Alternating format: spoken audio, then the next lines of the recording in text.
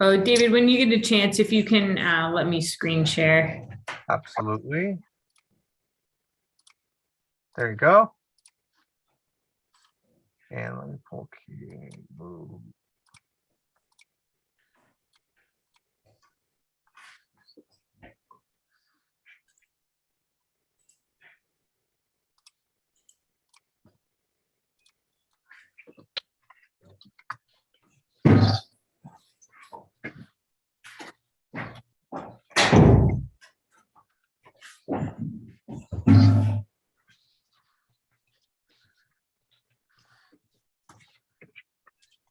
Okay, Kaylee, hi, how are you? Hi, how are you, Alex? Good, so we are ready with C1. Is Brian here? Brian Murphy? Brian, you just need to unmute yourself.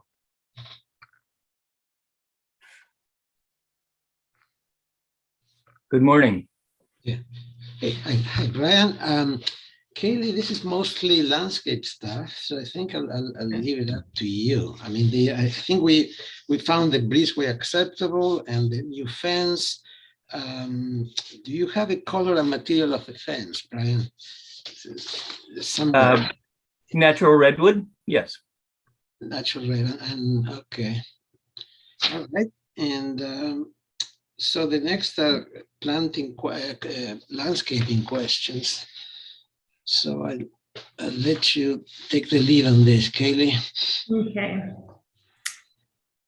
Let me just. So we adjusted the fence position to allow us to provide some planting on the street side of the fence. Move the fence inboard slightly and provided planting there in front of it. And How much space is that between the fence and the? I believe it's a foot. It's moved back a foot. Okay. Let me just see what are you planning on planting in between there? It's pretty narrow to make anything survive. What did she put in there? I'm gonna look at my screen. Yeah, I was gonna try to, let's see, it might be the D, agave tenuata. Right. Ellen.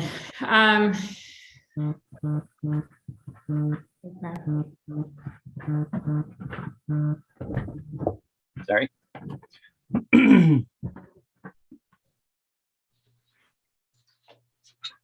So it was a mix of D and E.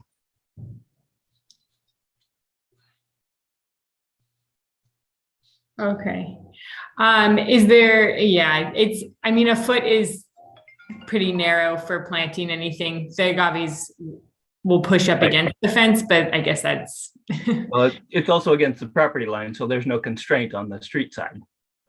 It's a foot of space on our side. Okay. I couldn't read whether there was a, okay. No, there's no obstruction at the property line. We're just not allowed to plant beyond it. Yes, okay, I'm fine with that then, and the general plant list looks fine. Are you proposing any landscape lighting? Not at this point. The lighting is existing on the building, and we're okay, so no landscape lighting and no new architectural lighting. Right. And we've shown our irrigation plan and increased some planting sizes. There was a question about we had some 3-gallon pots specified, I think, and those have gone to 5-gallon. Okay. And then do you have your reload calculations on here? Does she have that? See the irrigation plan. I don't know that she has that. So what we've Alex Tuttle can chime in, but I think on these smaller projects, it'll come up in building and safety, but I believe we're allowed to let the project move along if everything else is there. Alex, is that correct? Hey, Kaylee, this is Joe. I'm filling in for Alex this morning for an hour or so. This is a question related to, is it to Wheelo? Is that correct? Yeah, so I believe previously on a project, with a small landscape scope, we were allowed to give it final on on consent, even if it didn't have Wheelo, but if we note it so that because it'll come up in building and safety. Is that correct? Yeah, so that's fine if you feel like the landscaping that's included in the plans is sufficient for BAR's purposes for the aesthetic review, that is appropriate.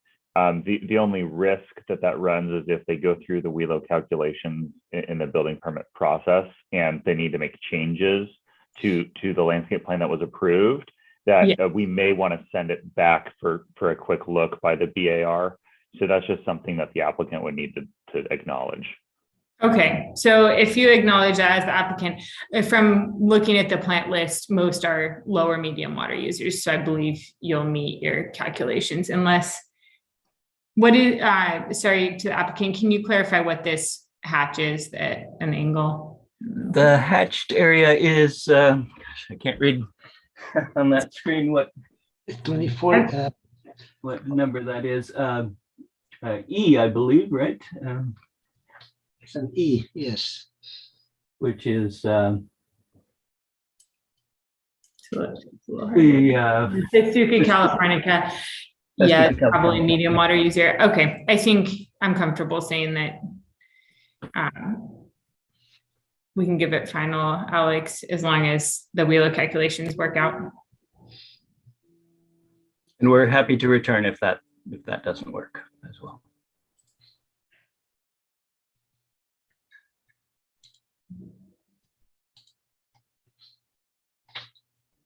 Okay, so we're good to go? Yeah. Okay, very good. So we'll approve it at the meeting. Thank you, Alex. Thank you. So we have item number 2, who is the Powers Addison Eastern, right? Yeah. And I think I saw David Watkins here a minute ago. Yeah.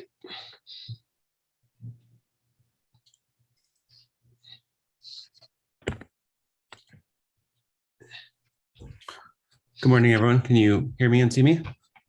Good morning. So we have a few, we didn't have too many things. Let's see. The number 2 is consider shifting the entry post out to create more space. And it looks like page, what is the page in the elevations, which is 10, I think. You've done that, you moved the post, it looks like it's fine.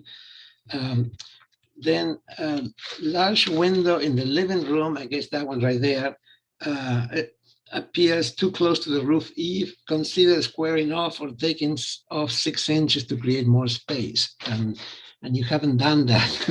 so what's the story? Doesn't it appear too close to the roof, either from the outside and from the inside? This one here, correct, Alex?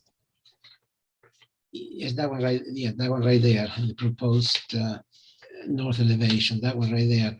So can you just lower the window and make it shorter, or drop it a little bit? And it does seem really tight.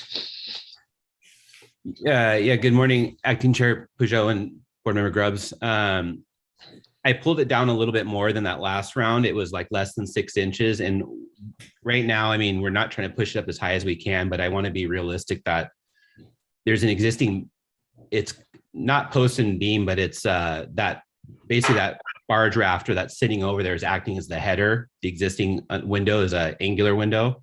Mm-hmm. So we're assuming we can keep that header and maximize the glazing as much as we can, because we can't alter or shift or enlarge that window opening that's currently there right now.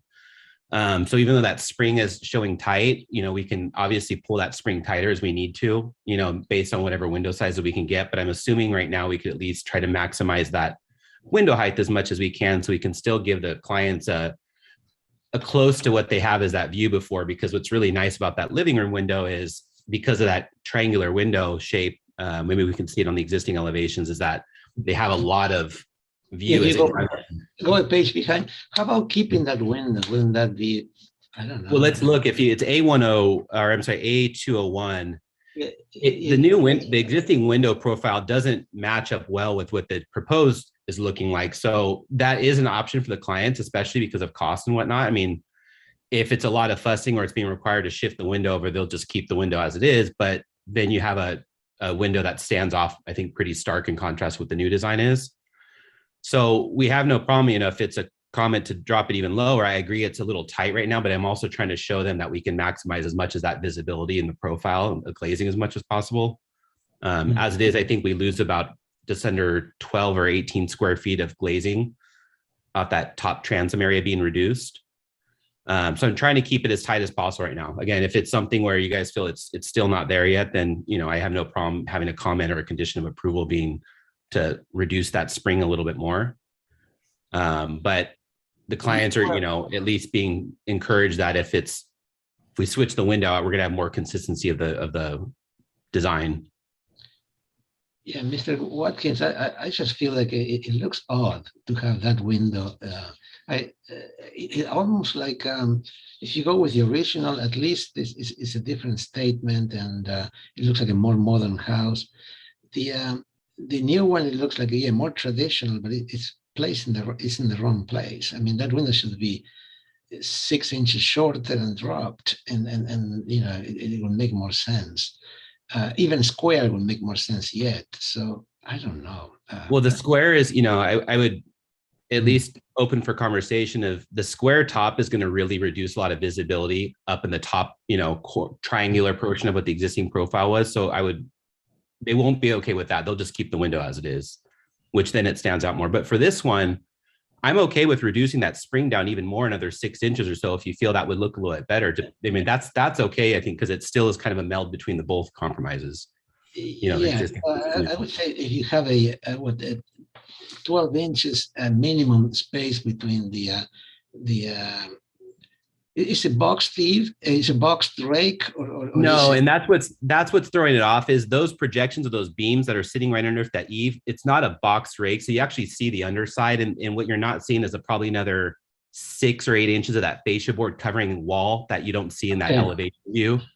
But right. I see what you're saying from the bottom of the fascia board to the top of the window.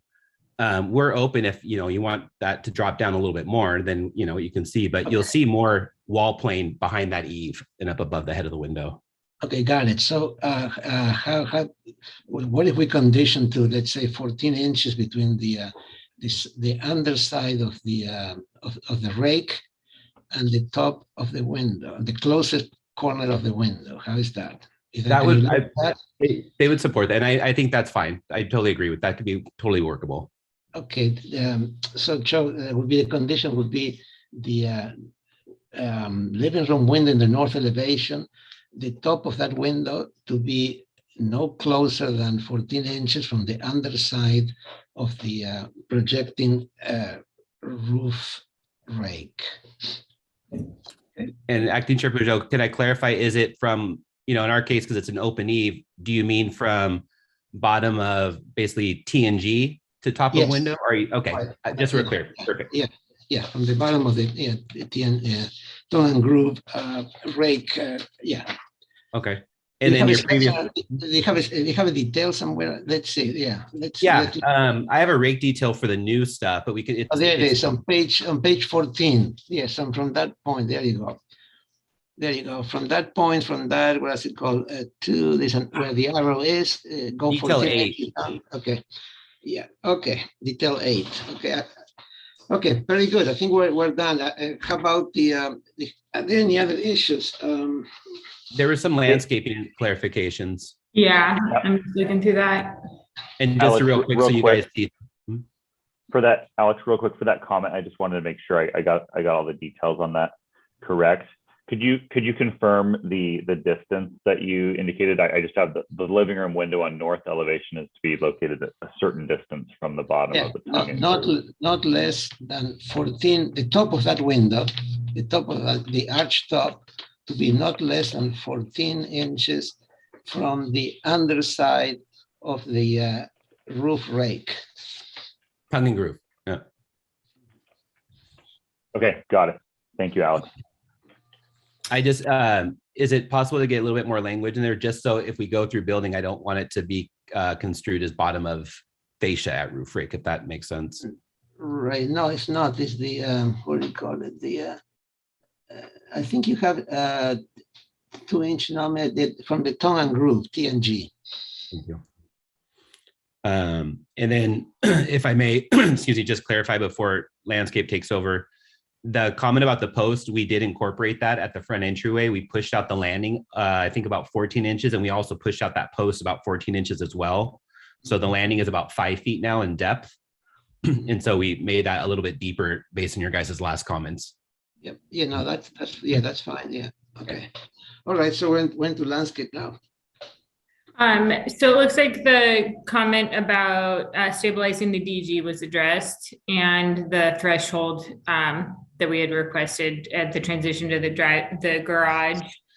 And I see the irrigation plan and wheeler documentation.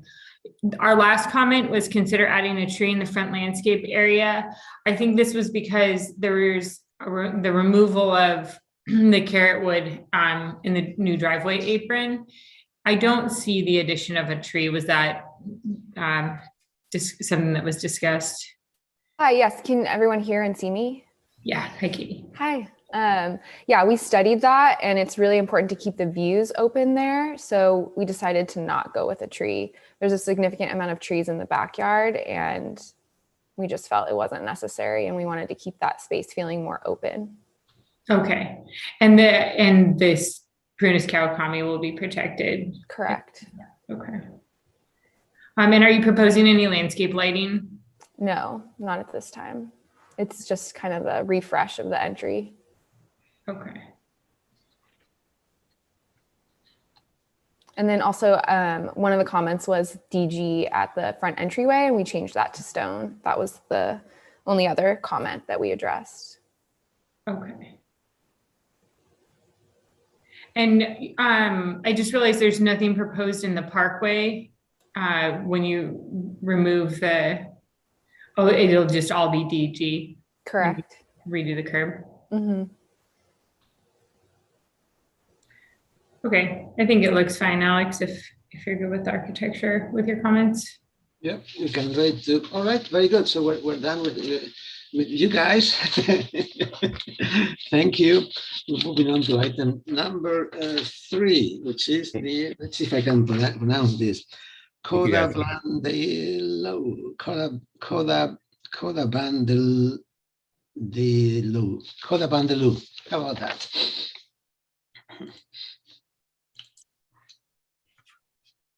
Okay, I see Mehdi there. Can you? Yeah. Okay. All right. Let's see. Can you put item 3 on the screen? Okay. Yes, I'm working on it once.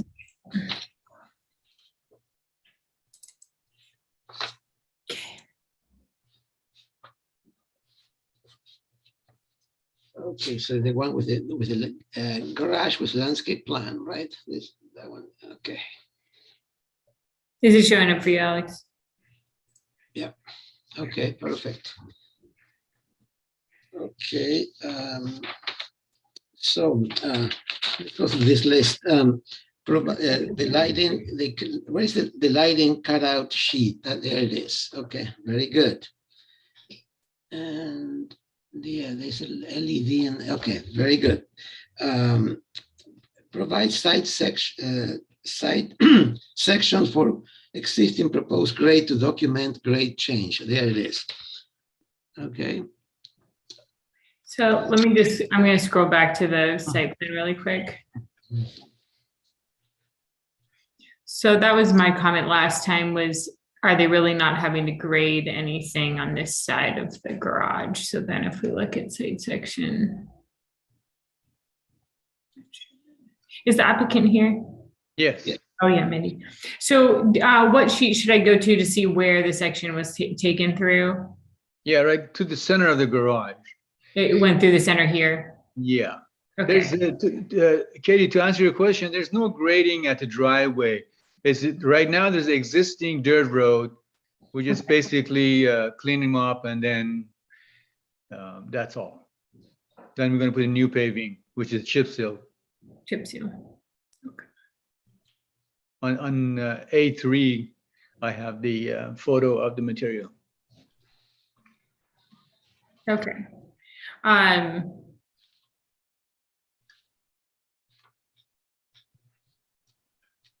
So you're just chip sealing across this slope here? Yes, yes. And the your left-hand side of the garage, then we would have a wall, just a garden wall, which is detail 2. That's the existing, they have that condition, and we just repeat it as required. Okay, I still don't feel like, so let me go back to the floor plan of the garage. There is a landscape plan at the end. Okay, because you're coming at the side of the garage. This to me looks steep right here to not be grading at all. There's, oh yeah, it's a separate set. Okay.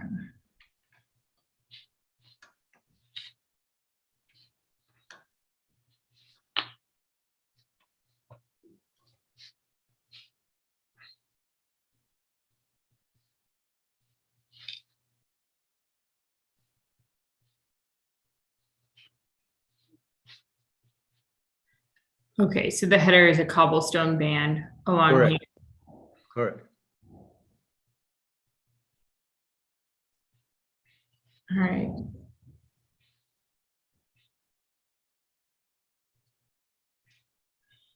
Yeah, the plant palette looks fine. It's just this circulation. I am having a hard time understanding how a car is getting into this garage. Do you know what this dimension is right here? Is it really enough to turn into the garage? And Yeah, there's a plenty of room there. I think this is about 18 inches. I mean, foot. I mean, the main entrance is from the east side. from here, okay. And he's That's just using in that, there. the southern part as for, I don't know, decoration or whatever. The Okay, access is that from the makes east more side. sense because this just doesn't seem super functional to me without adding you're a right. retaining wall You're in. right. Okay. right. And they have, I'm not seeing the Willow calcs on this either. It's below 2,500. Oh, of landscaping, okay. Okay. All right, I think it looks acceptable, Alex. Okay, all right, very good. So we'll move it up to the for approval at the main when the meeting starts in a few minutes. Okay. Thank you. All right. You're welcome. Okay, is the chair here? Yes, I see the chair. Mr. Chair, when we're ready to start the rest of the administrative agenda, I'd like to make a request that we take the agenda status report before general public comment, because I know that we have a lot of public speakers, and I think we just should give an outline of when we think these items are going to kind of hit some of the, because I think that the items that, so I'll stop for now, but I just wanted to make that request. Oh, so agenda status report first, you say? Yeah, I think so. So just a couple of things. I know that we have a couple of people that need to leave and recuse, and so I just want to put it out there in case there's any need to rearrange items. So Chris, I know that you're leaving after item number 5, and Kaylee, you have to recuse yourself from items number 2 and 9. I think the only one that I see missing is I don't see Josh yet, but I think everyone else is here. So I don't think that we're going to run into any quorum issues. We may have bare quorum for number 9 though. Josh, Unless Josh shows up. yeah, he will. Okay. The second thing is I believe that most people are probably here for the Red Tail project or the cannabis project. And I kind of want to just have a discussion so everyone knows when those items may come up. So I know everyone's kind of busy this morning. I assume it's safe to assume that item number 10, which is the cannabis retail storefront, is not going to come up until after lunch. Would you estimate item number 7? Do you think that we'll get to that before lunch, or do you think that's also going to be after lunch, or do you want to basically make a decision about that so people know whether or not they can stick around or leave. Yeah, well, I mean, we can't start the standard agenda until 9:45 anyway, right? Right. But can we do this? Can we do the administrative agenda? Like go through public comment, agenda status, minutes and all that before 9:45? Yeah, absolutely. Okay, so we can just probably keep going. And then as far as your question about number 7, was it? Oh, it's hard to say. But it seems like the easier ones are at the beginning today. So maybe it's number 7 and then lunch, but there's no way to tell exactly. It's how the board feels then. Actually, I think I have to run out for about 15 minutes right at 12. So it'd be good if we had an official break and weren't in the middle of some huge project right Yeah. then. I just think we're gonna have to see what happens. Okay. But yeah, as far as number 7 goes, either right before or right after lunch. That's what we can do right now. Okay, I just want to have that discussion as a courtesy to everyone who's Yeah. waiting in the public comment queue. And just for just one thing for everyone else, for those who haven't used Zoom a lot, so when the item comes up, I have to essentially unmute you. So there shouldn't be anything on your control setting that will allow you to speak. I will do that for you when we go down the list of public speakers. So I just get that question a lot. So I just wanted to make that clear to everybody. Okay, thank you, David. So I believe then we can go ahead and call the SBAR meeting of February 18th, 2022 to order, starting with the agenda status report. So I'm sorry, that pretty much was this agenda status report.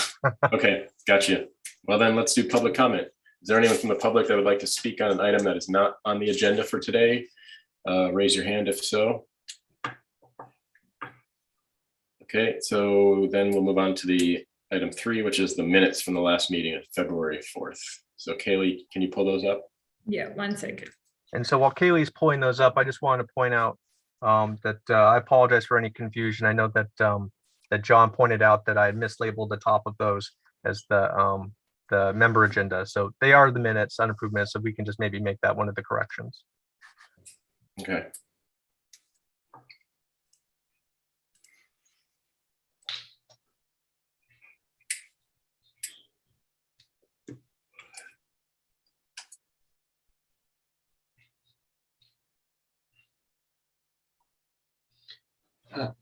I have a question. It's highlighted the number of interested persons 5. What is, we never had that before, or did we?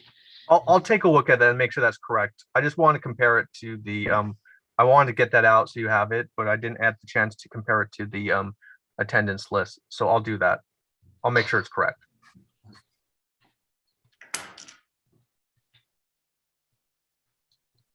What does that mean? That a number of interested persons, only 5 people were interested in the meeting? That couldn't be. Right. The people who attended, but I just want to make sure that's correct. So that was just a note to me that I need to go back and confirm that. Oh, okay. Okay, so we can keep going.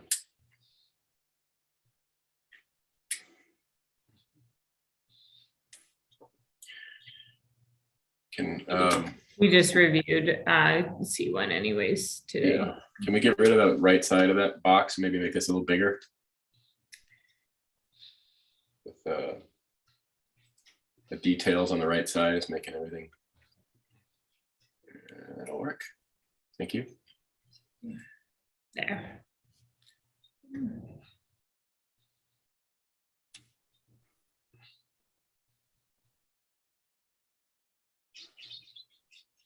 You know, on item 1 there in B, it says need to demonstrate privacy. I think you should insert the word the. Need to demonstrate the privacy of adjacent neighbors. Not a big deal.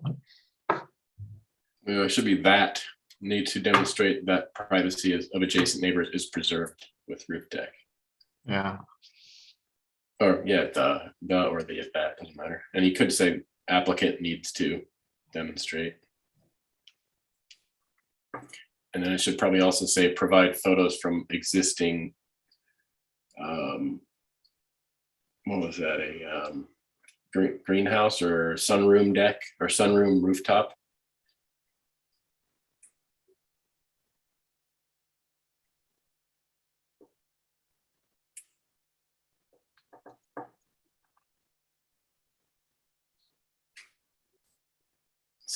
So for item D, I mean, there may be other options other than metal, right? So we just say use alternative railing materials, e.g. tubular steel, to comply with high fire building code. Alternative railing system.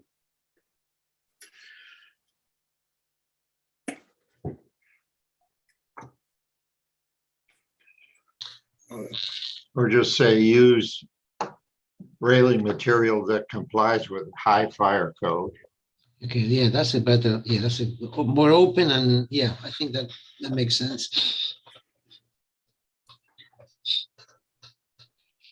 Okay. Moving on.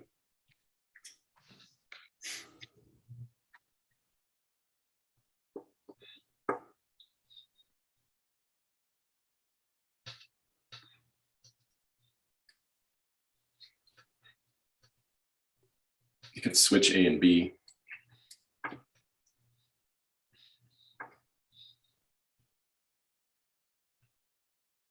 Okay.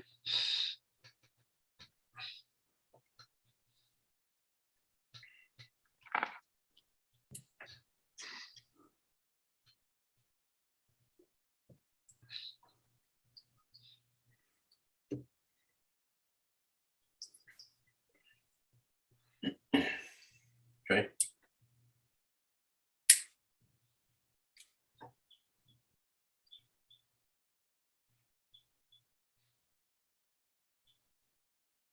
I think 3 is okay.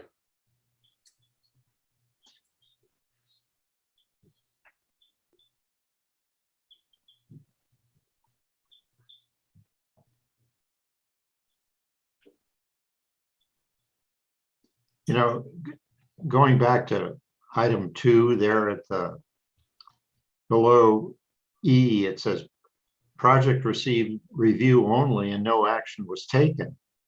Applicant may return for preliminary and final approval before the full board. You know, Well- isn't a consent approval necessary before they can proceed like that? It was for conceptual review. So we gave it a conceptual review and then we said you can come back for prelim and final.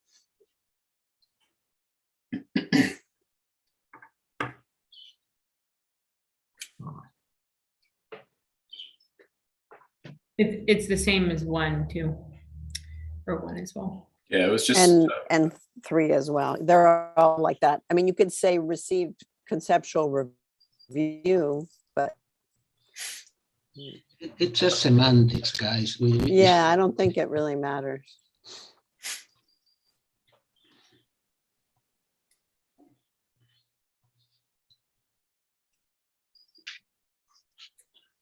Okay. is that all we had said for item 4.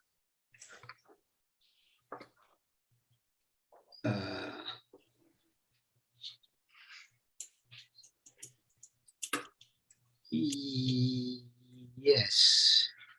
I mean, the only pertinent, I mean, we talked a lot, but that's the only pertinent thing that we said about it. Okay, item 5 then.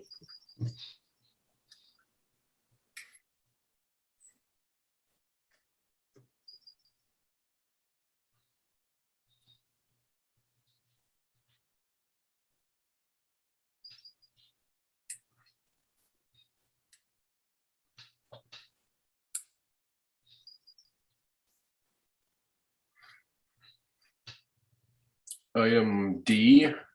Let's see. The last part of that, planning staff to review compliance of project with zoning requirements of existing approved building, as well as allowable height limits of telecommunication regulations. I thought we were just referring to, can this building get taller? Yeah, I thought the building was already at or over the height limit.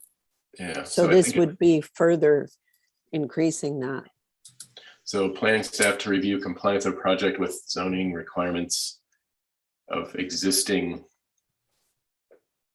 Well, I think it's trying to say that, are there different height limits for telecommunications? Got it. Okay. So it's really two things to be reviewed. Okay, so do you think it's fine as is then?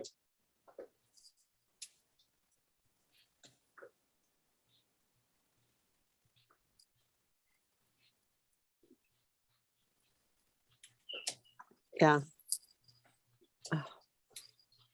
Works for me.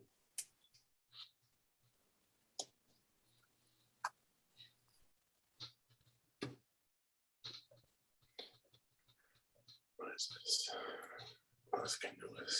I think we should be, just starting with concerned with. We need to say the board is concerned with. At Western. Yeah, I think in that case, it was a matter of a drafting error more than not that it looked like there was some discrepancies as to what was shown and the way it was, it didn't seem right, but then also affect only the ADU portion, and that's why we said that, because we gave it approval, right? So it's I think the direction was more to resolve the discrepancies of what was shown, and it was not consistent that it was shown in a couple of places. Yeah, I think, but there could be major outcome from that. So I think the first part of this is right. Concern with height of, the board is concerned with the height of retaining walls at western end behind proposed ADU. Provide applicant to provide clarification on wall heights and locations. Yeah, I think final approval. Right. I think it should give specific direction, because even though it's near the ADU, it's the wall itself that could potentially be a big eyesore, and it's not demonstrated how it works. Right. It wasn't, needs to be clarified. Yeah. And I think you can also switch. Actually, the action at the end, it does say to return for a final approval and consent with the resolution of the retaining wall and grading discrepancy at the western end behind ADU. So it does. It does. It's in italics. We didn't see it. That should go up in the comments. It seems like. Yeah. And then A and B can be switched again. It's better to say project responded well, and then one little concern after. All right. Anything else on that one? Moving on. Number 7.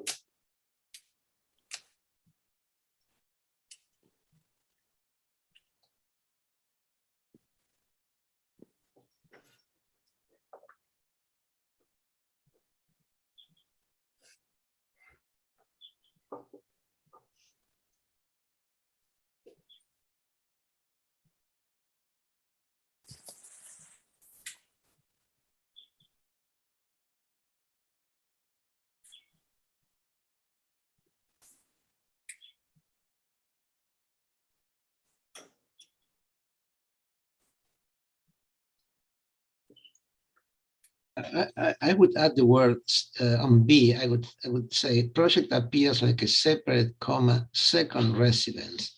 Yeah. By having all of that condensed together. Yeah, that's good. Planning staff to confirm that that it's allowable to have a pool cabana, an ADU, and a whatever the other thing was together basically under one roof or as part of one structure. The planning staff to confirm that the configuration presented is allowed by code or by the ordinance or something like that.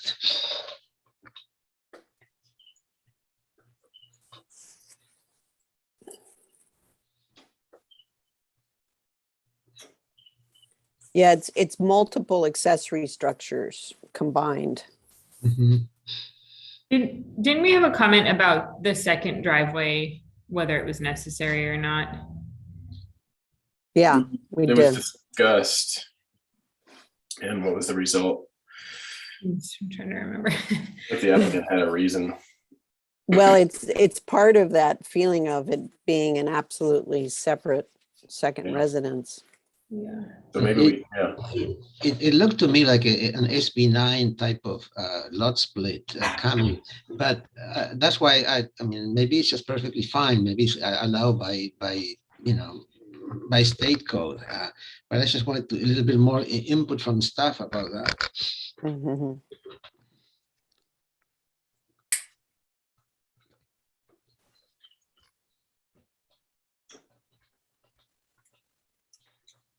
Um,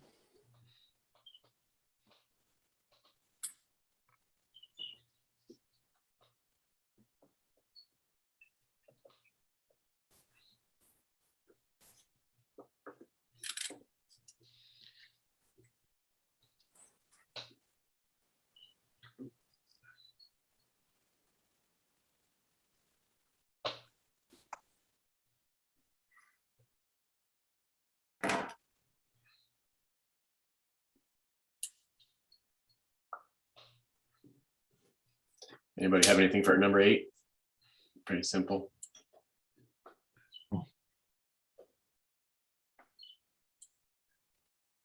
fine.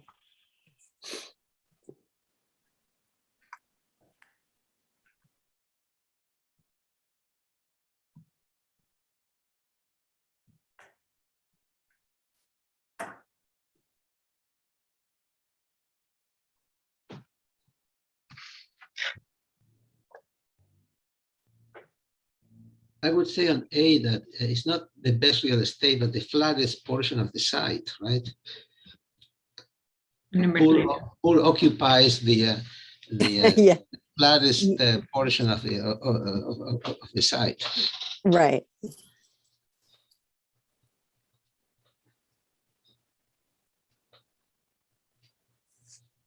Alex, which comment is that?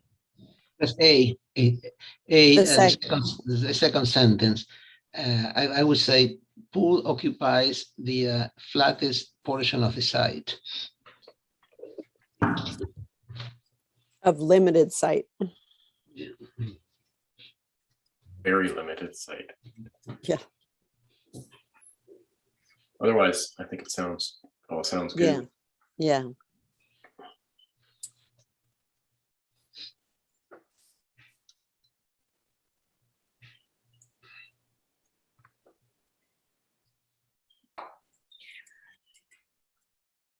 Okay, are we good? I think so. Okay, I'll make a motion for approval of the minutes as amended. I'll second. I'll second. Okay, second by Kaylee. All those in favor, say aye. Aye. All right, motion carries. Moving on, SBAR members, informational briefings. I have to step down from item 2 and 9. Is that what I should say? We're going to have a pretty difficult meeting today, one of the toughest ones. There are 3 projects that are going to give us a little bit of Yeah, run for your money. So lucky you guys that can leave earlier. Yeah, Yeah, it's not going to be an easy situation. yeah, and I have to recuse myself from item 6, and so basically had to leave for the afternoon anyway, and so I'll leave after item number 5. And leave you guys with all the hard stuff. Thanks, Chris. Sorry about that. Not intentional. So it's 9:46, perfect timing. So let's see. no other, and anyone else have to step down for anything? Just myself and Kaylee, anyone else leaving early? And I know Val, you said you have to leave for 15 minutes right at noon, Yeah, right? or like 5 minutes before noon, really. Yeah. Okay, I gotta be somewhere right at 12. okay, and then I think that's it then. So we can move on to the staff update, item 5. Everybody, it's been a while since I've seen y'all. Good job. Yeah, I Yeah, like your yeah. new house behind Nice, you. nice to see you, dude. Yeah. Nice background. Yeah, nice background back there. Thanks. Yeah, so I don't have any staff updates. I think everything's just kind of status quo at the moment. And Alex will be joining us a little later. Yeah, so he's conducting interviews at the moment, and so as soon as he's done, he's going to join you guys, and I'll step out. Okay, well, good to have you here. Item 6, consent agenda. We had 3 items today. Yes, we approved all of them, the 3 of them. Should we mention them? Yes. Yeah, so it's the Penny Resident Addition on 2700 Foothill Road. That was C1. C2 was the Powers Addition on, where is it? On 5415 Vineyard Road and in the Eastern Goleta Valley. And C3 was the Coda Van de Blow. I'd like to pronounce that. Whatever. And 3045 Foothill Drive in Carpinteria. And we approved the 3 of all of them. I make a motion to approve them. I'll second it. Okay, all those in favor? Aye. Aye. I All right, thank you, Alex and Kaylee. And then moving on then to item number 1 on the standard agenda. We can pull up those plans. This is the Morris Garage, request of Andulitis and Mixon Architects, agent for Lynn Morris, for conceptual review, preliminary and final approval of a new garage of approximately 512 square feet. There is an 1,100 square foot residence and storage shed of 348 square feet, which will be removed. There's no cut or fill. This is located at 2644 Puesta del Sol in the Mission Canyon area. And do we have the applicant here? Please state your name for the record. Yes, I am Kent Mixon here for Androlitis Mixon Architects. Okay, hi Kent. So Kaylee's driving, so just tell her what page you want to be on. And as previously mentioned, it is going to be probably a long day. So if we can limit our presentations to 10 or 15 minutes, that would be. This will be your easiest one of the day. So Kaylee, skip forward a couple of pictures. I think there's a photo page in here. It might be separate, so I'll just, oh no, it's okay. Yeah, here it is. Yeah, so this kind of gives you a good kind of overview of the area. We remodeled the house several years ago for Lynn and his wife, and then they re-landscaped that and redid the whole front of the house when they purchased it. You can see the driveway there in photo 2. It kind of slopes down towards the back of the property is lower than the front of the property. And then in 5, the photo just below that, you can see kind of that's the end of the driveway that's standing. There's a 1-car garage at this house that's underneath the house, which would be our backs to probably the garage door in that picture number 5. And then in number 6, it kind of scans to the right towards the backyard where we would be proposing to remove that portion of the fence and tie into that existing lattice fence behind that tree for a new gate. And you can see the storage shed there on the left that's going to be removed. And then you can kind of see in these other pictures kind of their rear yard area. They have a nice big open space.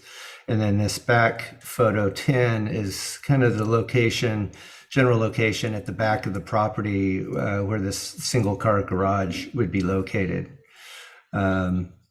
So I think you can scan to, I'm not sure where the next site plan is. There you go. So you can see we're tying to that existing lattice fence there for the new gate and a gravel driveway that then would go down to this single car garage at the back there. You can scan forward and see some of the elevations. Rob Madej, I don't know if he's on, but they were involved with kind of evaluating the trees and getting the arborist report and that sort of thing when this building was situated. So that's what those pages were all about. This is the arborist tree protection plan. And then the next plan is basically floor plan elevations, simple structure, simple gable, board and batten siding that matches, all the colors will match the existing residence and materials, roof included. And then the next is the section, just a simple section through there in our schedule in details. I think that the rest of the pages are, that's the gate actually there. So all the existing gates in trellis or lattice fencing around the property right now is the cedar fence. And so we're just proposing to tie into that. There'll be a man gate there to the right of your cursor, and then some solid portions of cedar fence with kind of a, this kind of classic, almost kind of craftsman-y type of the house kind of has a craftsman-y feel to it, fence. And those black portions, those are open. There's nothing in that. So you can see through that portion of the fence. But I think that's probably it. I think the rest is structural, the engineering plans. Thank you, Kent. So we'll bring it back to the board then for questions. Anyone have any questions? No, it looks very straightforward. And what was the result of the arborist report? I mean, it looks like the driveway back there. I guess the question would be, well, I don't know. I was going to say, did you consider moving the driveway closer to the residence so you didn't get so close to the trees? But I'm curious what. Well, we're kind of weaving between a couple of trees and then tying obviously to the existing drives there. Mm-hmm. So there's some mature citrus there that you can see A and B, and then there's those oaks that are in the back corner. So in order to kind of make it not to have the driveway right in the main portion of the yard, and to make accessibility into the garage, that's why it got located where it was, and then positioned between the trees on either side of the property line. Okay. Other questions? All right. We'll go to public comment. Is there anyone from the public that would like to speak on this item? If so, please raise your hand. Mr. Mixon, I did see that your applicant did sign up. Just Lynn Morris. If you want, the owner is on. Yes. So I'm not sure if she wanted to say anything.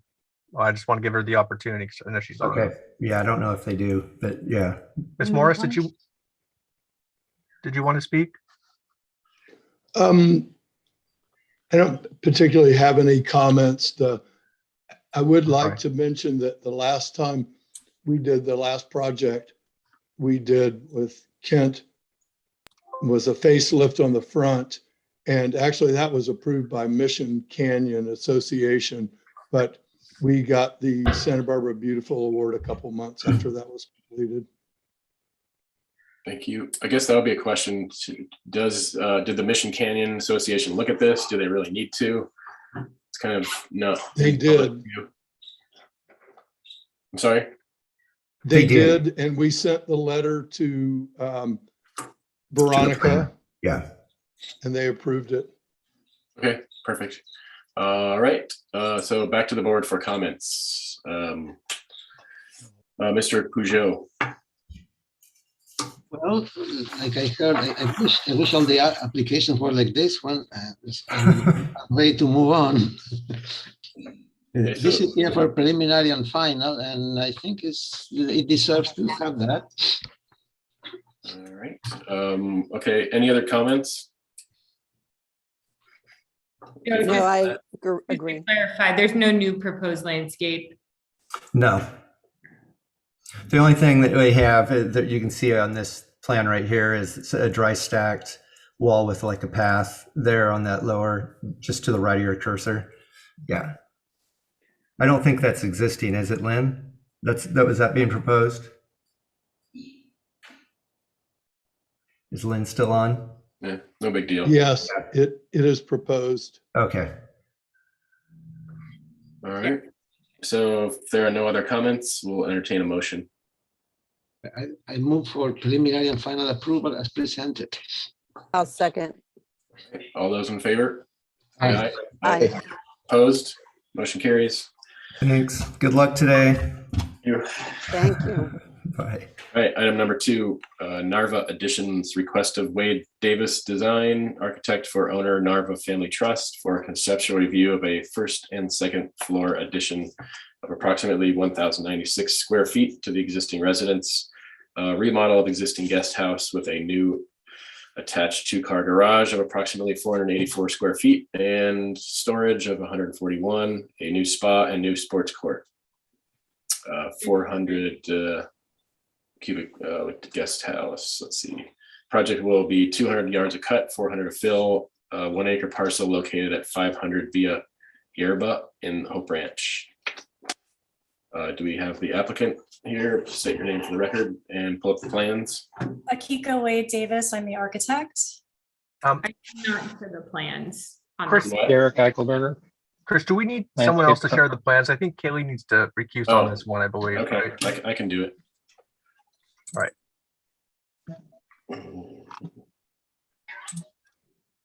I need to be enabled though, David.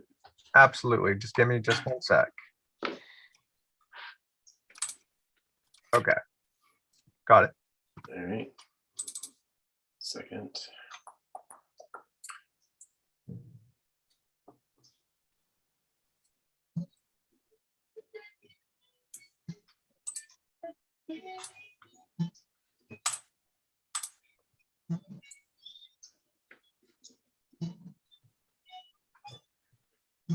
All right. Just about there.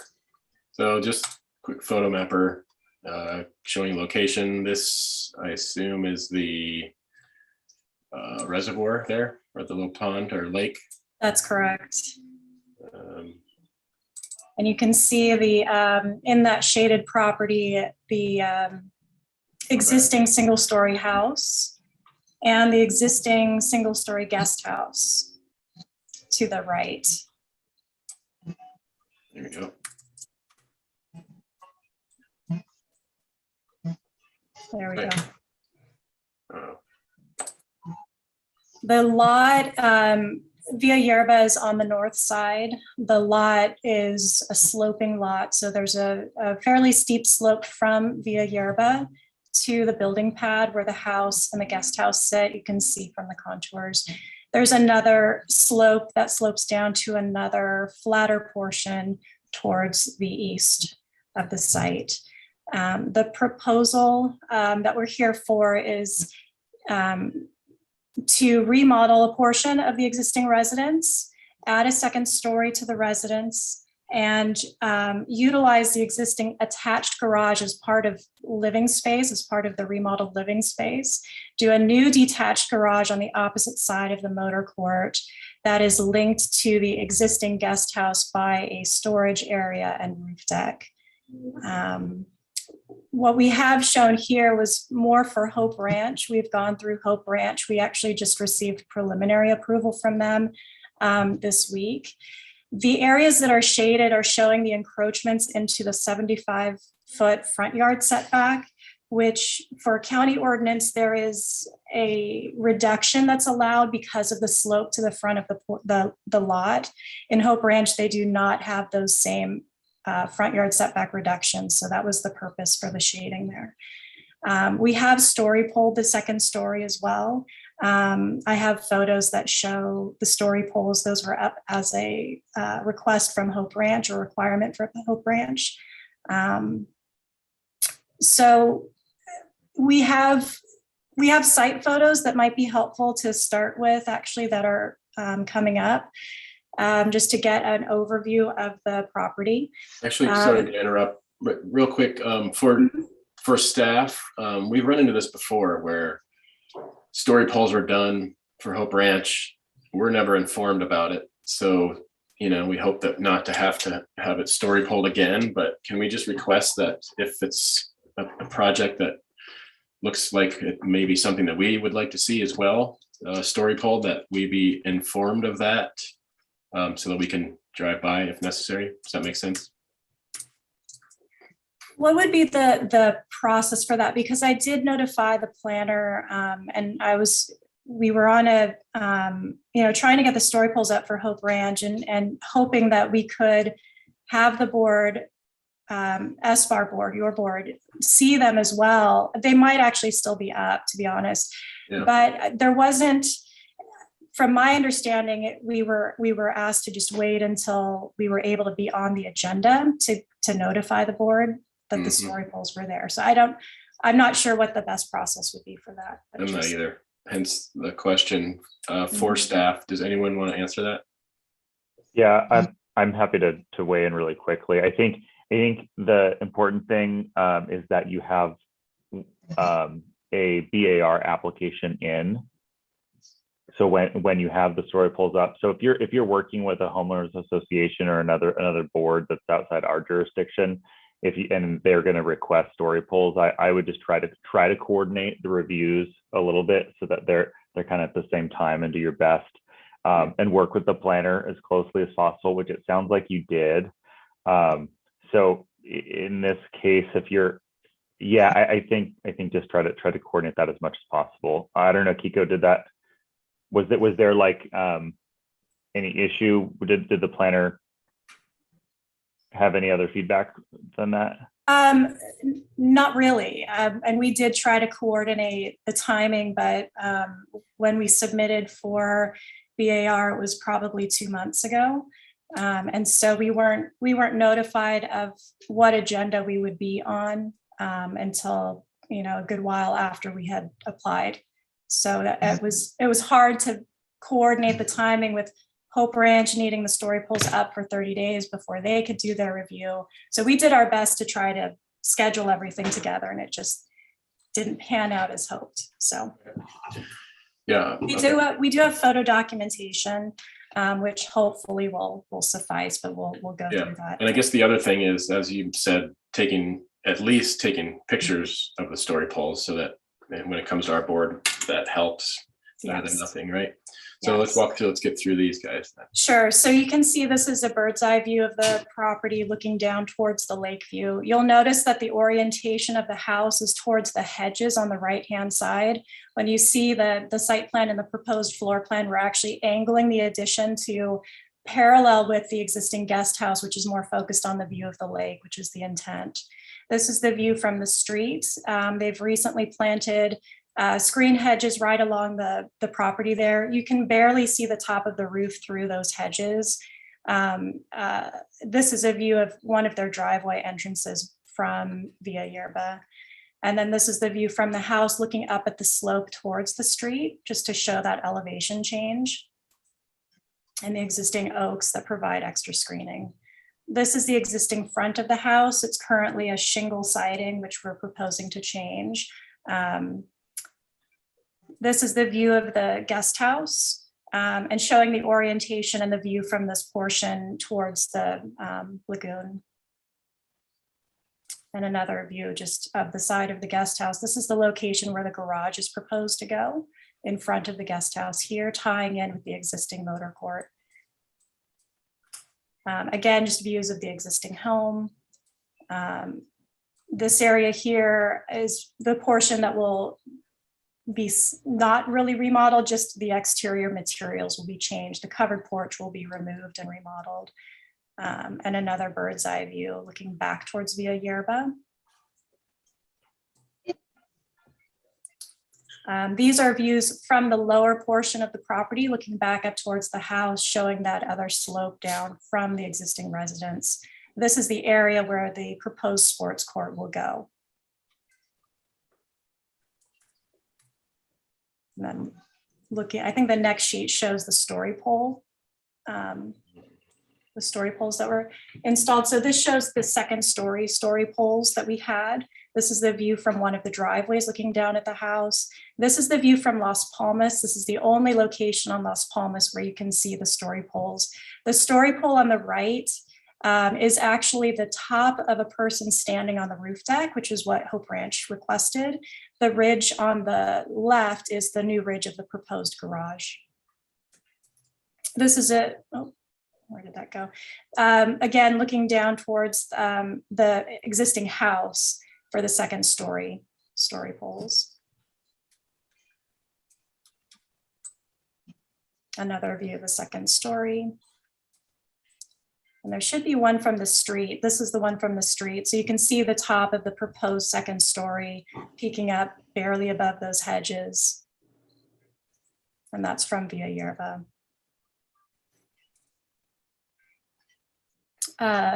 This is showing the existing floor plan and the existing attached garage on the right-hand side, which will be demoed as part of the work to the main house. The hatched area is the area of remodel that we're proposing for the first floor. The existing guest house will be fully remodeled inside as well. So you can see the angle that we've proposed for the addition on the right-hand side on the lower drawing for the first floor, tying into the existing house, paralleling with the existing guest house and new garage. The site work that we're proposing will tie those together. And so the angle of the addition of the house and the new garage and guest house will be influencing the angle of the new site work that we're doing, which you'll see. The second story above is, what is that? A 450 square foot second floor addition. The house is modest. It's currently 1,600 square feet. With this addition, it brings it up to about 2,700 square feet. These are the existing elevations. And the proposed elevations will show that we're changing the materials. We'll be using plaster for a majority of the first floor. The second floor will be a vertical cedar plank siding. And the covered porches and entry will also be that same vertical plank cedar. All new windows and doors, a new covered porch under the second story there, and a new proposed metal standing seam roof.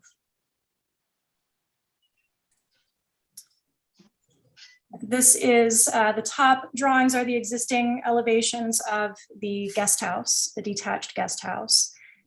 These elevations show the garage. The drawing on the left shows the garage on the far left at the motor court level.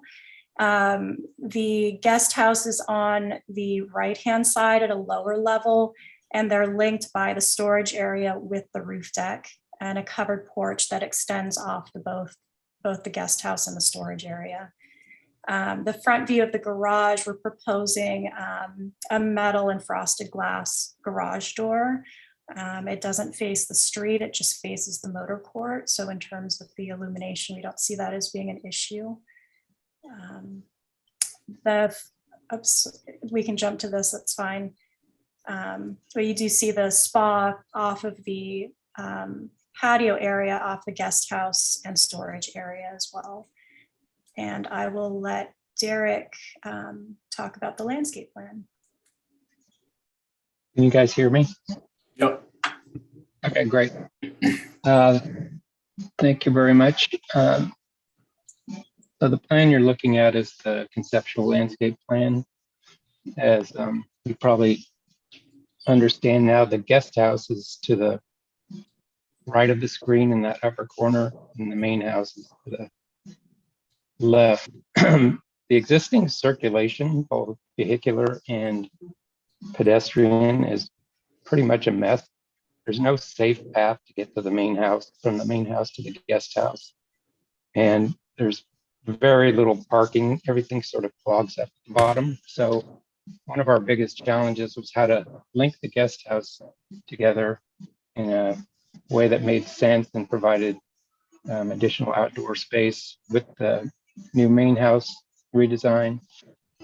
And in doing so, cleaning up the parking issues. So you can see in the middle between the two new development areas, we've added a significant gravel terrace, which will, when not parked on, prevent an aesthetic alternative to just a paved surface. It'll also be possibly be a drainage opportunity to collect all the water coming down the hill, where it could be concentrated and then sent to the lower area in to riprap or biofiltration basins. We've developed what I think is an attractive main terrace. The owner very interested in being able to entertain outdoors in a fairly regular fashion. So Akiko's added a nice cantilevered trellis off the building and toward the back there, which is the main dining terrace. You step down from the house to get to that upper terrace, and then there's a one-step drop to the lower terrace, which the whole configuration has great views. We're incorporating some planting areas. The corner at the 197 contour, you can see there, we discussed with Hope Ranch the other day. At that spot, it's about a 7 or 8 foot drop, but towards the ends, like near the steps, the long staircase down to the sport court, it's only about a 2 or 3 foot drop. So it was brought up that we might want to lower that planter so we wouldn't have to deal with so much grade change there, which I thought was a pretty good idea. As I indicated, there's a set of steps going down to the sport court. That's what's driving most of the soil issues, which aren't significant in any case. And then you can see above that, there's a walkway that gets you over to the complex for the guest house and the deck area. Planting wise, it'll be all Mediterranean and native inspired. We have 3 new olive trees proposed at the present, some fruit trees. There's a little gateway we're proposing that goes from the parking area to the the main residence. And Kiko has set up kind of a nice reflective patio for the guest house with a spa.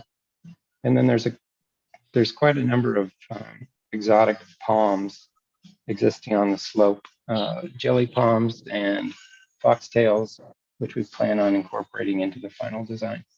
So that's about it. Okay, thank you.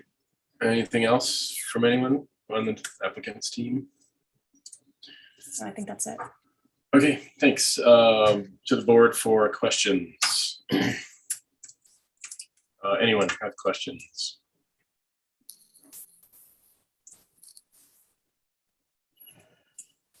No one has questions. Oh, here's a question. What's your paving? Did you say for the driveway, what your paving material will be? It will be asphalt. Uh-huh. Until you get to the gravel parking area? Exactly. Okay. And what are the patios? I'm imagining them as a concrete, but probably like a more contemporary finish, the sort of the sandblasted look. Good sand or top cast, something like that. And colored or just gray? We haven't gotten there yet. I guess it'll depend. That we just need to have more conversations about that with the owner. Mm-hmm. Okay. Could we go back to that view from Las Palmas Drive again? So on upper right.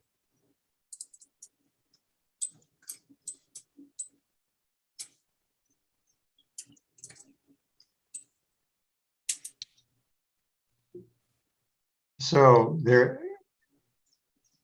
story poles here. There's no story poles. Right here, where the cursor is. The orange flags or fencing. Again, those are the story poles for the garage on the left, the garage ridge, and the top of a 6-foot person standing on the roof deck to the right. So you actually wouldn't see the storage area below or the guest house.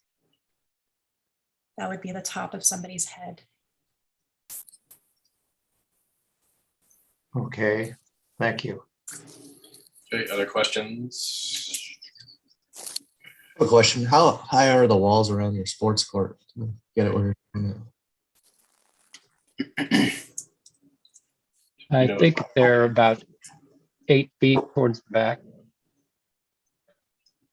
And is that all screened off, or is there any visibility from the neighbor looking at that? That came up the other day at our meeting. There's ongoing negotiations or discussions rather with the neighbor about the screening there, because they obviously don't want to see any of the new development. But there's a view to be had from the deck areas. So there's no existing fence line there. Some of it's open, some of it's extremely densely planted. So it'll end up being planted with some sort of hedge, probably kept to about 8 feet tall, which should mitigate that view from the neighbor. Then is all that area around the sports court going to be planted with new planting? It looks like it's a bunch of ice plant right now. It will be. That will end up being a small lawn of some sort for kids, and then the balance would be just ornamental planting. Okay, no other questions? Okay, is there anyone from the public that would like to speak on this item? If so, please raise your hand. There we go. Okay, see no hands. Back to the board for comments. Mr. Richards.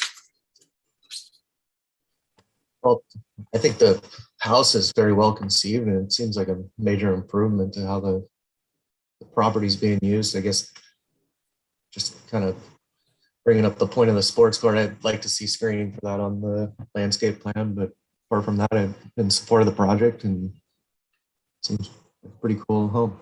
So. Okay. Mr. Verdiak. Well, I think it's very well done. The house itself doesn't appear to be side loaded that much. So in that respect, it's welcome to, I'm welcome to see that. So I think it's well thought out, and I can support that project. All right, Ms. Froscher. Yeah, it's looks like a big improvement and a great site to work with. I guess you haven't really developed the entry yet. I'm feeling like where the driveway comes in by the front door, that does not feel developed at all into what could be the caliber of everything else that you're doing.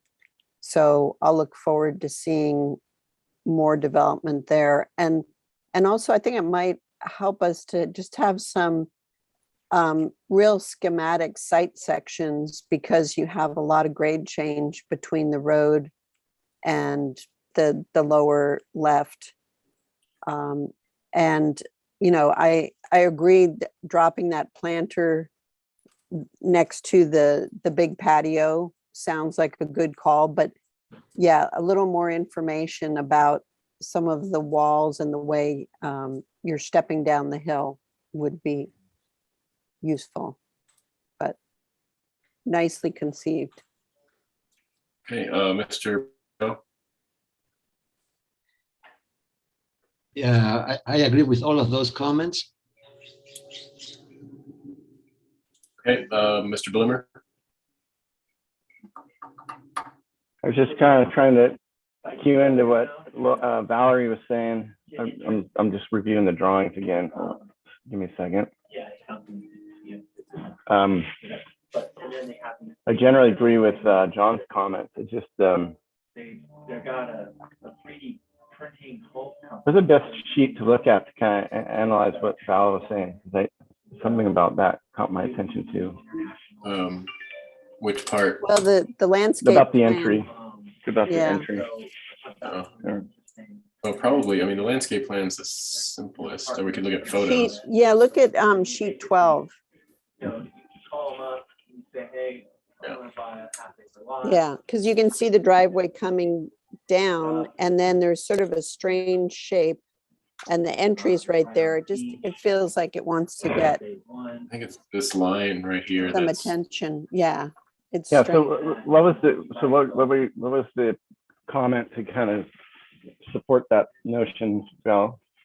Well, just, that I'll be interested to see how they develop the entry. It just doesn't Okay. seem like there's any good connection right now between the driveway and the front door Where and is the front door here? path. Yeah, the front door is right It's right there. This, yeah, okay. Yeah, so Yeah. it doesn't Okay, look yeah, like so it's that's been what I figured thought, out. It's very Yeah. neat study. All right. So yeah, I would say I agree with that. Just formalize the entry more, announce the house. I think that's important. Okay. And see what you can do with the driveway shape to make it more attractive. Mhm. You've inherited some funky driveway shapes there, so, but they can be reworked maybe. Yeah. Okay, anything else, Josh? No, I just kind of concur with John's sentiment, and then I think studying the entry is a good idea. Okay. All right, thank you.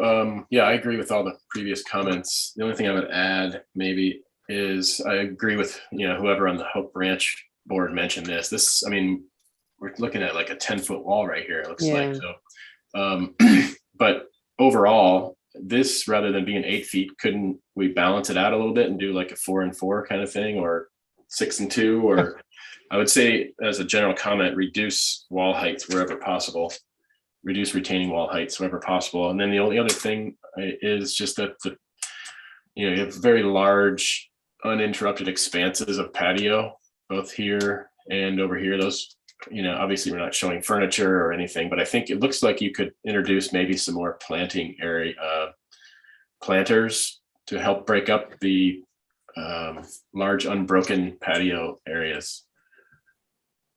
And that was it. So any other last minute comments?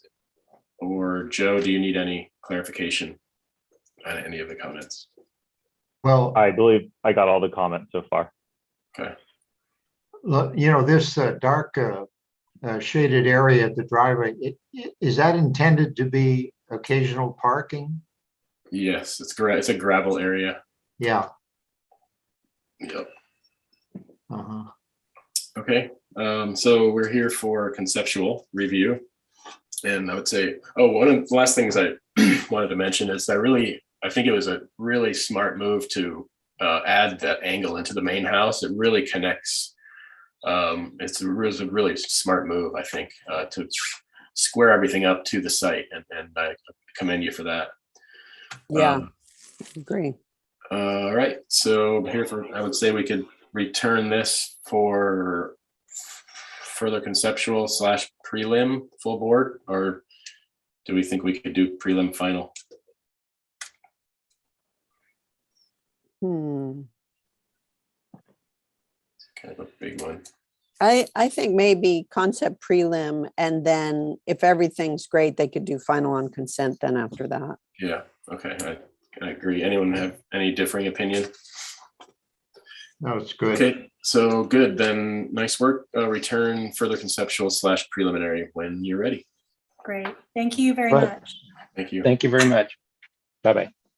Thanks. All right, moving on, item number 3, PEVIC or PEVIC additions, request of Zoran Pevic for conceptual review of an addition of 811 square feet to the existing residence and validation of an as-built 330 square foot workshop that will be converted to an ADU. Also proposed is a 454 square foot trellis, 94 square foot enclosed porch, roof alterations, and exterior and door and window changes. No cut and fill, 1 acre parcel, 4015 Romitas Road in Hope Branch. Kaylee, you want to take over? And hey all, let it's me- Alex Tuttle. I just joined. So Joe, Let me bring Kaylee back over. Where is she? Oh, she's raising her hand in the. There she is. That's why we couldn't find her. Okay. Kaylee, I promoted you back to panelist. There we go. Let me just give you rights again.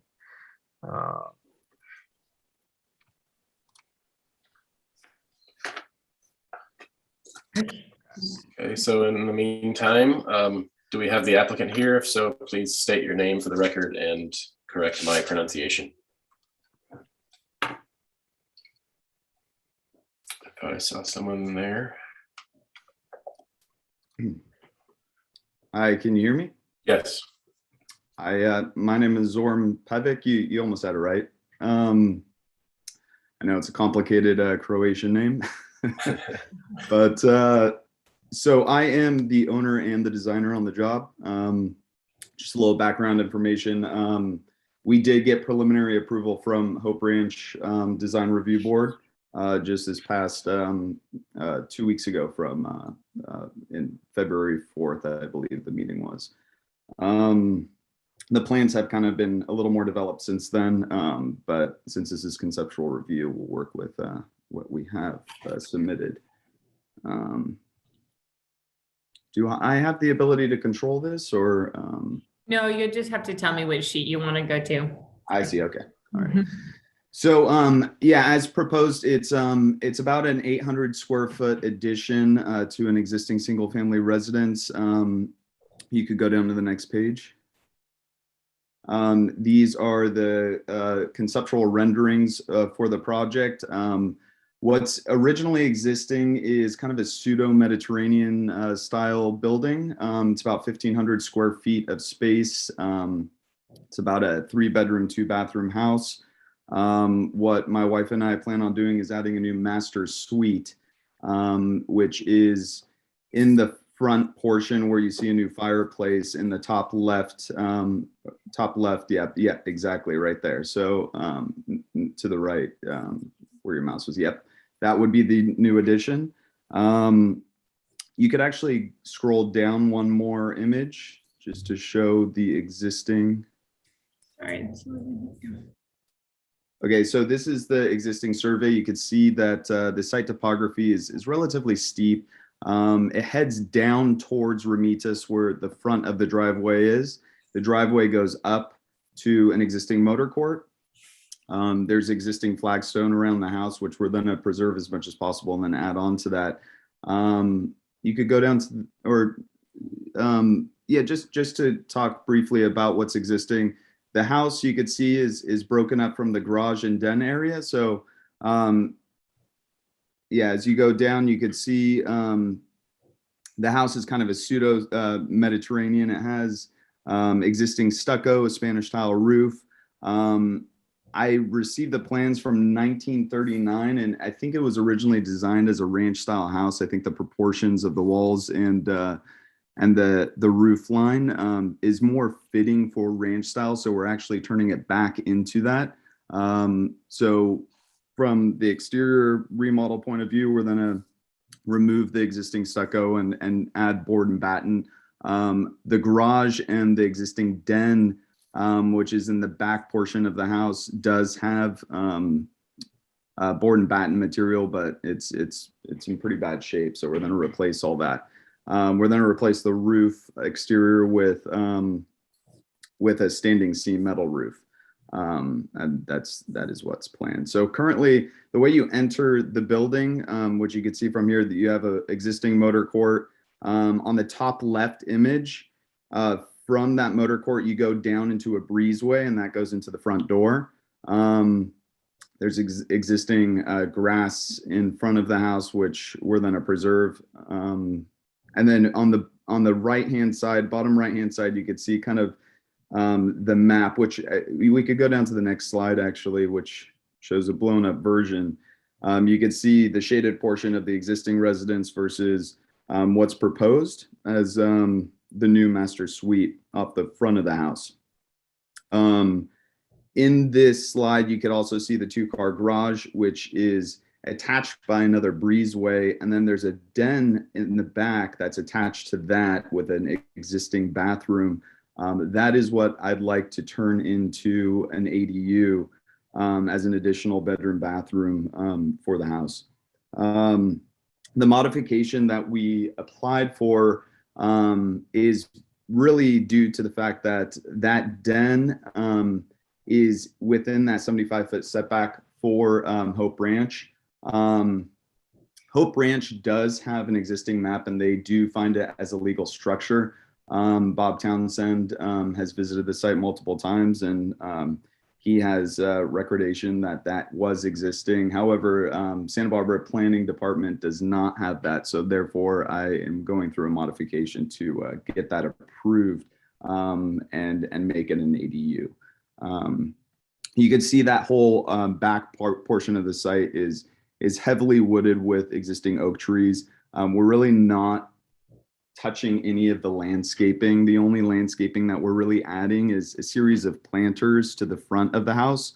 So you have this kind of walkway, breezeway that we're adding onto the house, which connects to that new addition. And then we're adding planters within that, mainly because there's an elevation difference between the grass and then the finished floor of the residence. So creates kind of a nice transition and a sort of plinth for the house when looking at it from down below. There's a lot of existing natural sandstone rock walls that exist on the site. So I would use that same material in order to wrap that whole front planter section. You could go down the next slide. So you could see the existing house, the walls are all pochade. So really there's not too much changing on the existing residence except opening up the kitchen and dining room space into one big space. And then really just resurfacing a lot of stuff. And then you can see the whole front portion is the new addition where we have a hallway connecting the living room space to the master, and then you have the master suite, master bathroom, water closet, shower, and closet. I'm also actually adding on to the entry, which you could see that there's an existing breezeway there. It's covered. So I'm moving the front door out towards the motor core area to give the living room a little more space because right now it's pretty tight. But what it allows for is a little portion of the breezeway to be maintained in order to have kind of this nice sequencing of a covered outdoor foyer that leads into the living room space. You could go down to the next slide. This is the back portion of the property. So this is the existing 2-car garage and then the existing den. So this is the proposed floor plan for what I would like to convert into an ADU. So you have kind of small closet spaces, a kitchenette, and then it would be kind of a studio space and then a bathroom off of that. Right now, there's no wall separating that bathroom from the room. So that's really the only additional portion of interior wall that I'm adding. You could go down to the next slide. This is the existing floor plan. So you could see where I'm removing, where I'm proposing to remove walls in order to accommodate a larger kitchen. So it would be a larger kitchen dining room setup. The entry foyer. So I'm removing that wall in order to move the front door towards the motor court. So to the left. And then also the den, which has that tiny little bathroom, removing that wall in the ADU. Yeah, exactly, that portion. And then going back to where you were highlighting, there's this kind of like office space slash bedroom. I'm making that bathroom into just a powder room, and then rearranging these walls a little bit to accommodate for a washer and dryer in the pantry utility area, which is adjacent to the kitchen. You could go down to the next slide. This is the roof plan. So changing everything to standing seam. The hallway that connects the master bedroom, I created a flat roof in order to kind of break up the massing of the structure. So the addition wouldn't necessarily be a gable roof connection, but kind of a freestanding roof in which the trellis that it covers the patio space in front of the house is interconnected to that hallway. So it all kind of reads as the same language, elevationally speaking. So if you go down the next slide. These are the sections, it's all raised foundation. So I'm going to continue that with the new addition. You could go down the next slide. And so here you could kind of see the breaking up of the volumes. So you in the existing house, there's kind of a series of gables all interconnected. And then for the master, it's kind of a separate structure entirely. And then you could see that the covered patio space has the same sort of language as that hallway that connects the two interior spaces. So just I feel breaks up the massing of the addition in a more elegant way. You could also see the rock walls that act as the sort of plinth for that new structure. So it kind of wraps around the whole front of the house because there is that relatively large elevation change. It's about 3.5 feet. You go down the next slide. Once again, you can see how the volume is broken up massing wise. From the exterior, once again, just to repeat myself, it's all going to be proposed as board and batten with a standing seam roof. And then utilizing, reincorporating a lot of the sandstone rock material for the plinth of the home. And then replacing all the doors and windows so they all match accordingly to it. Right now, it's kind of a mishmash of like vinyl and wood. So just to make kind of more cohesive home, I felt it was important to replace all the doors and windows. On the back area, you can see that there's a new fireplace too. So it'd be like an isokern ventless fireplace to kind of activate that little courtyard in the back. Maybe have an outdoor dining area, which is off of the kitchen and the living room space. You can go down the next slide. This is the proposed ADU and garage. So once again, just tying in the same materiality, making everything match. You could go down the next slide. I think that's it. Okay.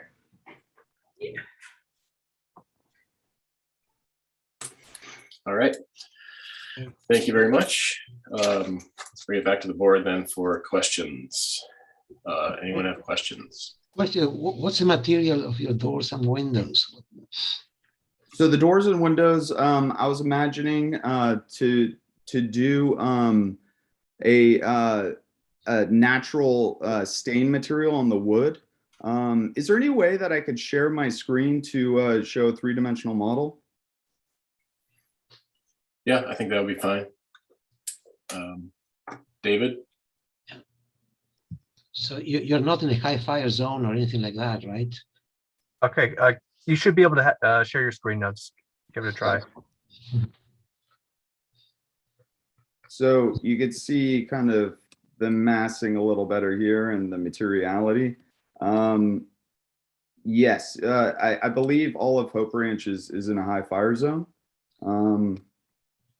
So you can have a wood window and it's still allowed, right? Or how does that work? Because I have issues with building the apartment with that. Yeah, that wood doors and windows are still allowed in the zone. And are those wood arbors? They are. So these trellises are wood, painted wood trellises. Yeah. And what are the dimensions of those lattice on top? The dimension of the actual material. Yeah, the smallest of the pieces, because there's a minimum. Yeah, they're about 2 by 2 inch. Okay, which may not be allowed in high fire zone. You might want to just double check that. Right, Okay. you may have to change either to steel or increase the size a little bit, but I mean, you can certainly build a trellis. Okay. Got to get the member dimensions. Okay. Okay, other questions? Are you doing anything to the driveway or the general landscaping? No, the only proposed landscaping are in this kind of planter areas. The planters? That's pretty much it. And the driveway is remaining the same. I mean, just because of budgetary constraints. Right. And it looks like you already have a stamped concrete and a cobble look on the driveway parking area. Yeah, that's correct. Yeah, it's some sort of cobble. Okay. Thanks. Right, any other questions? Okay, public comment. Is there anyone from the public that would like to address this project? Please raise your hand if so. Okay, no public comment. Back to the board for comments, starting with Ms. Froscher. I think it's a very nice project, and it's really fun to see a poorly done Mediterranean turned into something else. So I think it looks good. I think it's low key in terms of its impact on the site, and it's architecturally pulled together. So I think it's fine to move forward. Okay, Mr. Verdiak. No, I agree. It's a nice job and well thought out. And so that computer program's done you a lot of good. Hey, Mr. Peugeot. Yeah, I agree. I like the way all the windows and doors match, and they're all consistent with each other. Some are a little bit taller, but they have these transoms, and everything is very very nicely put together. All right, Ms. Grubb. Yeah, I agree with all the previous comments, and I think the modification will be acceptable. In the future presentation, it might be good to have a photo from the road above, just to see the visibility of it from that public roadway. Okay, Mr. Richards. I agree with all the positive comments. I think it's a great project. Okay, Mr. Bloomer. Yeah, I concur with Val again. It's, I think it's important to just congratulate these guys. There's a, it's just basically a ranch style home, and these get perverted into these weird styles, and it's just they're not great. And this resurrects this whole thing. It's like, I think the formal aspect of this house matches so much better with the way they've actually detailed it and brought it back around. So I think it's great, and I just want to congratulate really thank the applicant for a thorough application and thorough presentation. It makes it very easy for us to understand and move you forward. So nice job. All right, thank you. And yeah, I concur with all the previous comments. I have nothing to add. So we are here for conceptual, and it seems that we could return full board preliminary final. So just a procedural comment, which is because this is going to require a modification. Right. I would suggest just scheduling it for preliminary because mods are weird that way. We have to grant it preliminary. Then it will get the modification approval by through the department, and then it can come back like for final on consent or whatever, if that's appropriate. Can we do a preliminary? I guess it won't matter that much. I was going to say, can we do preliminary on consent because nothing's really going to change, just to get them on quicker and to get that formality out of the way, or does it really make a difference? You could, as long as you provide an opportunity for public comment. Okay. Yeah, I think we need to see the photograph, right? We need to see the photos for validating the, I mean, the big item, I guess, is the variance, and we need some comment, I guess, to the to staff regarding that. Okay, so then it probably just makes sense to return for preliminary full board so we can do the public comment and see those photos. But shouldn't take long. So there you go. Thank you. All right, I think we can move on then to item number 4. Buen Rostro addition, request of Amy Taylor, architect for owners Ophelia and Mario Buen Rostro for conceptual review of a residential alteration and addition, including an addition of approximately 1,400 square feet to the existing residence and 588 square feet of covered patios and entries. Project will require 1,075 cubic yards of excavation and 1,290 cubic yards of recompaction on a 1 acre parcel at 4441 La Paloma Avenue in Goleta. So do we have the applicant here? Please state your name for the record. Hi, Amy Taylor, architect for the Buen Rostros. All right, and let's try and keep it to 10 or 15 minutes and tell Kaylee what page you want to be on, and whenever you're ready, please. Okay, if you want to zoom into that vicinity map on the upper right real quick. The other upper right. Yeah, right here. Yeah, zoom in a little closer if you could. Okay.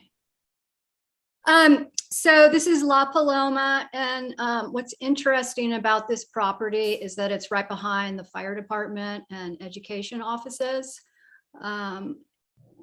It's a lovely 1 acre parcel.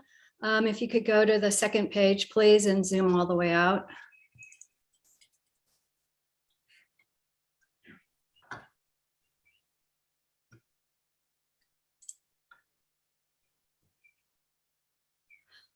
So there on the left is the overall parcel, quite long and relatively narrow. There's a very small home in fairly heavy disrepair, and a 2-car garage in the lower left of the parcel. So what we're going to be doing to this house is enlarging it considerably to make it work for the family, and we're doing a covered patio on the eastern side. We'll do some small walls to create a parking pad to the north of the house, and the driveway is long enough that we'll have to have the fire department hammerhead. I have been looking more closely at the grading, and probably will have a few more garden walls to the east side so that there's going to be comfortable walking around the patio down to the back. And if you could go to the next page, please. So here on the left upper is the demo plan, really a modest little house. And on the right, the proposed plan. We're going to be maintaining basically a couple of bedrooms and an existing bathroom. And then from there, we're going to create new living room, a new office. To the left of the living room, Mr. Buen Rostro is a landscape contractor. So this will work for him to come and go from the outside of the house in muddy boots and whatnot. We're doing a kitchen addition to the right of what's labeled here as the dining room. The dining room is going to occupy the old living room of the house. And then below the kitchen on the plan is a large laundry / workroom. Mrs. Buen Rostro is also in the service trade, so this will work as her workroom. And below that, a master bedroom, remodeling some of the old rooms. The old kitchen, laundry, dining will become closet and bathroom. A deck outside of the master bedroom, and above that is the covered patio where they enjoy entertaining with family and friends. So coming out from the kitchen, that should be a lovely spot for them. And the lower left kind of shows the direction of the roof plan. There's going to be significant cathedral framing over the existing house. And we're getting to some of that. If you could go to the next page, please. So the north elevation to the right there, that is the front of the house. They want a fairly traditional Spanish influence or Mexican influenced ranch house. In the addition areas, we're going to pop the wall plate to 9 feet, and we're going to do some areas with cathedral and vaulted ceilings.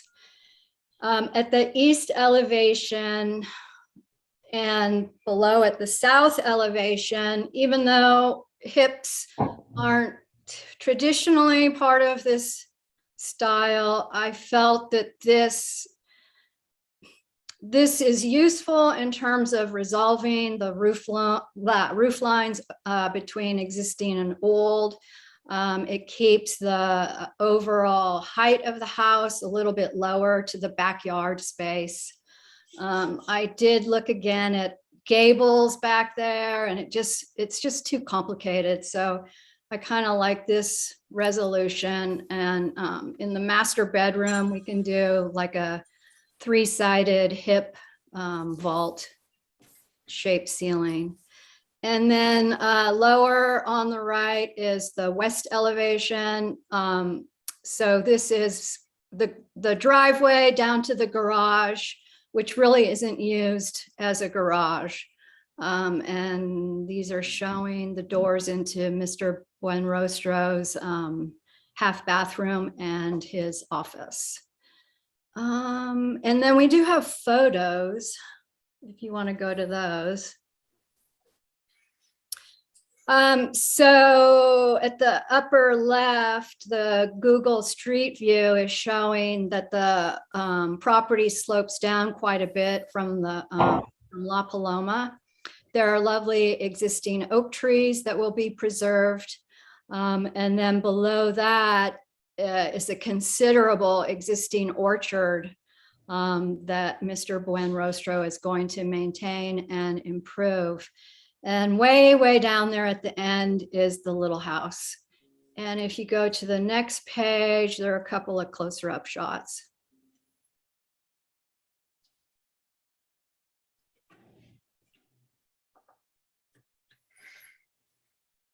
Okay. So front of house and kind of back of house with the existing garage. And that should do it. All right, thank you. Questions from the board? I have a minor question. What is this detail right here that I'm circling? Oh, I was just trying to do some little corbels to dress up, to enlarge the master bathroom. I thought we could cantilever instead of adding yet another piece of foundation. Do you have existing elevations, I guess, or it's such a big change? I don't know if we need to see, we have the photos. So actually on that south elevation, that larger gable is the existing roof. And I believe the gable at the cross gable at the front is just a little bit below that. It showed up on one of those photos. So the existing house is was kind of just a little tiny thing. Okay, other questions? Yeah, what material are you going to use on the roof? It's a plaster house, I assume, but what's the roof material? My guess is that roof is going to have to be comp shingle, a darker tone comp shingle, instead of Spanish tile. Mhm. Okay. All right, if there are no more questions, we'll go to public comment. Is there anyone from the public that would like to speak on this item? If so, please raise your hand. Mr. Chair, I think that we did have someone who signed up. Gloria Frantuch, if you could unmute yourself.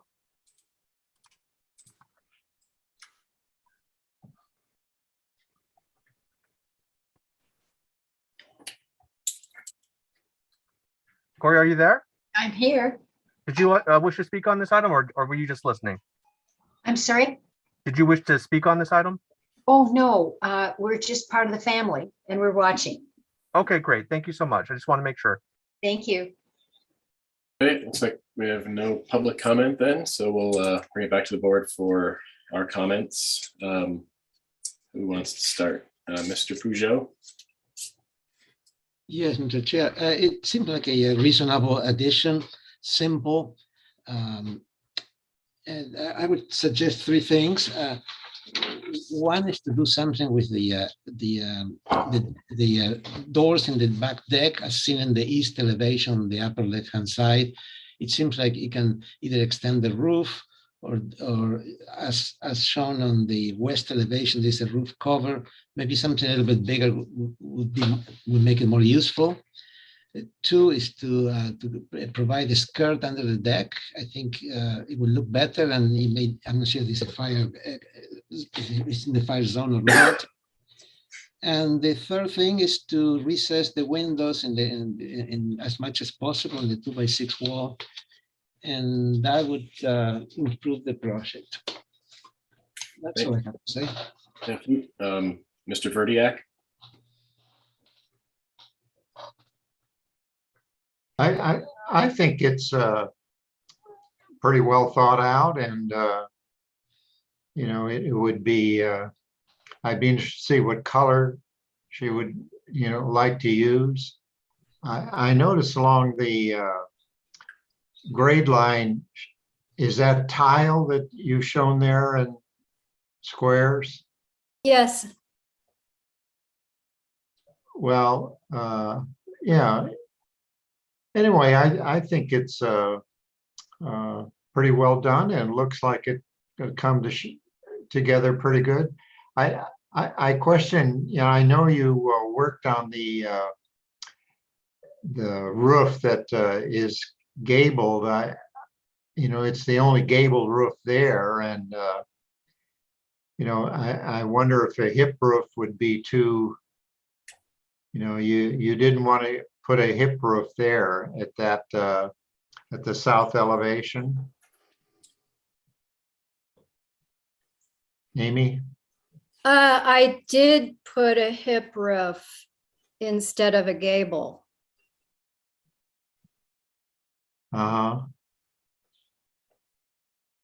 So, but you decided the gable would look better?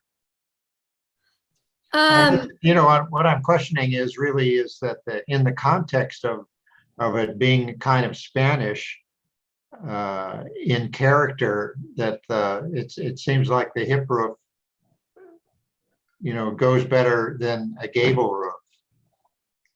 So, I mean, that's the reason for my comment on that. So the hip was used at the southeast to just resolve volumes and new over existing roofing. The gables are intended to have vaulted ceilings in the public spaces. Well, okay. Thank you. Mm-hmm. Hey, Ms. Frusher? I agree with Alex's comments. I was struck by the deck off the laundry to try to organize that a little differently, and it'll need high fire protection. And then I guess I'd be interested to see a simple site section. Just the building site is pretty level, but you mentioned some retaining walls, so we'd just like to know more about that. Okay. And on the west elevation, and when I look at your roof plan, you have a pitch break in the corner where the main hip gable from the south meets the west. I'm just not sure that you may have an awkward roof transition right there, but that's something you could look at. But in general, it's simple and put together. So good job. Thanks. That Val, the roof transition, where was that? It's where the south hip meets the west gable. It shows up in the corner of the big gable, the asymmetrical gable on the west elevation. And it may be kind of an awkward spot. The little tiny one next to the bathroom window. Yeah. Yeah. Yeah. That's kind of an existing condition. I keep studying the photos to understand it better, but it's a horrible little thing. And yeah, it looks like it's not great. Yeah. Yeah. With as much work as you're doing, maybe you can find a way to clean that up. Good point. Yeah. Thank you. Okay. Right, Mr. Richards. That seems like a reasonable application to me. I think the one thing regarding the landscape would just be some more detail in terms of the site walls, which I think was already brought up, and then the planting that's going between the driveway and the residence. So maybe just some information about what you're intending to plant there. But apart from that, I think it seems great. All right, Ms. Grubb. I agree with the previous architectural comments and the landscape comment. I think it's probably going to warrant a landscape plan since it's a significant project. Right, Mr. Bloomer. Yeah, look, Amy, this is a pretty tough little cookie to get on its feet. So kudos to you to bring us the house back into existence. It's probably not as easy as it looks. I think it's fine. You know, it seems like, you know, what you're going for is like a house that looks like it was built in the 30s or 40s. You know, like it you know, when it's done and all set up, it'll have that charm. And so I hope that, you know, you're able to find those elements that bring it back to that era, because this is such a nice piece of property, and it's nice to think about old California in the 30s and 40s, and when these houses were kind of popping up, and kind of got a little rural agricultural farmhouse or employee farm dwelling or something like that going for it. I don't know. So anyway, good luck. Thank you. Yeah, thank you. I agree with the previous comments, and I think that yes, just at least around the house, landscape plan would be necessary, considering the site will get pretty torn up, and what are you going to put back as sort of foundation planting around the house. So this is here for conceptual and positive comments. So I think return to full board for prelim and final.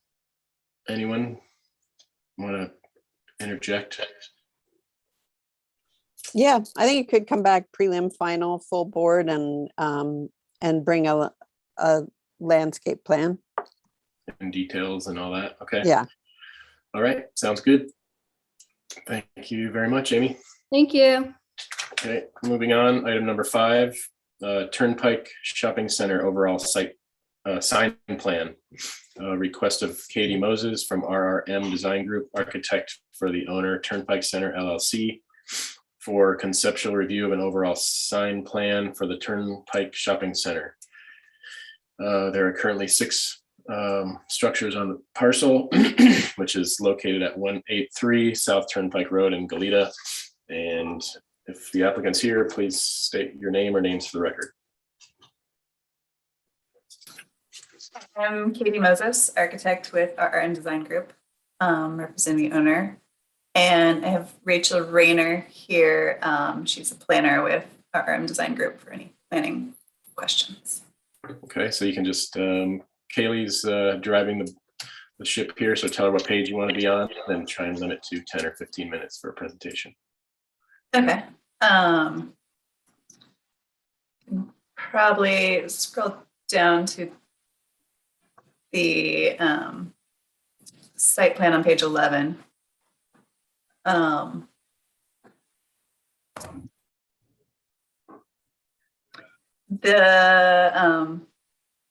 So over the last couple of years, we've been working on some improvements over the shopping center that will continue. And with those improvements, we've been looking at this existing sign program, which currently has some, for the most part, these 18-inch tall by 10-foot wide sign cans for that are internally illuminated, that are consistent around the smaller tenants,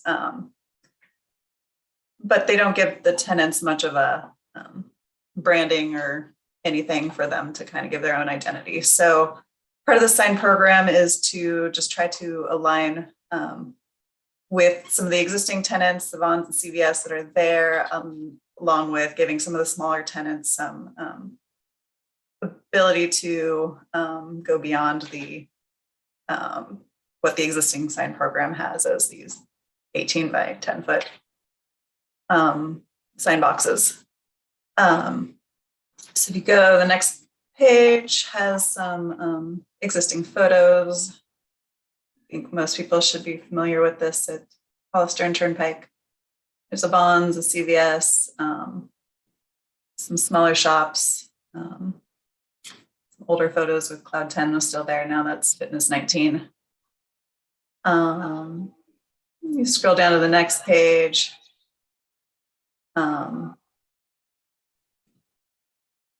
So there's some where that available sign is on building B. We've remodeled that if anyone's gone by to, and Lighthouse Coffee is opening very soon. And scroll down another page of kind of the neighboring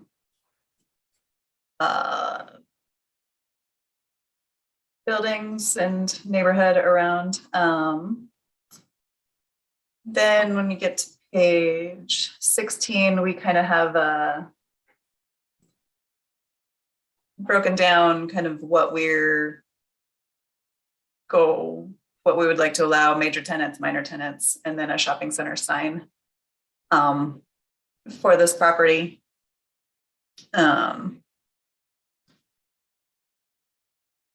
Just max sign height, the max square footage,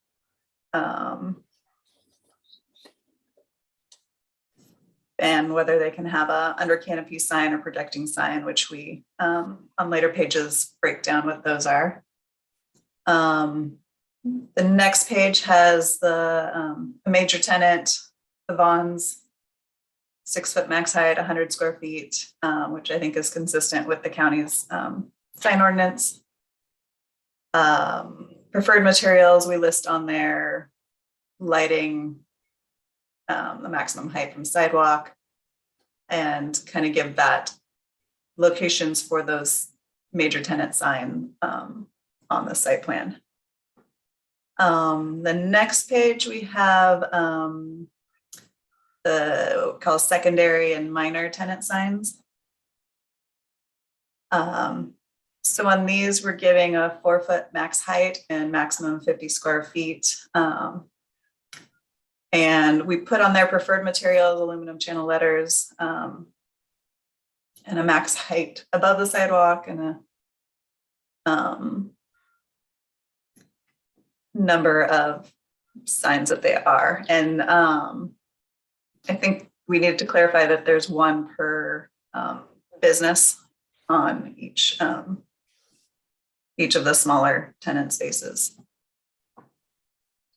On the next page, we are proposing some under canopy signs that are a little bit smaller to give some additional signage for the larger tenants. Those are 2 foot max height, 20 square feet, aluminum channel letters. Similar. Next page. When we come back for preliminary or final, we will have now have a design kind of a consistent projecting sign detail for the tenants to use, but the size will be consistent with the 3 square feet max and projecting 3 feet from the building. But those are kind of give you an idea of what we do, but we'll have a consistent one for the center to use. The next one, we are proposing a monument sign at the corner. Some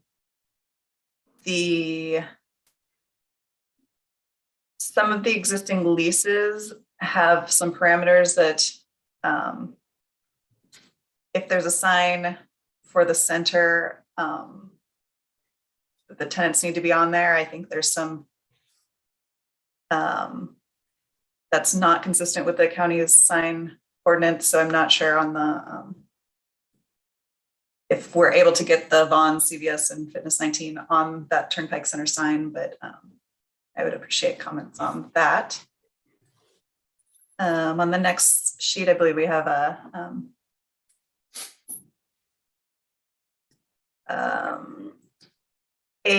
kind of wish list item. I don't know if this would be installed, but a directory sign to kind of help give some location and just kind of allow people to know what else is in the center if they're coming to Vaughn, say, oh, I can get my coffee over at the corner. The next page, we just kind of have a breakdown of what tenants there currently are, what signage they have, and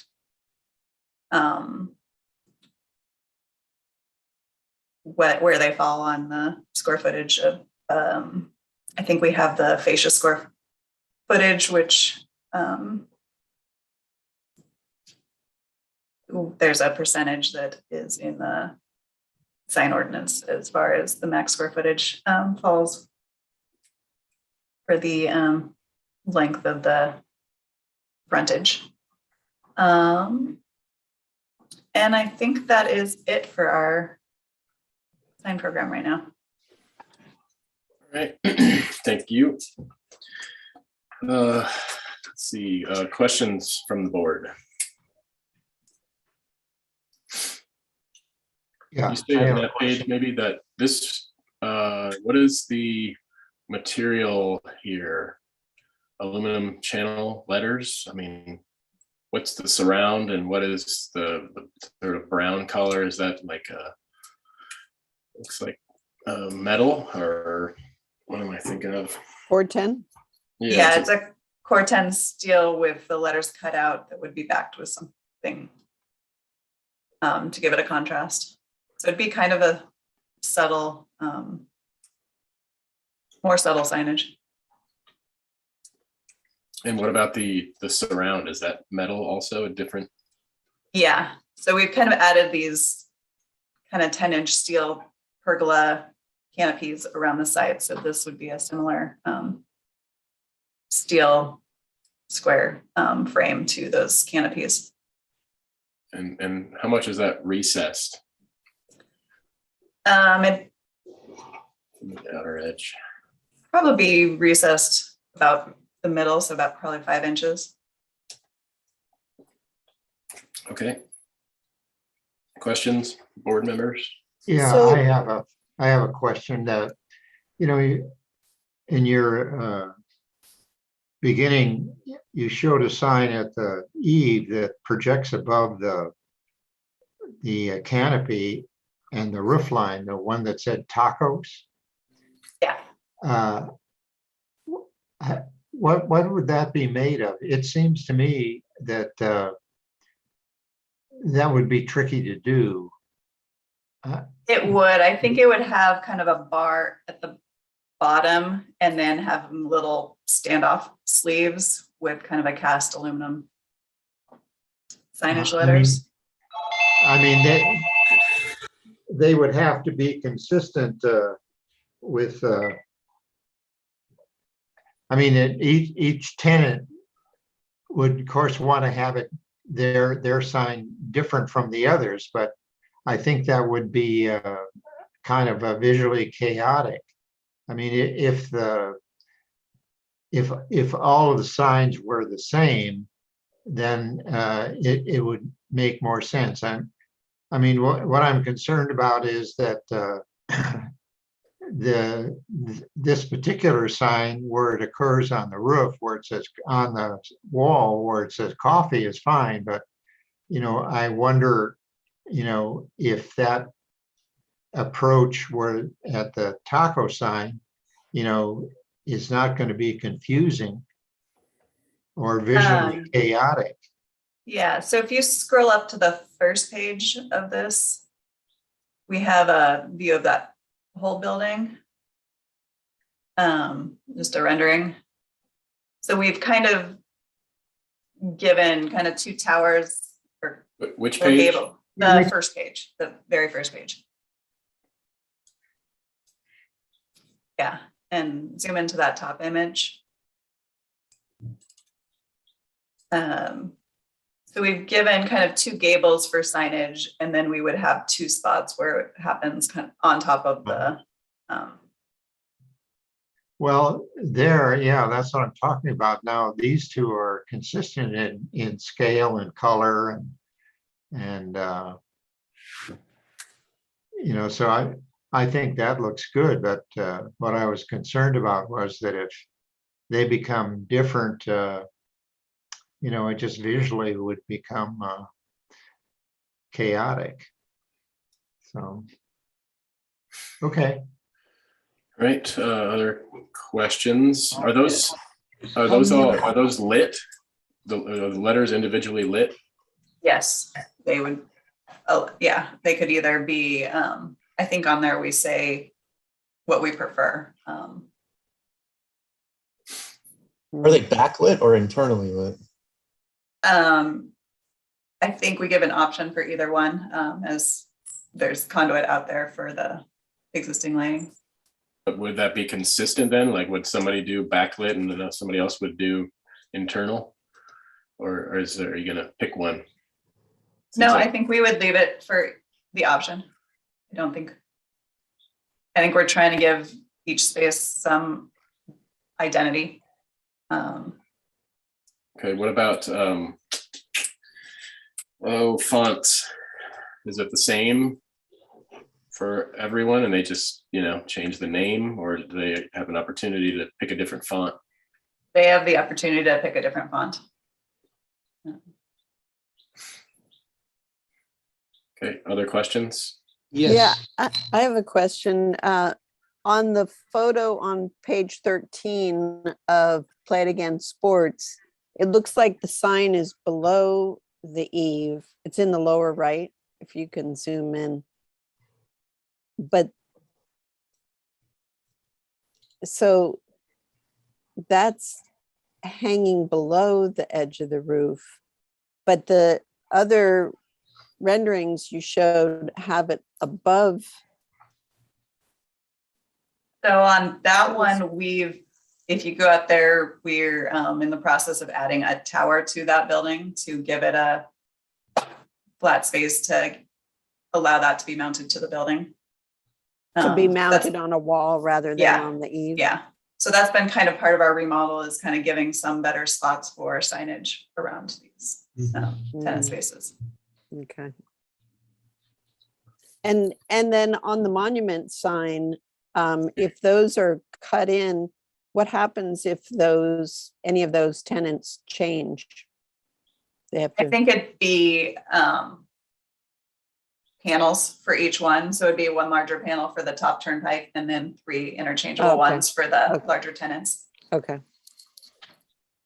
And so that And sign, those would be a consistent font, I think. Yeah. and this would be up to 6 feet, but it's shown at 4 now, right? Ish. I believe so. I think we have when we get to preliminary, I'll have a better detail of it. I also have a question on this monument sign. This area, I'm pretty familiar with this area, and there's retaining walls coming into this corner, and there's just a lot going on in that corner. There's also quite a few utilities, I think. So I think since it's the monument sign, when you come back showing like a plan view of how it'll come together with all of those elements. Yeah, we can definitely do that. We have a spot for it tucked on top of the retaining wall. Okay. Any other questions? Yes. How many major tenants are there? How many signs would there be in this shopping center? Currently, there are 3 major tenants with Fitness 19, CVS, and Bonds.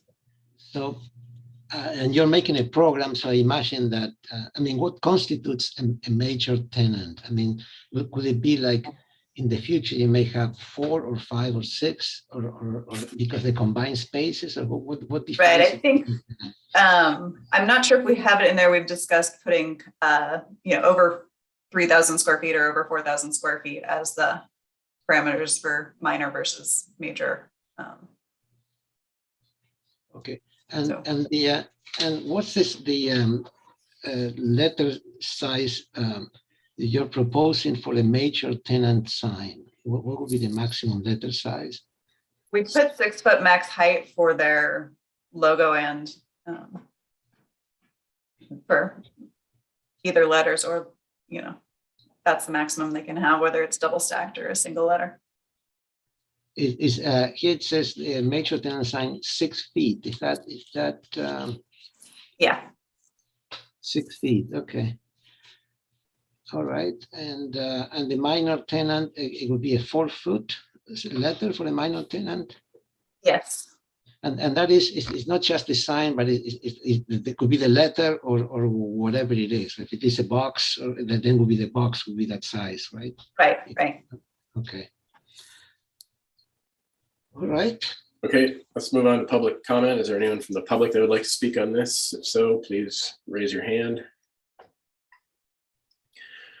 Okay, back to the board then for comments. Mr. Peugeot. Well, I think this is a big program, a complicated program, and I think we need to take some time with it. It would be easier to go into just simple elements. Like we can spend some time talking about, for instance, the monument sign, which I think is a good idea. It looks like good materials and so forth. And I'm ready to give positive comments on that. I don't think it should have the other tenants. It should just be the Turnpike Center. I don't think you should be driving around and look at this sign and say, oh, gee, I can find these other tenants inside. I mean, that's not the way, people usually relate to they don't drive around and find at the entrance, I think it's too much to supposed to inform everybody.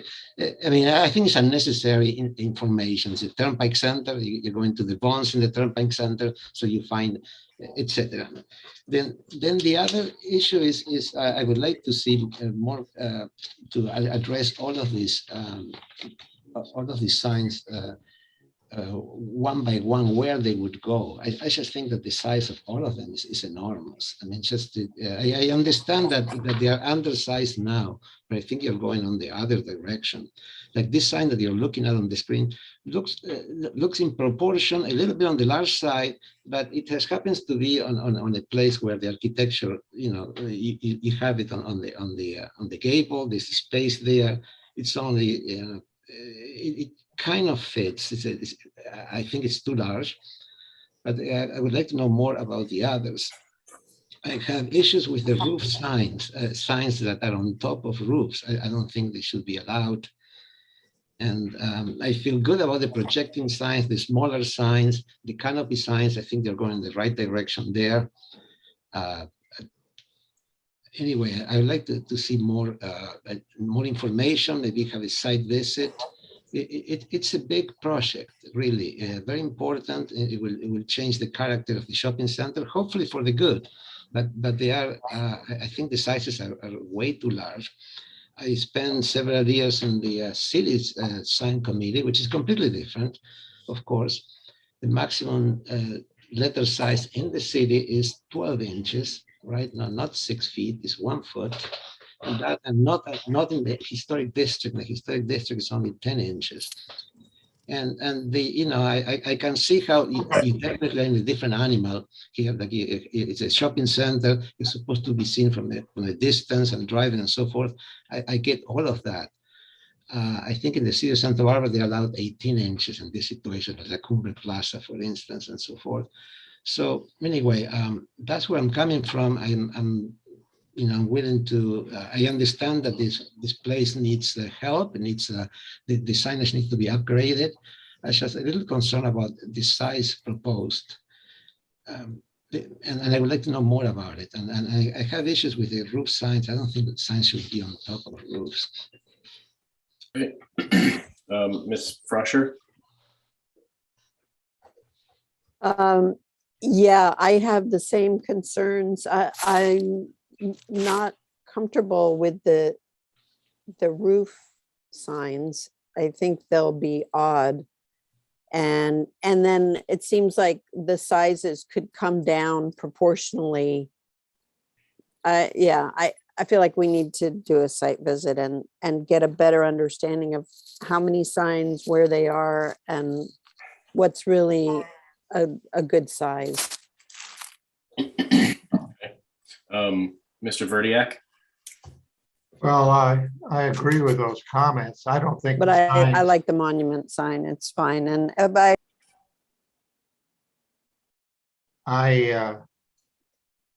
don't think the sign should appear above the roof line.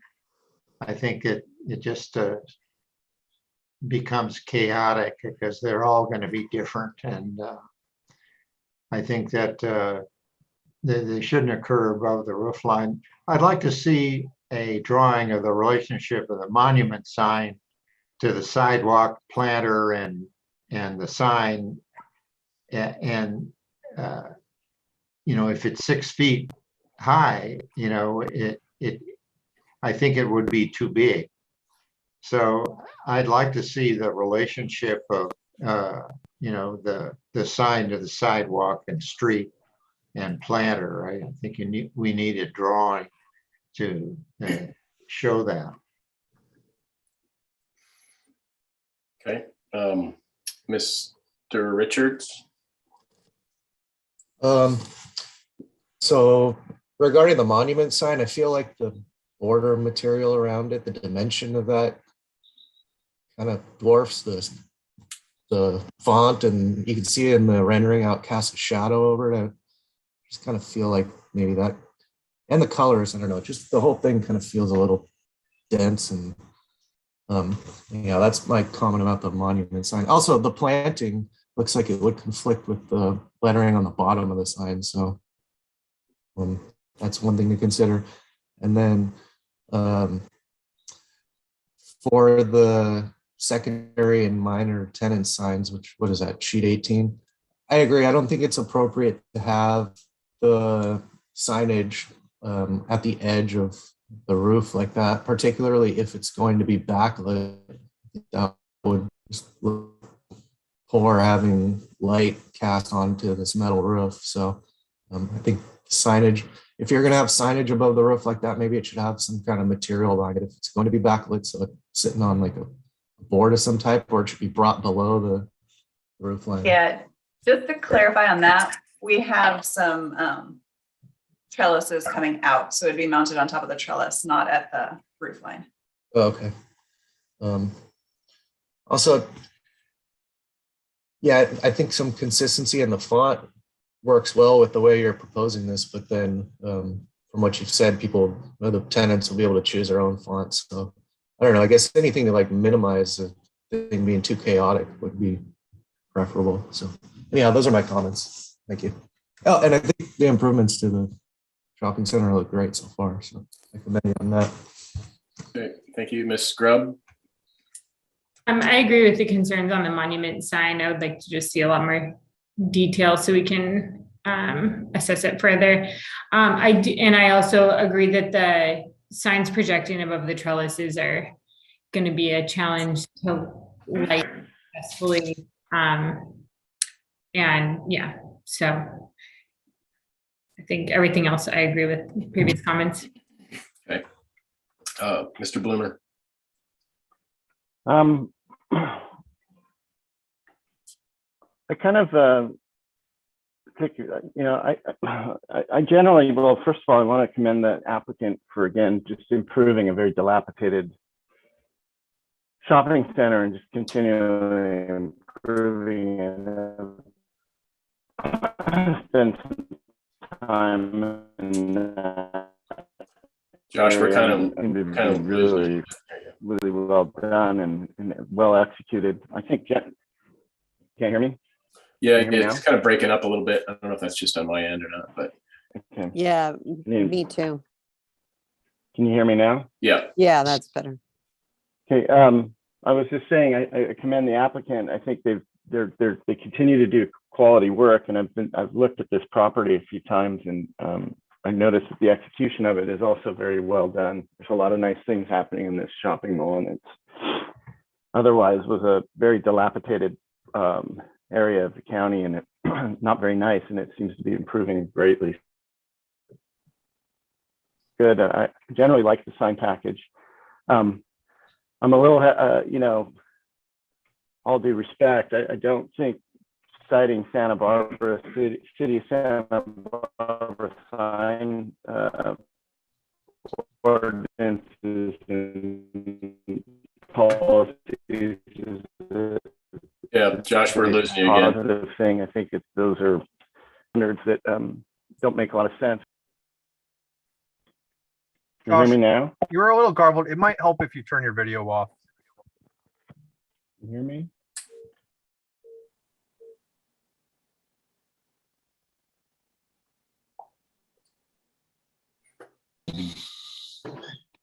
Can you hear me? Yeah, that's better. Okay.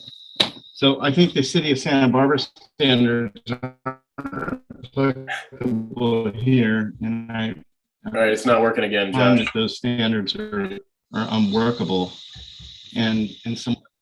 No, maybe turn off your video, like David said. See if that helps.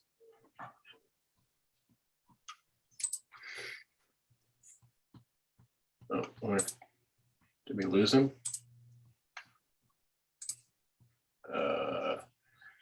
I think we lost Josh completely. So he'll probably jump back on, and I'll just give my comments in the meantime, I guess. Well, there was a lot of comments, and in general, I agree with most of what was said. I think especially with the monument sign, that needs some further study. We definitely need to see it in relation to what's existing, and really get a handle on, if you're already have some retaining walls and you're adding another 6 feet, is this thing just going to be towering? Is it going to affect views?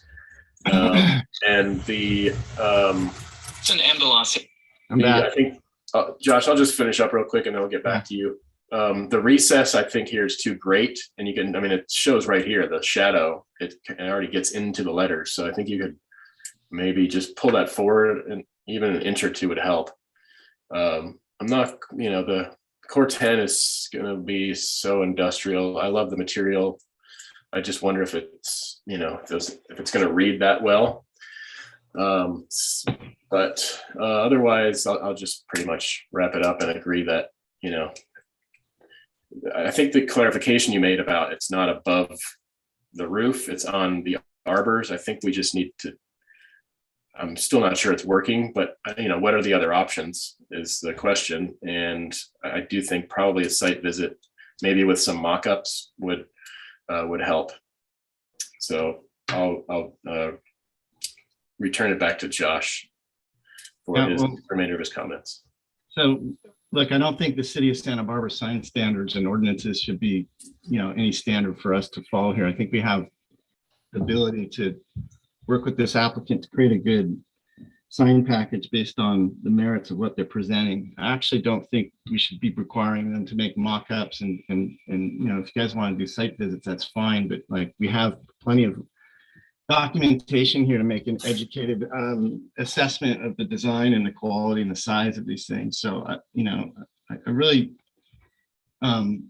I understand why people like to make things smaller because they don't like signage or they don't like, the signage, of the past that's ugly and improperly done and like concerns about it. But I also think it's kind of unfair to the people in our community that don't have the eyes of a 25-year-old and need to be able to see things. And you got to get them to a size where people can read them from distances, especially when they're driving around, looking for parking, trying to avoid pedestrians and trying to navigate a complex environment with, and find the Vaughn store or the shoe store or the coffee shop. So, I think unnecessarily reducing the size of letters just to me seems a bit,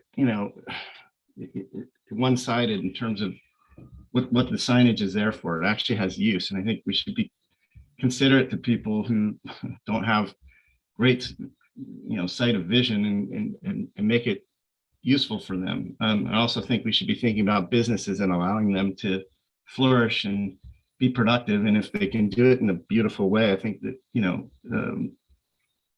getting into how tall a sign is, 6 inches, 12 inches, whatever, it can get capricious. I think there's a proportional study. I'm looking at this elevation with the Vaughn sign on it.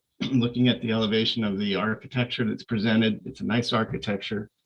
The lettering seems absolutely proportional to the size of the building. It's standard sizing that you see on all kinds of commercial buildings. So I really encourage you guys not to dig in on these things and make this a miserable affair for this applicant. I think they've done a nice job improving a property and they're trying to make it viable. They want their tenants to be successful. I think we should be working with them to do that. And I think that what they're presenting is actually nice looking. I think the monument sign out front looks great. I think the wayfinding signs in the interior look nice. I love the way that you've tucked some of these signs into your trellises. And I agree with Robert. I think that if we're going to put signage above the, there needs to be some better explanation of the detailing that's not showing up in your current package, and we need to understand how you would deploy that because the way it's being presented now seems problematic. There's no question about that for me. But and I trust that all the lighting will be subtle and enhance the beauty of what you're trying to do, and the materials I think are appropriate. And that's my I guess that's all I have to say about it. Okay. So we need more information. Alex, did you need to add something? Yeah, like if we go to slide number 17, where the coffee shop is, can you, 17? Yeah. You want the coffee shop? I'm sorry, no, 18, I'm sorry, 18 coffee shop, yeah. Like, it says 4 foot maximum. But those letters are not 4 feet, right? I mean, what's shown, if you compare that with the size of the door underneath, and it says maximum 50 square feet, well, that is not 4 feet and 50 square feet, is it? It's more like, I don't know, it looks more like 18 inches or so, right? No, but if you're going up 4 feet high, you only have this much room, so it's kind of a balance of. No, right, but what you're showing there is not the maximum. I mean, like that, what I'm saying, like you say, well, okay, I have a maximum of 4 feet. And okay, but what you're showing there, it's kind of in scale, it makes some sense, but that's not the 4 foot height, and that's not the 50 foot maximum there. right? And if we approve a program, that means that automatically anything within those parameters could go, right? Is that correct? Yeah. Yeah, okay. So if you go to the previous one, the bonds, okay, is that, how high are those letters? They are not 6 feet, right? And that's not 100 square feet. I mean, I'm not sure how the storefront is, what, 10 feet, 11 feet, 12? Well, you know, that's not a 6 foot high. You know, I'd like to see buildings with the maximum allowable with a letter in there, so we, you know, you can compare. If this is what you're asking for, well, show that, because you're showing something smaller than what you're asking for. Okay. Yeah, I think that's a good point, because this is maybe shown at, let's say it's 5 feet by 10 feet. That's only 50 square feet. So that could be twice as much, which would maybe appear to be too much. So I think we need individual locations also, and shown at maximum, so that, you know, if it's less than that. The site plan we have right below there kind of shows where potential, and right, but there should be at least photos of those locations, or mock-ups. I mean, not mock-ups, but, you know, renderings like this one for each of those locations, because they're not all going to have the same architectural style, and it may get too cluttered or something in certain locations. So it's hard to say, oh, look at this one example and oh, that'll work everywhere where we want one of these signs. It's just, it probably won't. So I would say wherever you're proposing a sign, have a photo for it if it's done and ready, or rendering. Okay, we can do that. I think all of those locations on the red, we kind of created a tower with a space for that. Okay, let's take a look at them. Any other comments? All right. Alex, Tuttle, do you need any clarification? There's a lot. Yeah, I mean, let me read back to you what I got and see if this generally sounds right, and then also figure out if you want to do a site visit or not. But I have monument sign should be limited to just the shopping center name. That was one comment. Study border material, recess, color, and plantings. Restudy roof signs. Signs generally appear too large, but study appropriate proportions for each facade. Elevation should show maximum size, sign size requested for each individual location. Need more information on how the different this is a little redundant, but need more information on how the different signs would fit on the different building facades. There was also, oh, sorry, go ahead. Oh, and then just look to develop consistency in the font styles if possible. There was also a couple people mentioned the monument sign, you know, showing a plan where existing walls and plantings are, or update the rendering to be accurate to existing condition.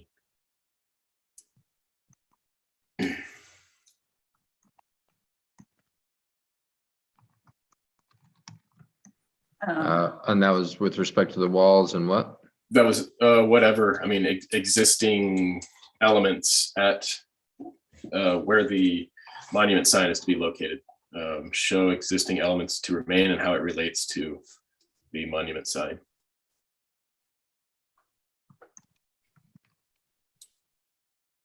I have a little bit of a question. Part of the sign program is kind of having it be able to continue and stay in place as tenants evolve, as, you know, tenant spaces combine or shift. And so that will change kind of potentially sign locations or that kind of thing.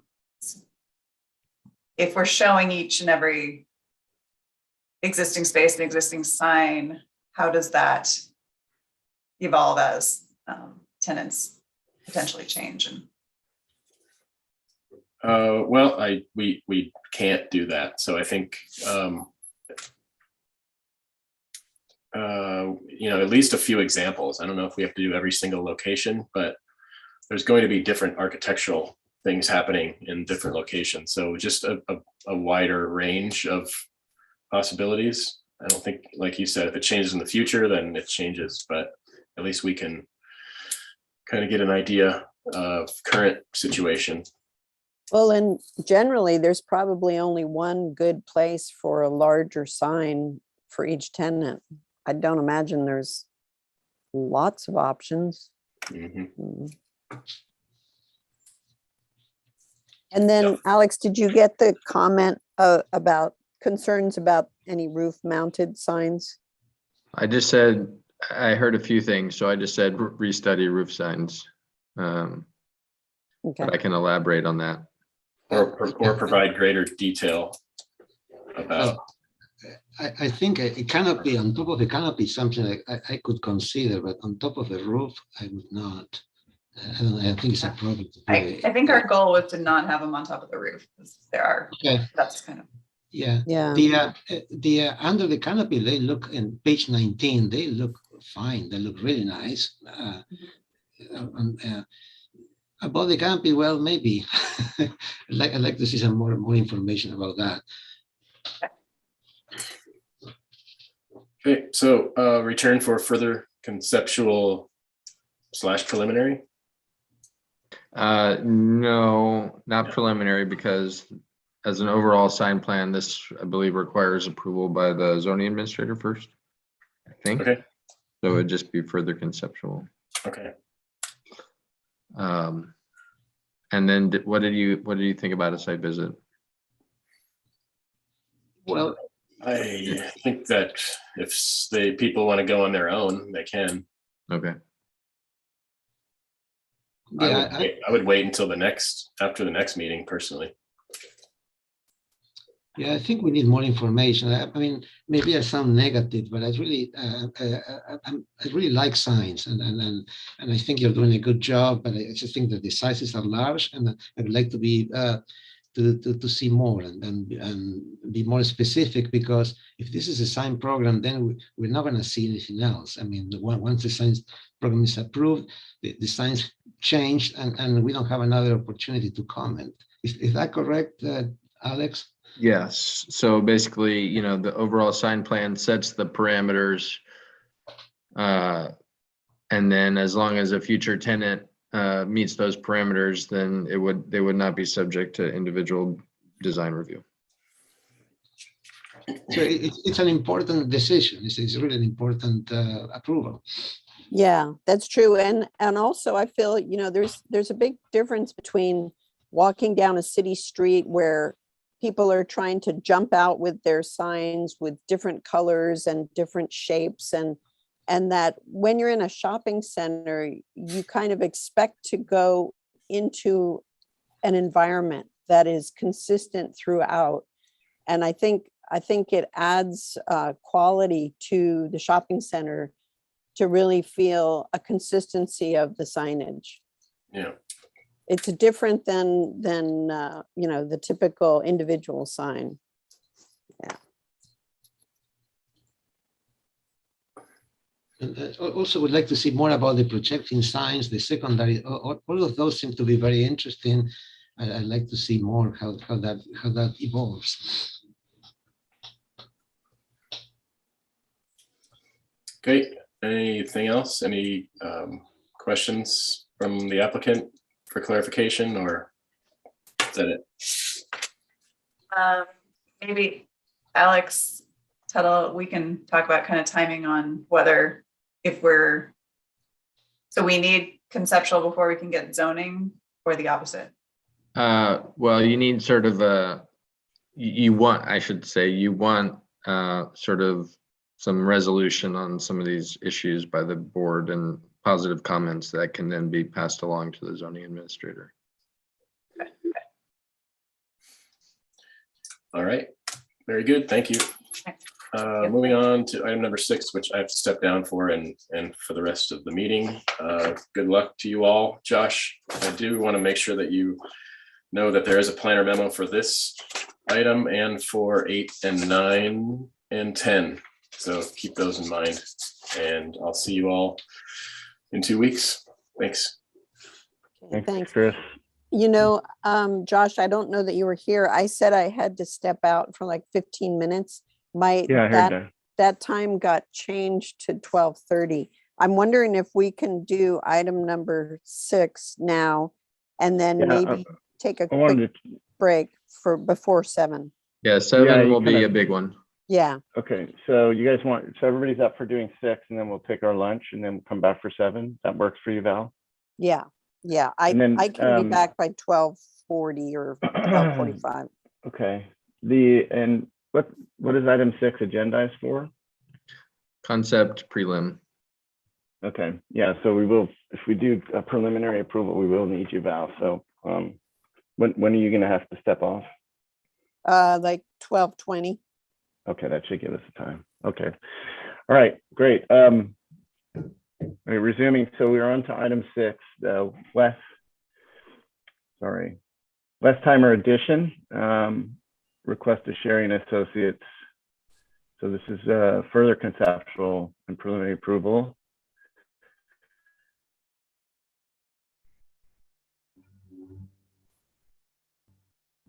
Okay.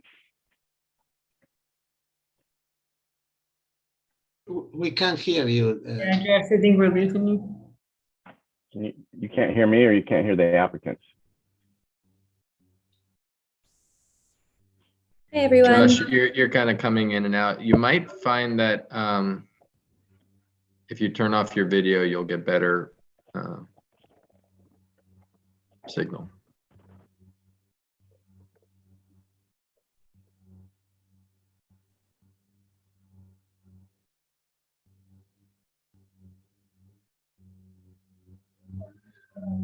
Hey, you probably can hear me now, right? Yeah. Do we have our applicants here? Hi, I'm Phaedra with Sherry and Associates. Very good. Go ahead and make your presentation. If you would, please just kind of maybe go through the 5 comments that we have there. It is kind of a structure for your presentation. Yeah, for sure. So, hi, everyone. Last time that you guys saw this project was in November. That was the first time we came to you with conceptual design. So I'm just going to go through what the comments were and address them one by one. And we also have a few other changes that have been made because we are also simultaneously resubmitting for the land use permit. So let's see here. So the first comment that was made by the board was to provide a landscape plan. So after I am done presenting, NACOS from Common Ground will give a little bit of insight on the landscape. So that sheet is provided on page 12 of the PDF. It's L0.1.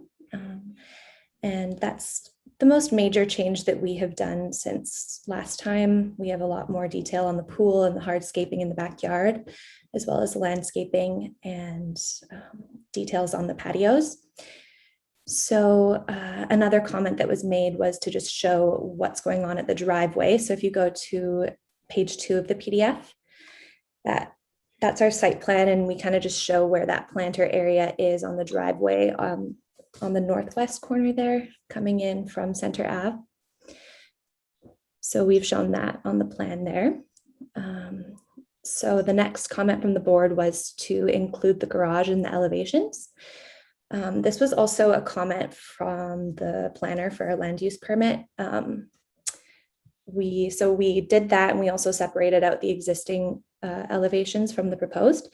So page 10 and 11 of the PDF should show those elevations all on one view, because last time the scale wouldn't allow for everything to be on one page. So it's actually the next one, A2.3.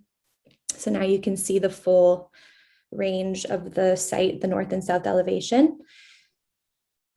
So as we went along and revised the elevations, we have been refining things and noticed a couple things that we didn't notice before. Like the grade of the elevation finished floor is actually above the rest of the house. So we revised that, and then we had to resolve how that affects the upper level. So on the bottom right corner there, you can see the second story addition above the garage is actually a little bit higher now because of the existing grade. So we just added a couple steps up to the balcony. So what else has changed? Along with that, we had to add a couple of beams that will support that balcony as well. And in keeping with the existing architecture, with the exposed rafter tails there, we're just going to have some exposed beams that go below and support that upper level. Okay, so then on the south elevation, while we're on here, if you want to zoom in to the area with the fireplace there, this is part of the addition on the back patio. We're going to be adding a trellis, and that's an existing fireplace. And I'm just going to jump to the last comment and include it in this, where the board had suggested studying the south elevation between grid line B.1 and C.1, because before we didn't have anything there. It was just a solid wall that, well, we had some windows and everything, but the board had suggested to study ways that we could break up that south elevation. So we're proposing to do a small balcony there, which will be coming off of the upper level bedroom. So we think this breaks up the elevation nicely, and it actually provides a purpose as well, rather than just doing like a stepped roof or something, because now the bedroom will have an outdoor balcony, and this is also pretty far away from the property line. It's about like 100 feet or so, so it's not going to be looking over into any neighbors or anything. It's just facing towards the south, and it'll be looking back on the backyard where the pool and everything will be. And then we've added a bit of architectural detail here on the trellis. We've reduced the size of the kitchen, just the shape of the counter, refining that a little bit in working with the landscape architect. And we've added a couple caps and skirts on the trellis posts and some beam ends and knee bracing. And then on this sheet as well, you'll see some proposed lighting specs, and that was in order to address the dark sky compliant lighting. We're going to be matching the existing wall mounted sconces, and then having some new hanging pendants at the trellis, which will match the existing and also are dark sky compliant. And then the next comment from SBAR was, one member believes the project is side loaded, but not visible from the street.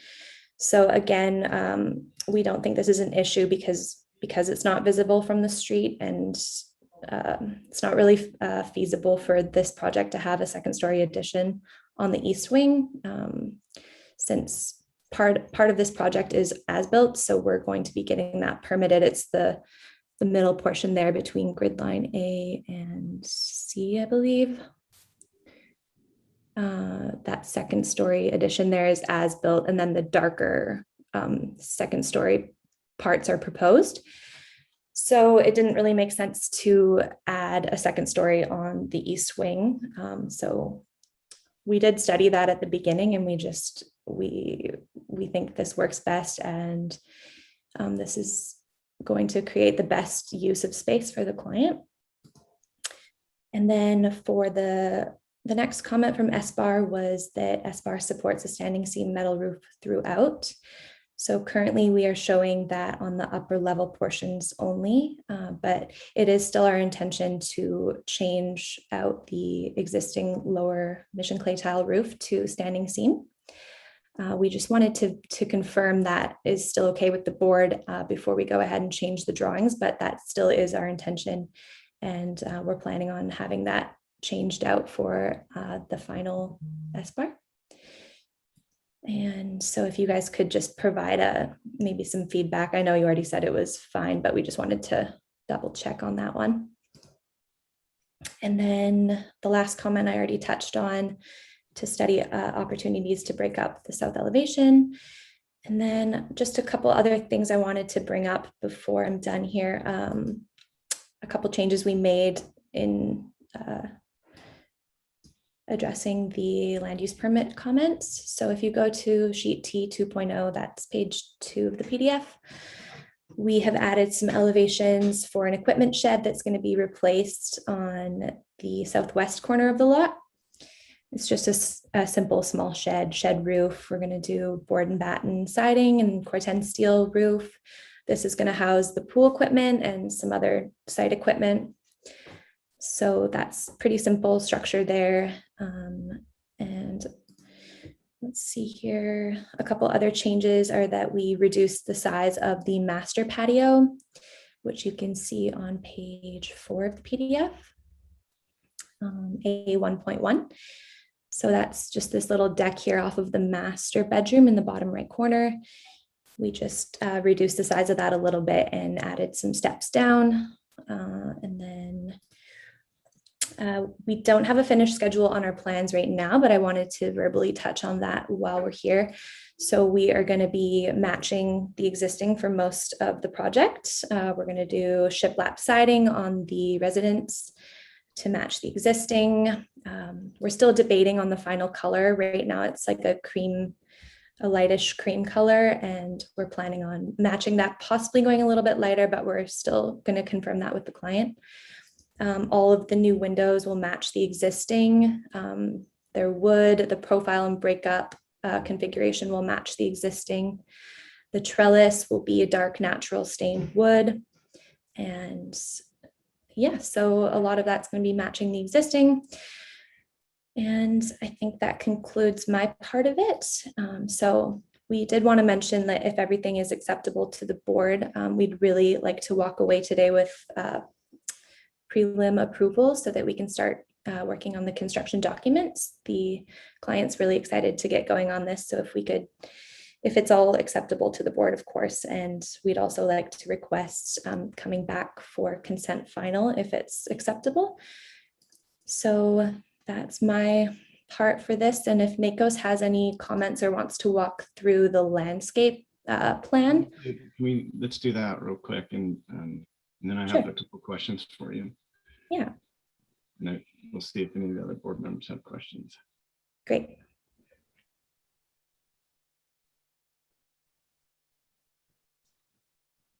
Nikos, why don't you state your name for the record? I don't think it was stated earlier.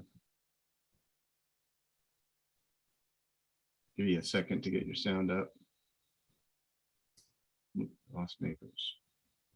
But we're waiting for him. I had a quick question for you, Phaedra. Well, actually, I wanted to say this. If the board's in the mood to give a preliminary approval to this today, I think we just need to add a strong comment or a condition, sorry, not a comment, a condition for the roofing material, because it's okay. Not in the presentation. So go ahead. Can you hear me now? Yes. Okay, great. Thank you. My name is Nikos with Common Ground. Yeah, the entire property is styled in a Mediterranean planting palette. So the backyard is going to be the main focus. It's the only existing landscape that we're going to be remaining is on the left side. It has a mixed planting. It screens the western neighbor quite well. And like Phaedra already said, that shed is going to be going to get a new approval. That's where the pool equipment is going to be. And it leads me into the main focus of the backyard, which was something that the client was a request for, was a naturalized pool and spa. There was a constraint of the north to south dimension between the house and the road. It's a slight easement into their property. You can see that on the property line and roadway. So how we got around this was pushing the spa and pool closer to the house. So the spa is actually at grade with the patio. So you can walk and step just directly step down into the spa. And the spa waterfalls into the pool. We wanted to allow some seating area up top as well as some down below. That's why we have the flagstone patio down there. There are some existing DG pathways on the site. So we're bringing those into the rest of the landscape in a sort of sinuous flowing manner. Surrounding the pool, we're adding more Mediterranean landscape that does take cues from the existing fully landscaped property besides this backyard area. That will reduce the lawn. The client did want to keep some because they have young children, as well as they wanted to keep the existing play structure that you can see on the southwest. There's also the client is an avid gardener, so they wanted to expand the potager garden, which you can see down in that southwest, very southern section. And then moving along to the southeast, there is very little privacy in this backyard currently. So we're adding mixed privacy hedging, as well as several specimen trees to privatize this backyard from their southeastern neighbor. That will also privatize that new master deck that Phaedra talked about. And that is pretty much it. And we'll accept questions. Yeah, we have a planner memo here that I'm just kind of reading and trying to interpret.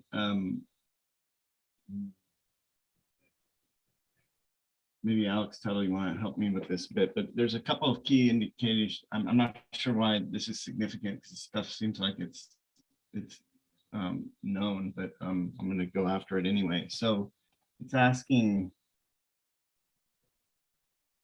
for some attention to the Eastern Valley Community Plan and those policies that are listed here in the memo regarding the second.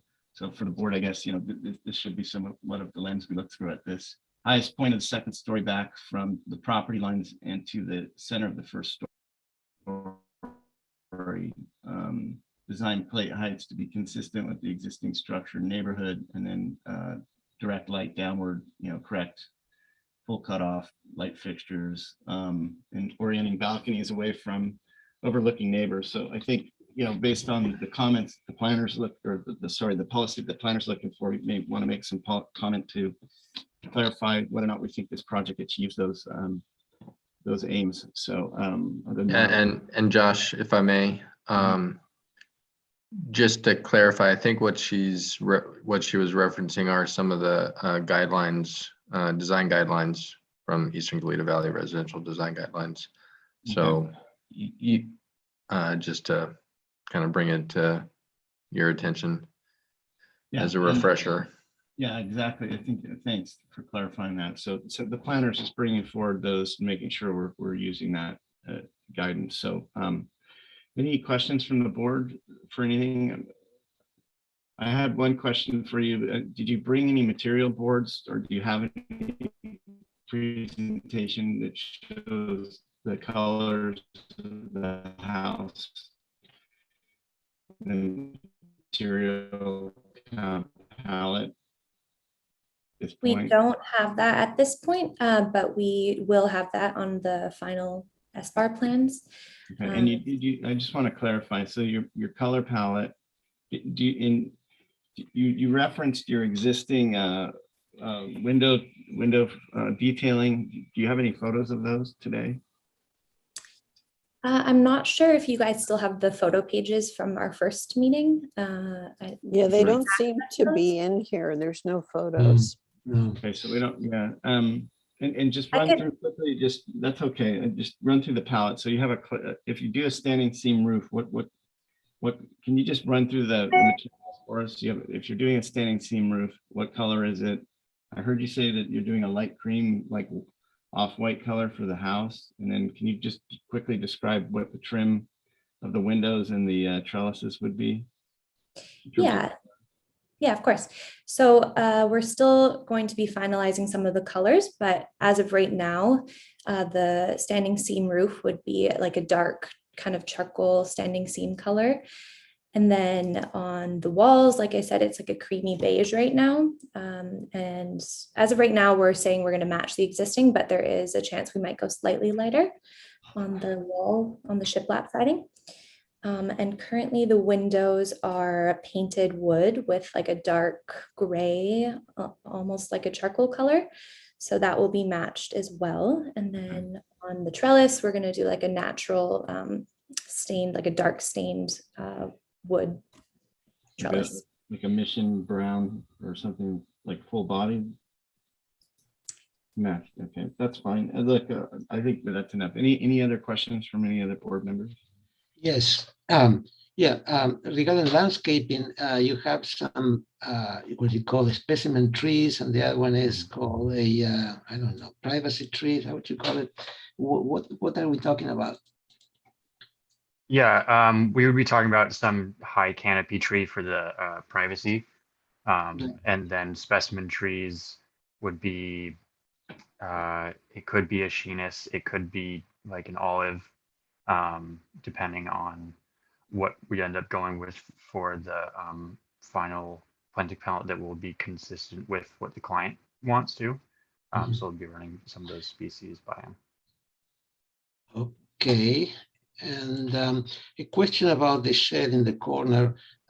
Doesn't it have to be a 1 hour construction? And is that, are you proposing board and bat? Do you mean like, would it be like hardy products, cement board, or what's the, you're reconstructing that? And I'm sure the building department would like something, at least 1 hour construction, right? Yeah, we can address that in the construction documents when we submit to the building department. But as of right now, we are showing board and batten siding. And I think you're correct. And because it's on the property line, it would need to have the 1 hour fire. So we will look into that. And currently it's like a wood lattice structure that's like kind of falling apart. So this is going to be an improvement to that, but we'll definitely make sure that we have all of the required fire ratings. No, I understand that you would like a preliminary approval, but and everything I hear is fine. But usually we have, a color board. We have the metal roof showing. I mean, because a preliminary is a big approval. It's the one where you base your working drawings on. And here we have not a good description of precise description of the trees, of the major trees you're going to plant, or the colors, or the materials. So I like the project. I think it's going, but I don't see how the colors match. I remember seeing some creamy colors in previous photographs with a tiled roof. It made some kind of sense. I don't think it makes much sense with the kind of dark gray color that you're talking about. Just help me out. I would like to give you to offer preliminary approval, but it's kind of like Alex, if I may, I was actually thinking along the same lines, and look, we'll see if anybody here wants to make a motion today, but one recommendation I have, it kind of falls along the lines of I think what Alex is thinking maybe is, if we're going to grant preliminary approval to this today, I would strongly recommend that it come back to us on full board for final. I'm not very comfortable giving this a preliminary approval and then having it go to consent, because there's, like Alex is noting, there's a couple of missing elements that probably seem like they're on their way to resolution, and the overall project seems to be moving in the right direction. So I would be supportive of doing a preliminary approval. I'm not going to make the motion, but if anybody else wants to, I would have trouble supporting it if it doesn't come back for full board review on final. So but let's consider, let's get through our comments, and then we'll come back around to that and see if there's any discussion on how we want to return to this.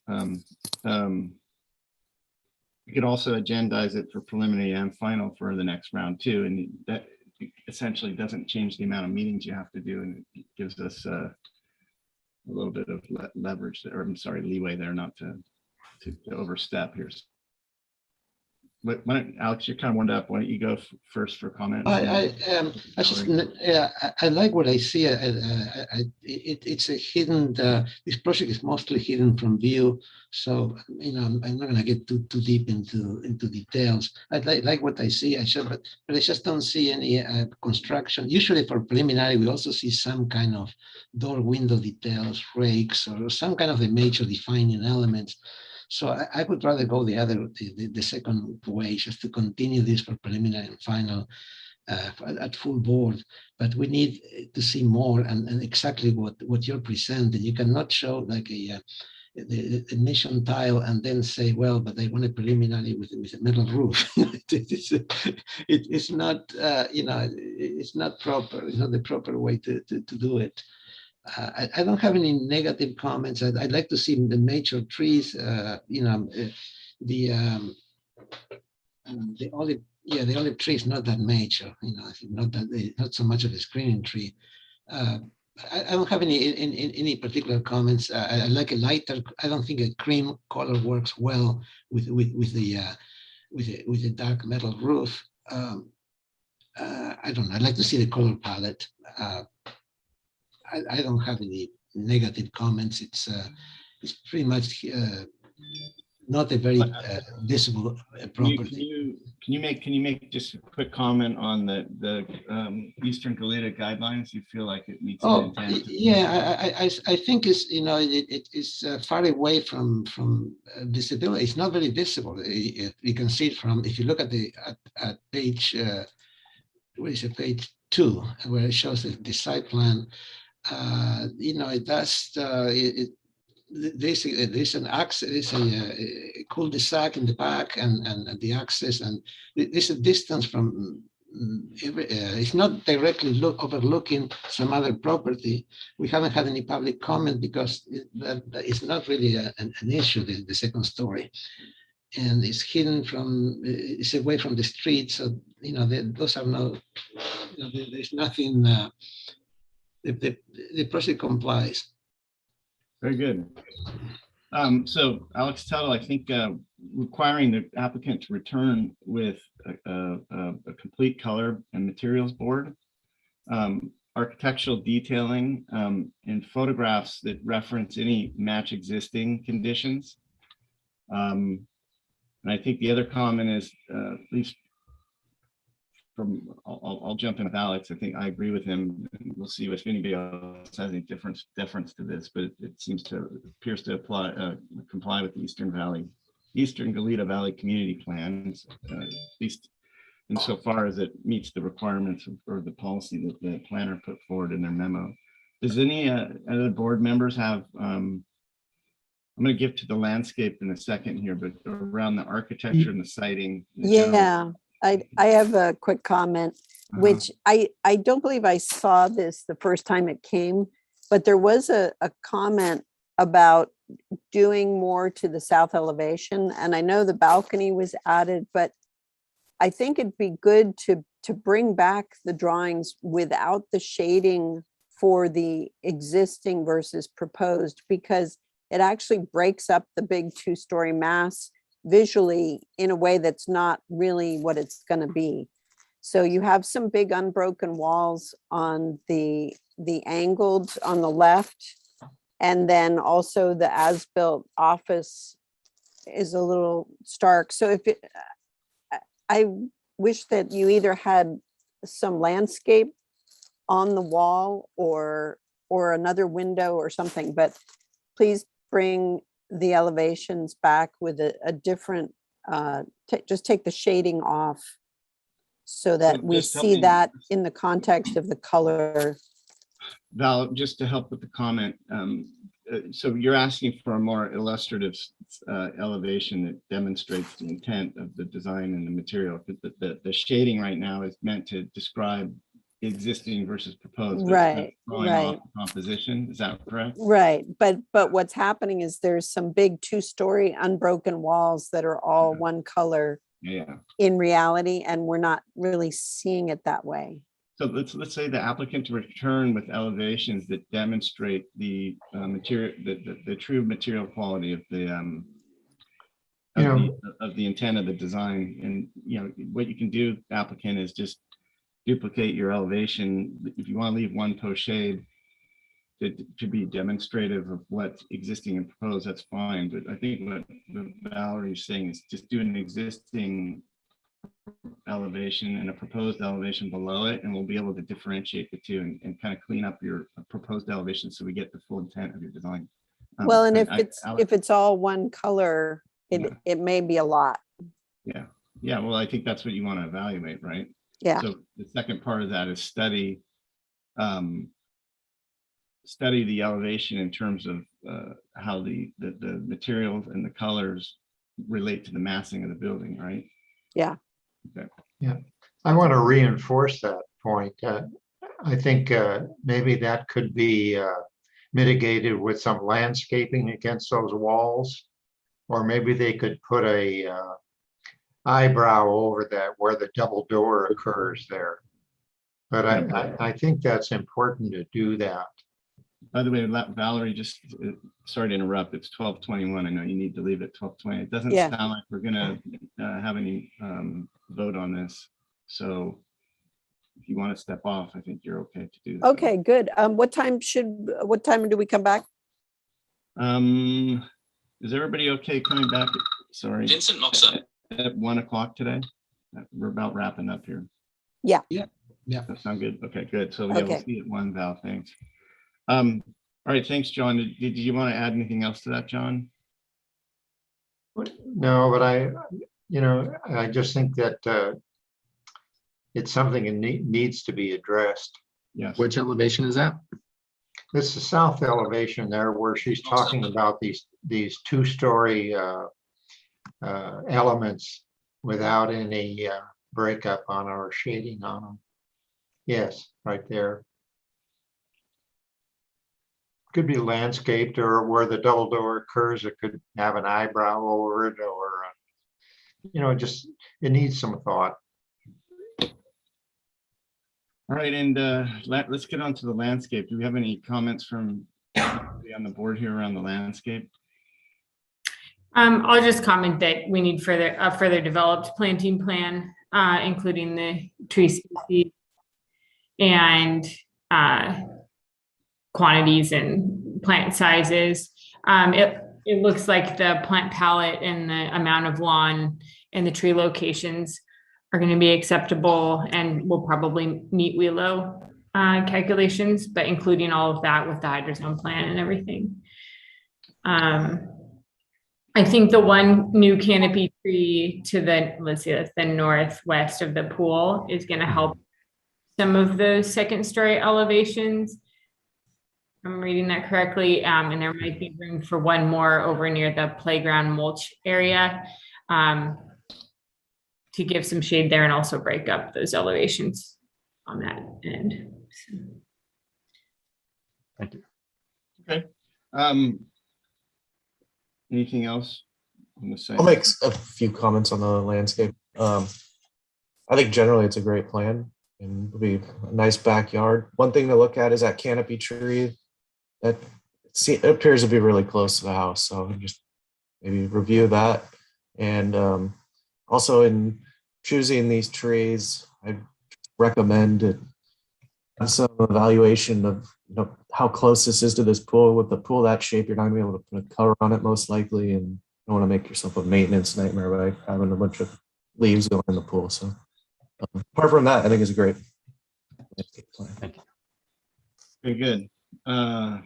So unfortunately, I don't think we're going to be able to take an action on this. It doesn't sound like we are today, but I think I would be supportive of bringing this back for preliminary and final agenda at the next meeting in front of the full board. If the applicant can gather up these items successfully, you may have final approval next time. Is that agreeable to everybody? Yes, sure. We should get the photographs back too, please. Include them in your new submittal. Okay. So we got a couple seconds more here. I know there's a lot of discussion for this. So Alex Tuttle, do you want any? You have everything you need there? Do you want to? I think I got it. All right, good. So we're gonna close on this. We'll see you on the next agenda. We're fine with preliminary final in the full board. You have a good project. Just bring these things along and should go well. Okay, thank you. We're gonna. Thank you. Thank you.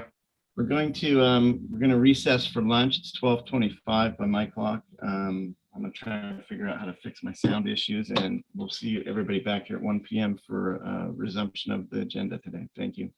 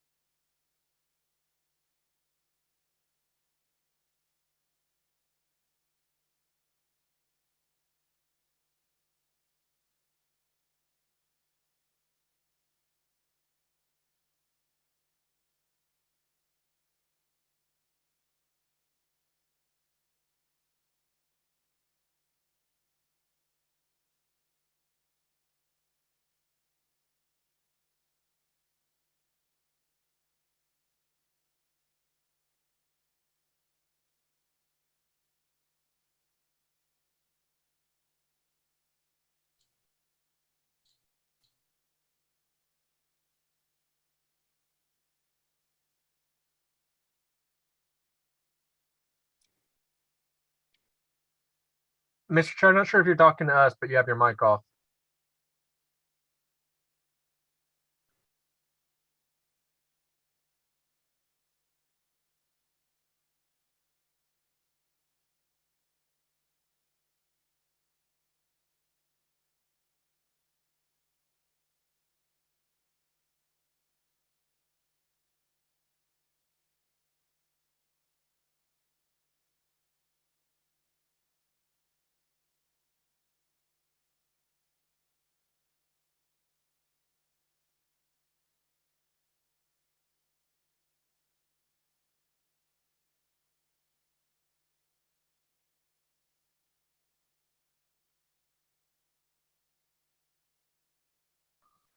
Hello. Okay, we're resuming SBAR meeting today. What day is it? February 18th. We're on to item 7. Do we have all our board members back?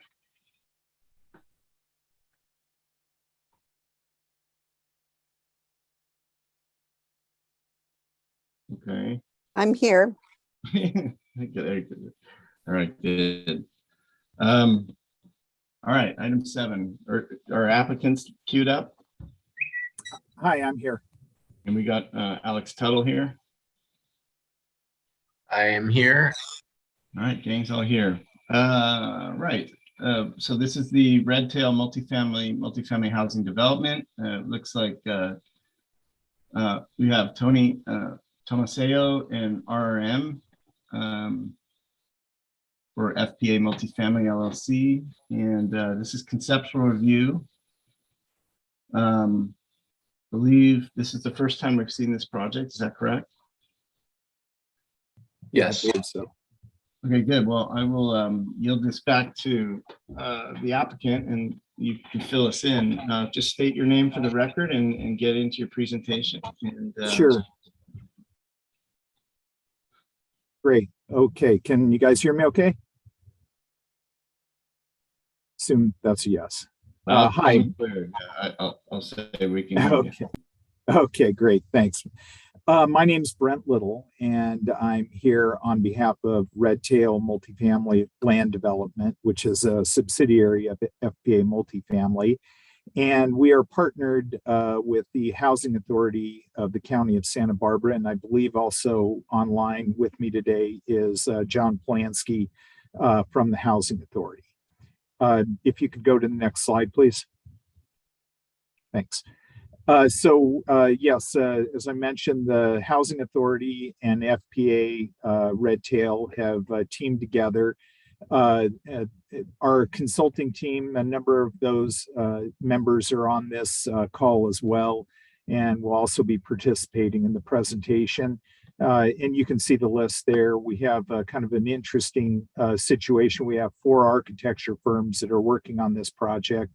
RRM is handling the affordable housing building. Architects Orange is the market rate. And then Urban Arena, who's an architecture firm, also does landscape architecture, and they're the landscape architects on this project. And then finally, the clubhouse was designed by Angelino Architects. Go to the next slide, please. So understand that this body's to review the architecture and design of the project, but we wanted to start out with just a real quick history on the site, because I think it helps to understand why things are the way they are and what we've done. The Carpinteria Unified School District bought the property for an elementary school. The city of Carpinteria pre-designated the property, even though it's not in the city, for public facilities to accommodate the school site. Unfortunately, enrollment declined, and so the school district decided to sell the property. Part of the process is for a public agency to sell real estate, they need to offer it for a surplus through the Surplus Land Act. And that primarily goes to affordable housing. So that's a part of state law. So the school district entered into contract negotiations with the Housing Authority. Kind of simultaneous to that, the city of Carpinteria not only discussed housing with the school district, but also the housing authority. Next slide, please. So we wanted to just, for perspective, show everyone some of the traffic because traffic and parking are always issues. And so just as a quick snapshot, in virtually any scenario, whether it's a school of small or large, purport this demonstrates that the traffic, be it AM or PM peak, is substantially greater than housing. One of the other issues, of course, is parking. And for any of you who have been out near the site, there are substantial parking impacts, and we are actually over the city and county parking requirement, and over the state parking requirement as well. One of the other challenges that we've heard about is that this is removal of farmland, and I'll speak to that in a second. But we also wanted to show that as a public facilities designation, which is what it's designated in the city, there's a number of other uses that are allowable on the site. They include police, fire, sewer, municipal services, all of those types of services as well. If you go to the next slide, please. Great. And I'm sure all of you are aware, but just for those that might not be, the site is located in the county, obviously, but at the end of Baylord and just opposite the city corporate boundary of Carpinteria. Next slide, please. And this shows the basic property boundary within the situational setting above the city and the existing project below us and next to the Monte Vista Park. And next slide, please.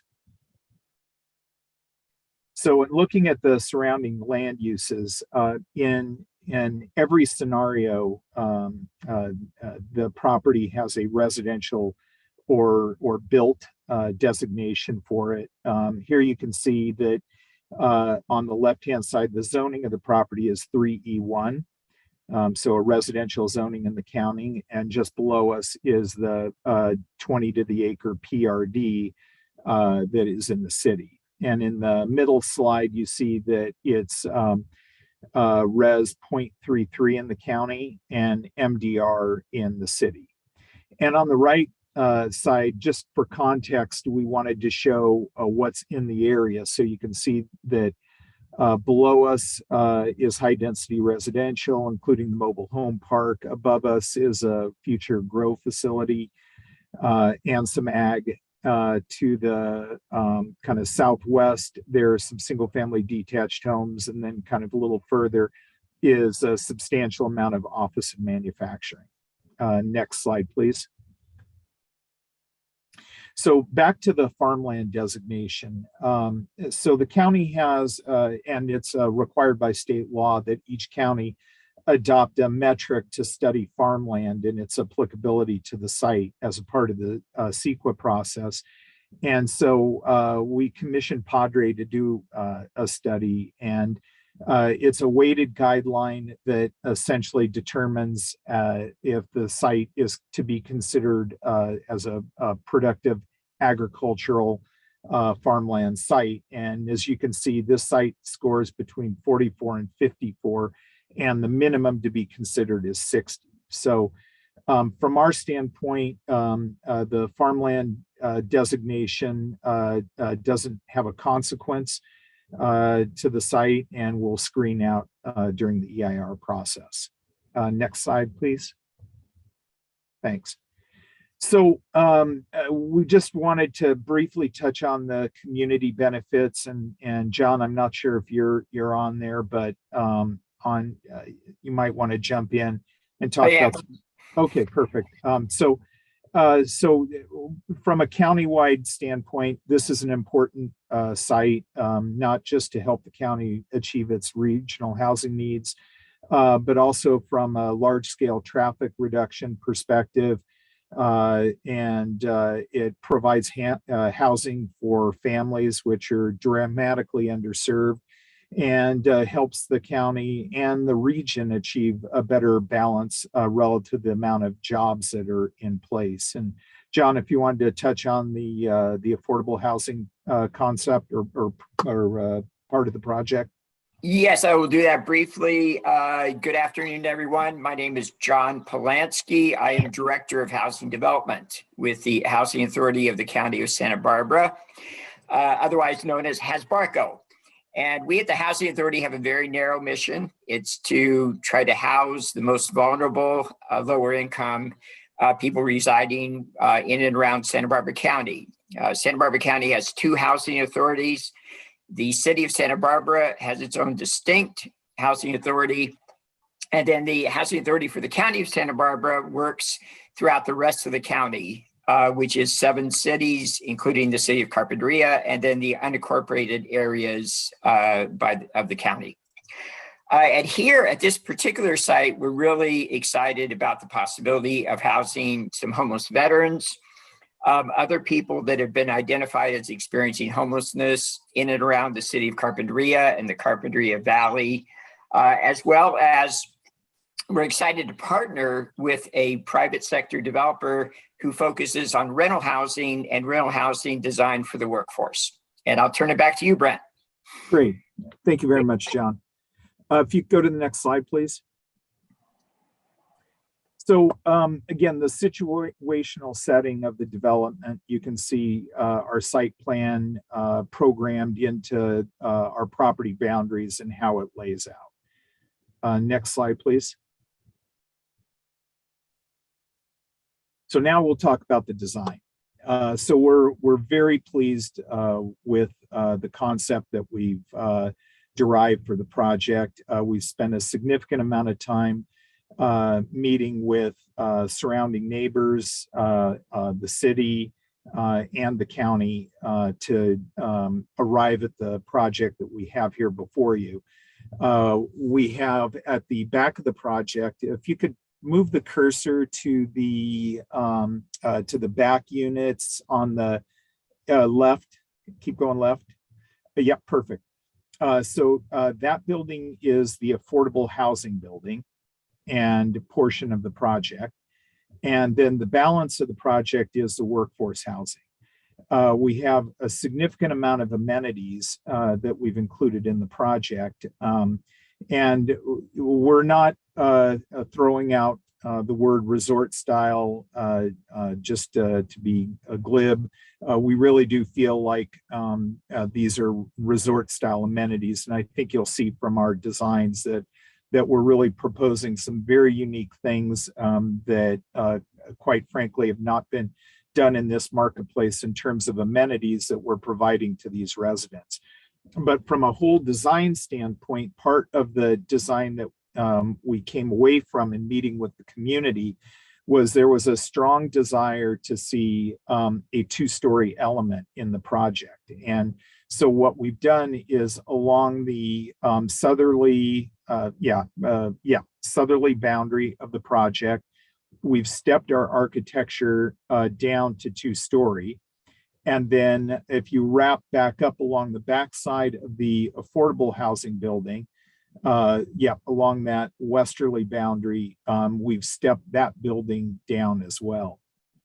Some other kind of creative design concepts that we've incorporated in this is a north-south orientation of the building to allow view corridors for not only the residents below us, perfect, thank you, but also from the park, the adjacent Monte Vista Park. And that was one of the things that the city impressed upon us, is that having a view corridor from the park was something that they were very interested in. And so that's why we've clustered that community garden, dog park, and tot lot in the upper right portion of the site plan. If you could go to the next slide, please. Terrific, thank you.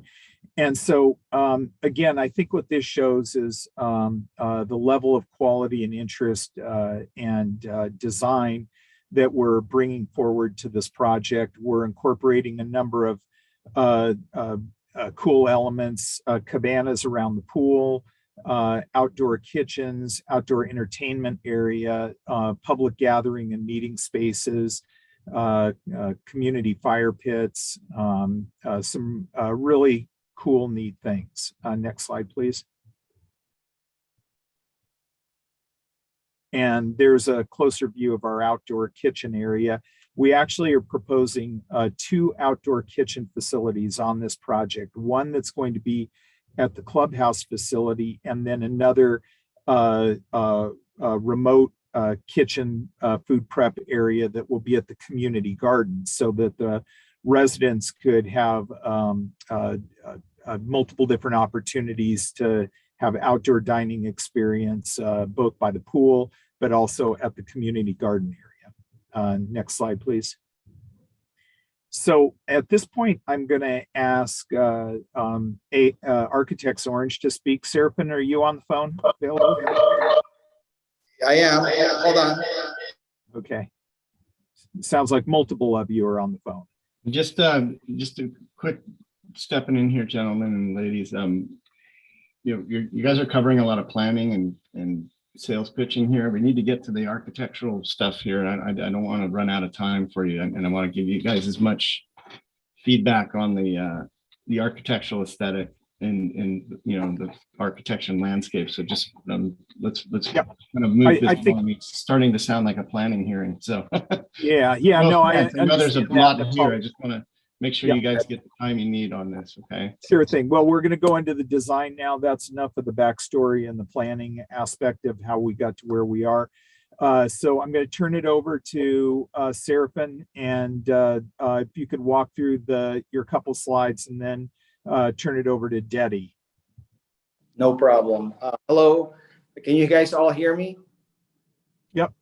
Perfect. My name is Seraphin Moran, and I'm a partner at AO. We are the architects of the multifamily market rate rental portion, which you're seeing here right now. Agrarian architecture is chosen here to reflect the historical roots of the region. That is defined by the simple gable and double gable roofs that you see, the undulating roof planes, the articulated facade to animate the elevation and to give it scale and proportion, application of earth tone color schemes, enhanced materials such as stone at the bases, lap horizontal siding, and board and batten to give the massing distinction and texture. Next slide, please. We want to create a 360-degree architecture that's consistent through and through, so that the ends of the buildings are just as articulated as the fronts, with the same careful attention to detail. Next slide, please. This is a typical floor plan that make up a 1 and 2 bedroom mix. The units are state-of-the-art, L-shaped kitchens with islands that opens out onto the living and dining spaces. Each of the units have side-by-side washer and dryer and spacious walk-in closets. The 2-bedroom is laid out to be a dual master condition. This is designed to be a stair enclosure. So you can see on the drawing, there's 2 stairs that typically cuts through the building. So each of these stairwells serves only up to 4 units per floor, which is a more intimate and it's a more intimate way to serving residents than traditional double-loaded corridor types of buildings, and it allows plenty of light and ventilation to filter through the entry breezeways. Next slide, please. This is our last slide. This is the color and material board, which showcases the enhanced materials that we are applying to this project, such as the cementitious fiber cement hardy panels of the horizontal lap siding and the board and batten, the stone veneer at the bases to give it texture, and metal railings and also shingle roof tiles. This concludes my part of the presentation. Thank you. Great, Deddy, and if you could show the next slide, the affordable building. Thank you, Brent. Yeah, I'm Deddy Pikert. I'm a principal with RRM Design Group and the architect for the affordable component of this of the project. This slide just shows you a three-dimensional view. We thought it'd be helpful so that you could kind of see the modulation of the elements, design elements, the projecting balconies and the slightly recessive main entrance lobby, center of the building, etc. And again, we're using similar materials to draw from the sort of rural agrarian style, using stone, and you can see that in the low stone wall there, board and bat siding, plaster, wood posts with bracing, as you can see in this view of the building, and then tailouts at the roof. Next slide, please. So this just shows you the actual floor plans of the building. We're just showing two of the levels. The first level, the second level is somewhat similar to the first level.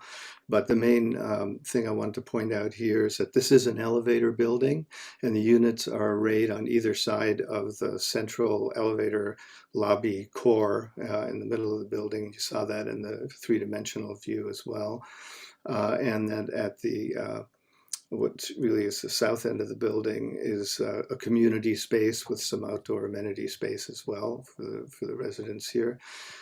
East is to the north, and you can see that on the east side of the building, we go up to the 3 stories, but on the west side of the building, we drop down to 2 stories. Again, that's kind of to respect the relationship between the neighboring property owner, etc. We'll see more of that in the next slide. So that is the front elevation of the building, and again, you can see, how the balconies are arrayed and the materials express this sort of rural agrarian vernacular, and with that center gable indicating the main entrance of the building with a porch-like covered entry.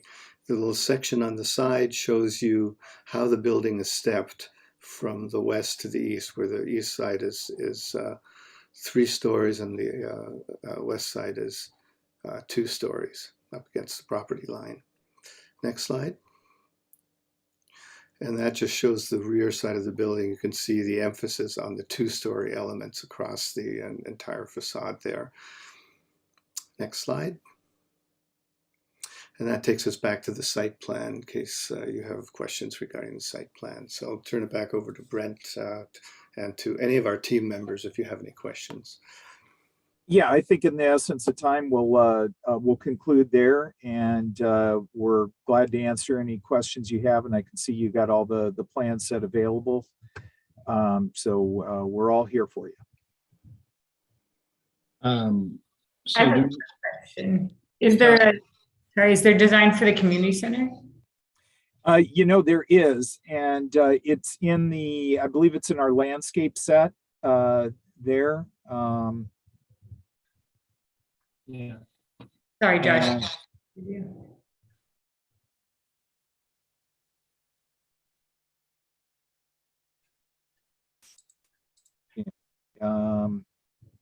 Yeah, keep going.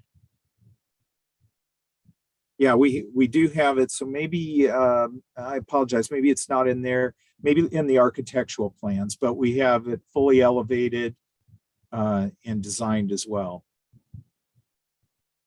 You can take my word, it looks really nice. There it is. There you go. Right? Yeah, and so again, we're keeping with that rural agrarian feel to it, and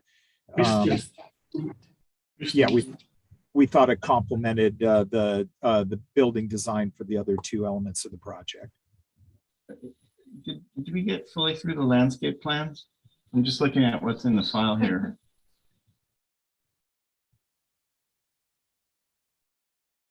Let them load for a second.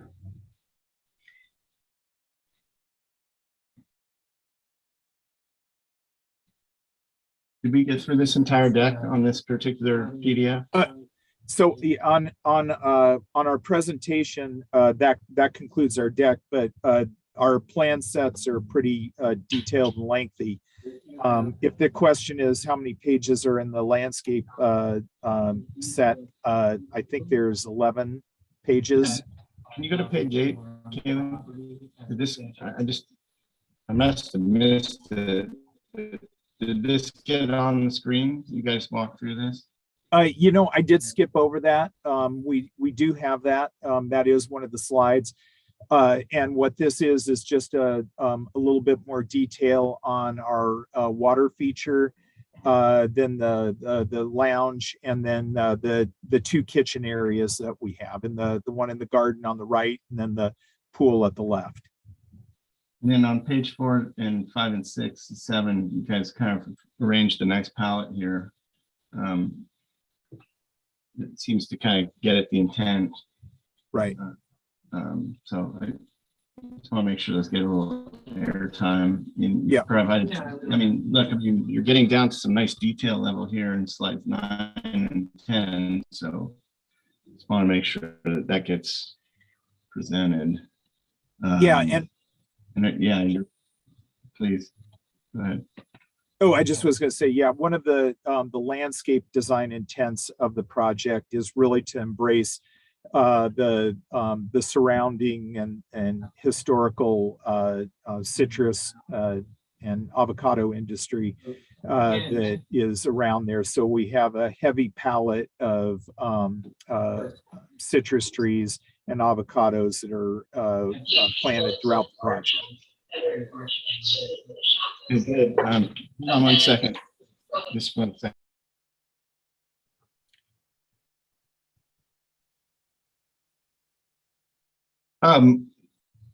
So do we have a planner assigned to this project yet? I'm assuming we do. Yeah, so there is a planner, Sean Stewart. He's not available today. This project is pretty involved in that it requires various approvals. Ultimately, that will require Board of Supervisors approval due to the fact that it requires modification to the urban rural boundary line. So currently this parcel is within the rural area of the county. It's within what's called an existing developed rural neighborhood.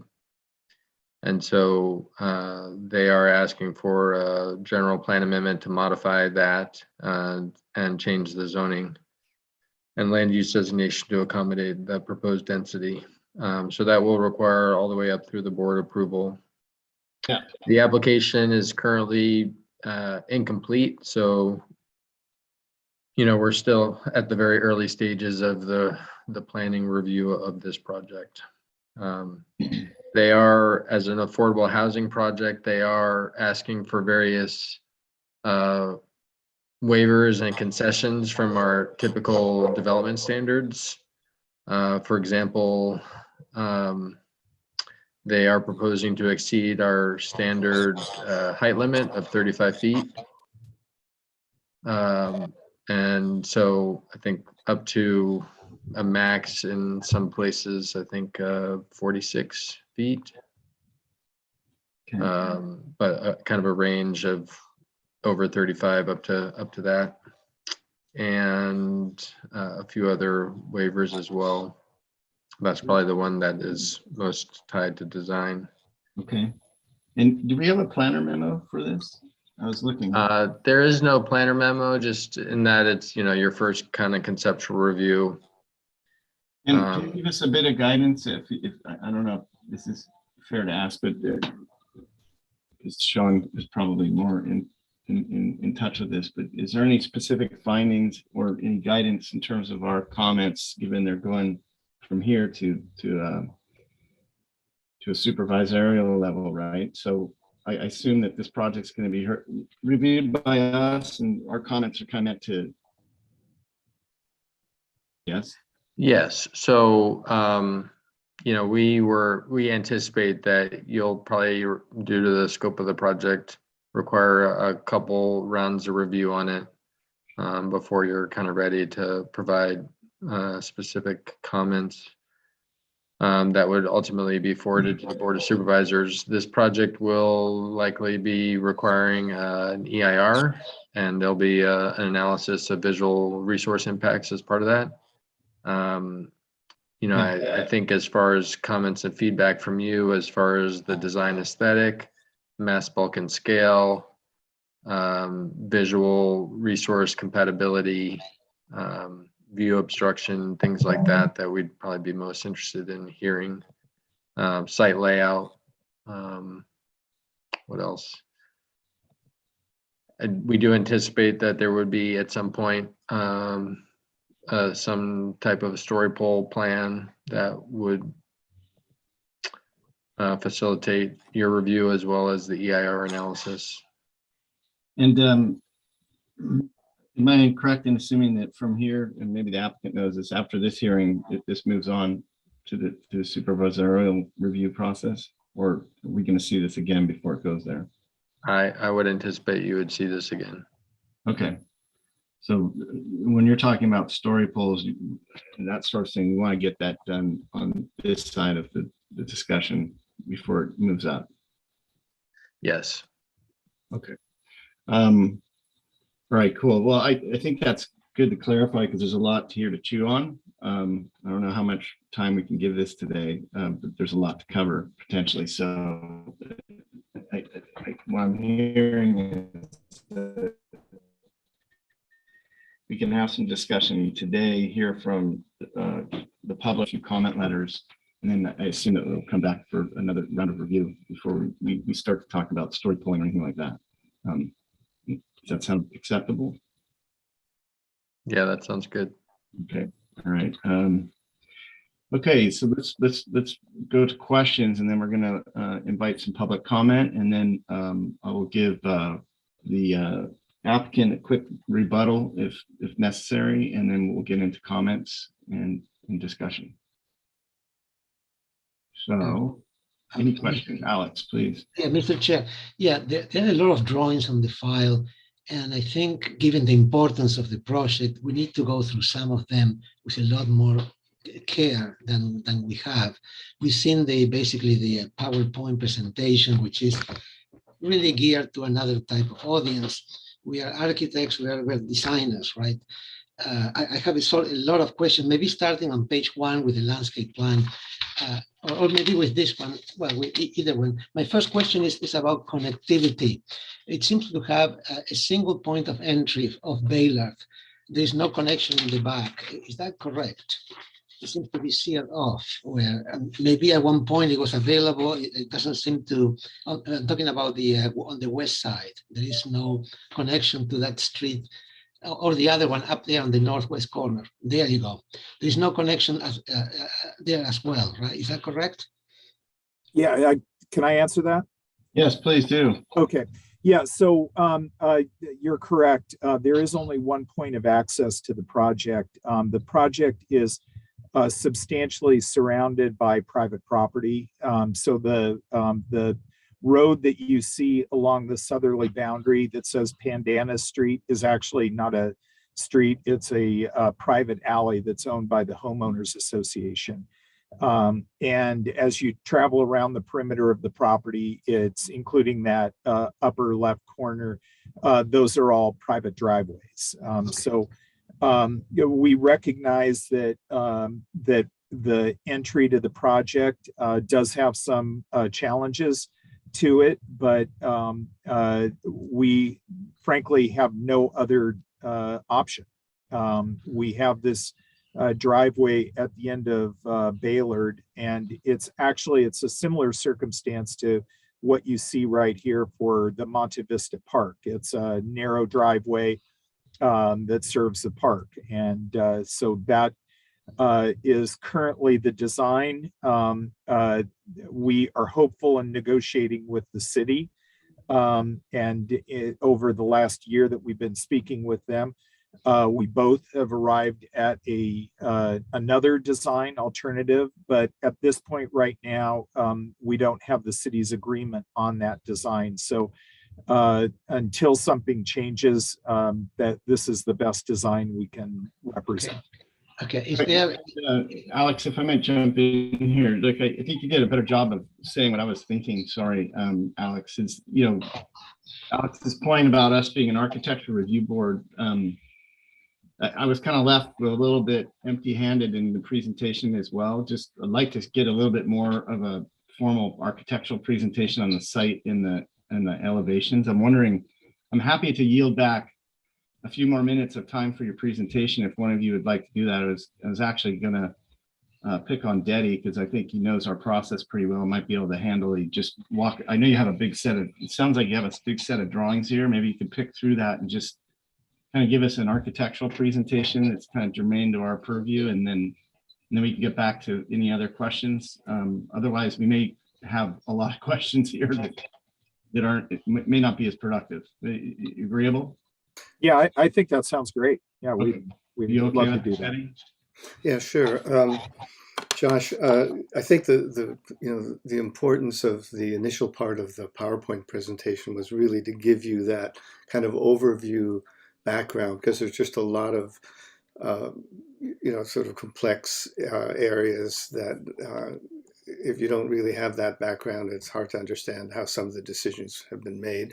But from an architectural standpoint, if we just go through this set of plans, and I'll try to do it pretty quickly, we've already touched on the southeast corner there as being the only means of ingress into the property, and that dictated a number of issues with respect to how the site was laid out. So if we go to the next plan, next slide, this is our technical site plan, and it shows all the various setbacks and things like that with which we do comply, etc.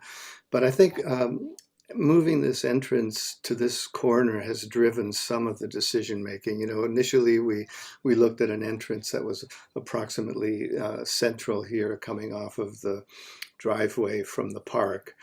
And that would have dictated, for example, where we put the community center and how we arrange some of the buildings. And then also we have had meetings with neighbors and tried to understand what some of their concerns might be. And so we took time to sort of rework how the site is laid out, taking input from the neighbors as well as the city of Carpinteria, had certain particular things that they were interested in. And one of those issues had to do with the orientation of the buildings. Previously we had some that were oriented east-west, etc. And so we've reoriented all the buildings so that they're north-south, with the exception of the one here at the northernmost part of the property. And one of the reasons for that was to sort of preserve as much of an open view as possible, from the neighboring residences to the south. And in conjunction with that, we oriented the community center to this entrance with a little roundabout there, so that you have a drop-off zone in front of the community center. And that building's just one story, so that kind of really opens up the visual view corridor, so to speak, by having that as a one-story building. Then the other buildings are three-story, with the exception of the affordable building, where we drop one half of the building down to 2 stories. And again, the reasons for that are to mitigate the sort of visual impact of the 3-story buildings as much as possible. So all of this frontage here is in a 2-story configuration, and that's what you see in the hatched areas of these buildings. So that kind of gives you a little bit of a sense of how we oriented the site plan, et cetera.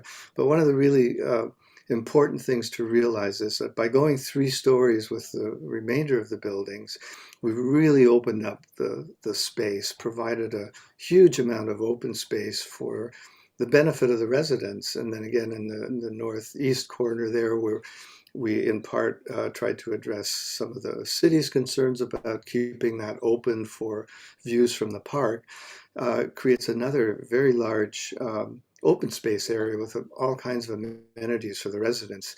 This is just, it kind of underscores how a project in this location, as opposed to say downtown in Carpinteria or something, provides so much more in the way of amenities for the residents, and the lifestyle, etc. So that gives you a sense of the site plan. Now moving on to the next slide. That is the community center, which is really central to creating these amenity spaces for the residents. Next slide. You've already looked at this, and it just shows you our intent here in terms of trying to have our buildings reflect that sort of rural agrarian character with the different materials that we're using. Next slide, just another elevation, and then of course a material slide that shows you the materials. I won't get into that. You may have questions about it later. Next. So that this is just a table that gives you a summary of the different unit types and building types, etc. I'm not going to go through all the detail; it would take a long time, but it does provide you with the statistical information on how the buildings are arranged and arrayed with respect to the units and unit sizes, etc. Down to this next slide, and as we showed previously, this is a typical 3-story walk-up configuration, 24-unit building. With the central access point between the two sides of the building to 8-unit or 12-unit, I'm sorry, components of the building. And you've kind of heard about the intention there with respect to the design for these family-oriented units. Next slide. And that just shows more of that site plan and what the roof plan configuration is. And then here are some building elevations. We've already talked about them, again, reflecting the same material and style, with you can clearly see how the facade is modulated with gable ends, etc. And then you see the gaps where the stairwells provide access to the upper levels of the units. Next slide. And as was said earlier, the idea is here to make all of the elevations of the building attractive. And here you can see an end elevation and the opposite side elevation. And again, the use of stone really adds some nice qualities to accentuate that rural agrarian style. Next slide. More building floor plans. Again, we provided floor plans for all the buildings. Same basic arrangement. Next slide. Again, the roof plan and the upper level. And this actually shows where we take this building, the ones that are in the north-south orientation, but at the ends, at the southerly end, we have the 2-story step down, again, just to open up that view corridor and not have the 3 stories sort of directed at the southerly neighbors. Next slide. Again, all of the elevations of different building. Here you can see the step down effect, again, on the end of that particular building. Keep going. And the floor plans of one of the unique buildings that's a 12-unit building. Yeah, again, you're seeing here the stepping down effect. Next slide. And these are the floor plans, very typical, 1-bedroom floor plan. I'm looking at the square footage there. In this particular case, the 1-bedroom is 724 square feet. The 2 bedrooms are 981 square feet, and then 1099 for the 3-bedroom over here. So those are the typical floor plans within the family component of the project. Next slide. And then these are elevations showing how the materials are distributed on the facades. Again, we've already talked about that a little bit, and we'll certainly answer more questions about it if you have any. Next slide. Same thing, just a different building. Here you see the step down and how the materials of the building are distributed in the different elements of the facade. Next slide. And this is the affordable building. Again, as I pointed out earlier, it's an elevator type building, and the units are smaller. Now, these are affordable housing units, and we have 8 studios that are 377 square feet each. We have 25 1-bedrooms that are 520 square feet, and we have 8 2-bedrooms that are 751 square feet. So they're modest in size as appropriate for this particular type of project. You can see that the units all have balconies, and then on the ground floor, again, you can see that, as is typical in many of our affordable projects, we have a substantial community center for the residents. and some other amenity spaces as well. And then in the center is the lobby, the elevator lobby, and the entry lobby, and the leasing offices that are oriented towards the other part of the project in the east, to the east of this. Next slide. And that shows the roof plan. And in the presentation slide deck, I integrated these two so you could see how they relate. But the point is that this third floor element is on the upper part of this building roof plan. So that's again the easterly side. On the west that faces the neighboring property, it steps down to a 2-story element. And those are the elevations showing both the front elevation and the side and end elevations. On the right side, you can see where the community room has a little porch, and then there's an outdoor amenity created on the site, a small portion of the site there. And the lower building shows the 2-story elements. Slide that up just a little bit, yeah. In this particular case, in the slide deck, I kind of showed this more realistically by fading back the 3rd story, because it's actually only a half of the building that's 3-story on that level. And you wouldn't, from the ground level, you wouldn't even see that 3rd story. Next slide. And these are the typical units again: the studio, 1 bedroom, 2 bedroom. As I mentioned, square footage is very typical for a lot of our affordable housing projects. Next slide. And that's the material board. Again, as I mentioned earlier, we've got asphalt shingle, kind of dimensional shingles. We have board and bat vertical siding, etc., and using some different color shades. Where we have gutters and downspouts and shutters, we're going with this dark color. And then the window trim and other trim will be this white color. And we do have these posts, as you can see at the entrance, again, trying to reference that rural character with the braces kind of accentuated, and then the stone material that we're using for the low stone walls. So again, the materials are similar to what we're using in the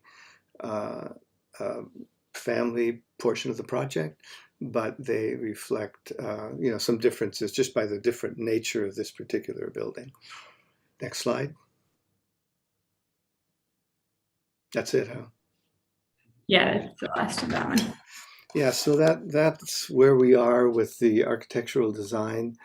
We certainly feel that that's an appropriate style for the area in which it's located, and in the context of other residential and farm buildings, et cetera, that surround the northerly part of the site.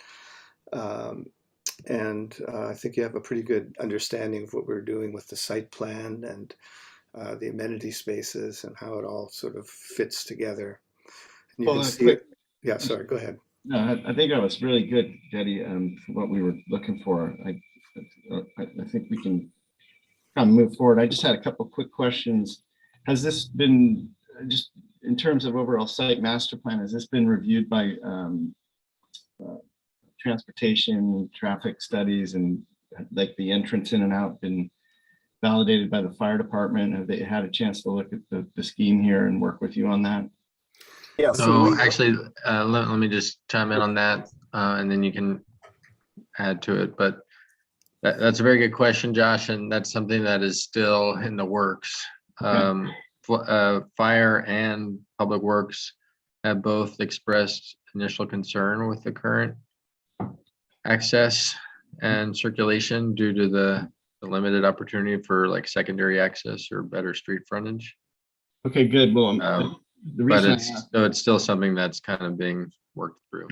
Yeah, just as advisement to the board members here, let's not get too fastidious in our comments or waste too much time on those particular issues until the applicant gets a chance to catch up to that. And then when they come back with more validated design, we can dig in deeper. And maybe we focus more on the elements of the project that are complete. That was going to be my second question, Alex. Is there anything else that's incomplete about the application? Because I heard you say that early on. I just wanted to capture that.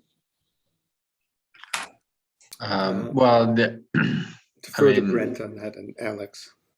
There's plenty that's still incomplete about the application, but design related though. Design related.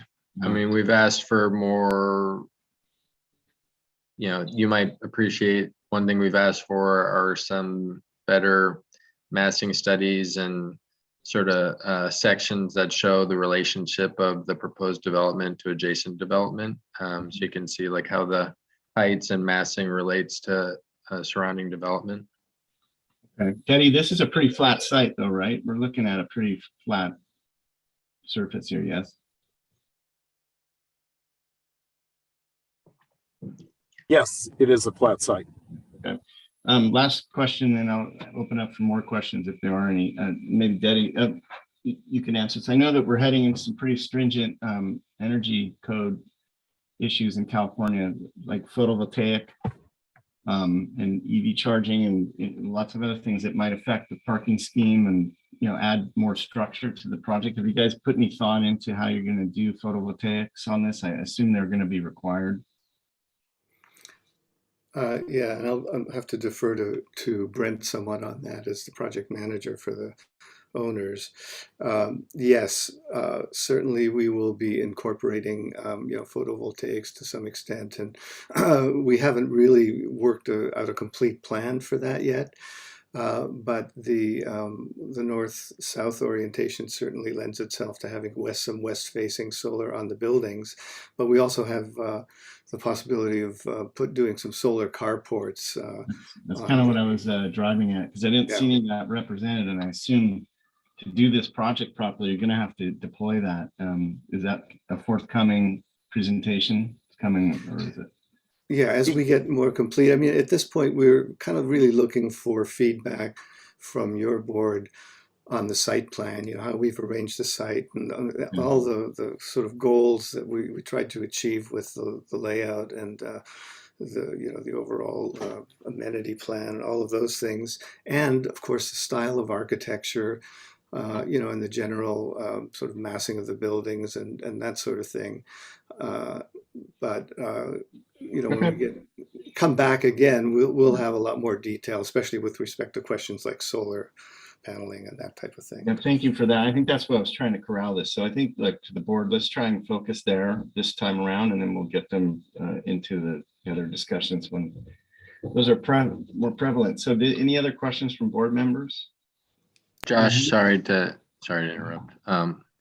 If I could add one more thing that might be of interest to your board. We did express some questions and concerns to the team about the location of the affordable units as compared to the rest of the site and kind of how they're integrated or not to the rest of the site. There was some reason behind that. And so if that's something that you're wondering about or interested in hearing, John Polanski might be able to speak to the reason they set it up that way. Because normally our policies would push toward and encourage more site integration of the different housing types. All right.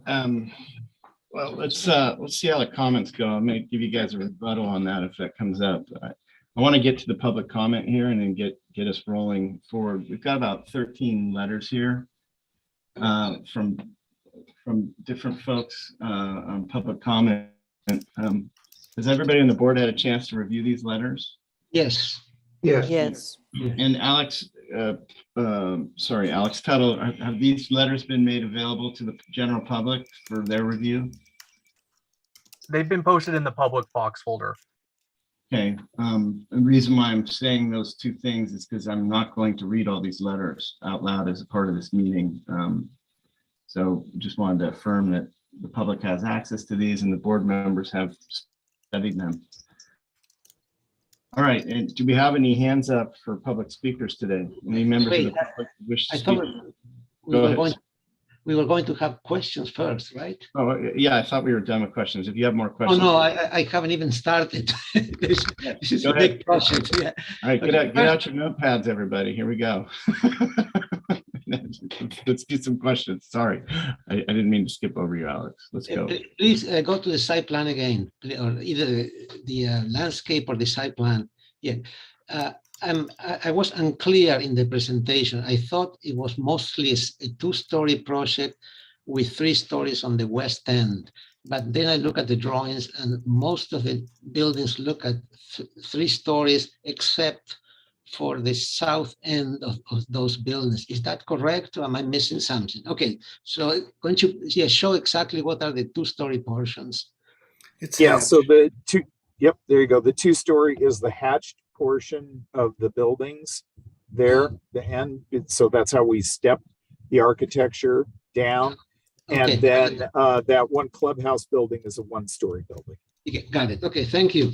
The when they talk about the turning radius, I mean that will be clarified by the fire department. But I would imagine the problem appears on the northeast corner, right? The northeast corner, that one right there, appears to be where the fire access doesn't quite happen, right? Is that what we're talking about? That will change. Yeah, that's right there. No. Okay, all right. Yeah, no. Yeah, I just wanted to identify. Okay, and the landscape plan.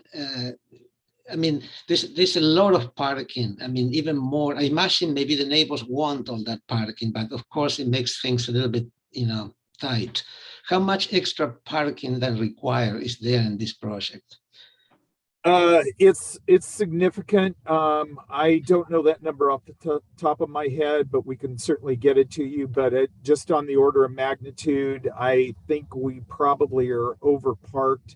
If you follow the state density bonus law, we'd be required to have 169 spaces. And I believe we're in the mid 200s spaces. So we have a significant amount of extra parking, and we have discussed sharing parking with the adjoining residents. So we're amenable to that. Okay, you have a landscape architect on board, right? Yeah, they're on the call. Right. Now, if the carports are installed, I mean, if you do need to put carports, then a lot of those trees and most of the, half of the trees, maybe more than that, happens on the parking areas. So a lot of those trees will have to go. Is that the assumption, or where are we with that? No, I think because we're so dramatically over parked, if we do have to go to carports, we're still going to be significantly over what the parking requirement is. So I would not expect to see those trees to go. Okay, all right. I'll stop here. Thank you. Good, thanks, Alex. Any other board members have questions? No, that was answered. Yeah. Robert, you got something there? Yeah, I had a question to the landscape architect. Could you explain any screening into the site or kind of how you're addressing that in terms of neighboring properties looking into this and softening the 3-story buildings? Michael, are you there? Can you weigh in on this?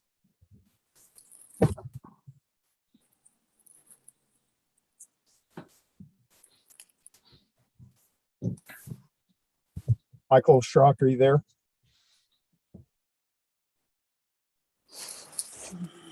Michael, I know you texted me and said you're there, so I believe you're there. Well, I'll tell you what. Well, I can answer that while he's getting on.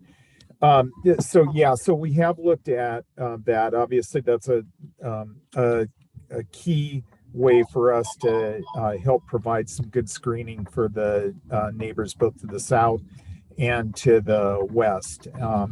And so our tree palette contemplates some taller trees that will provide that screening.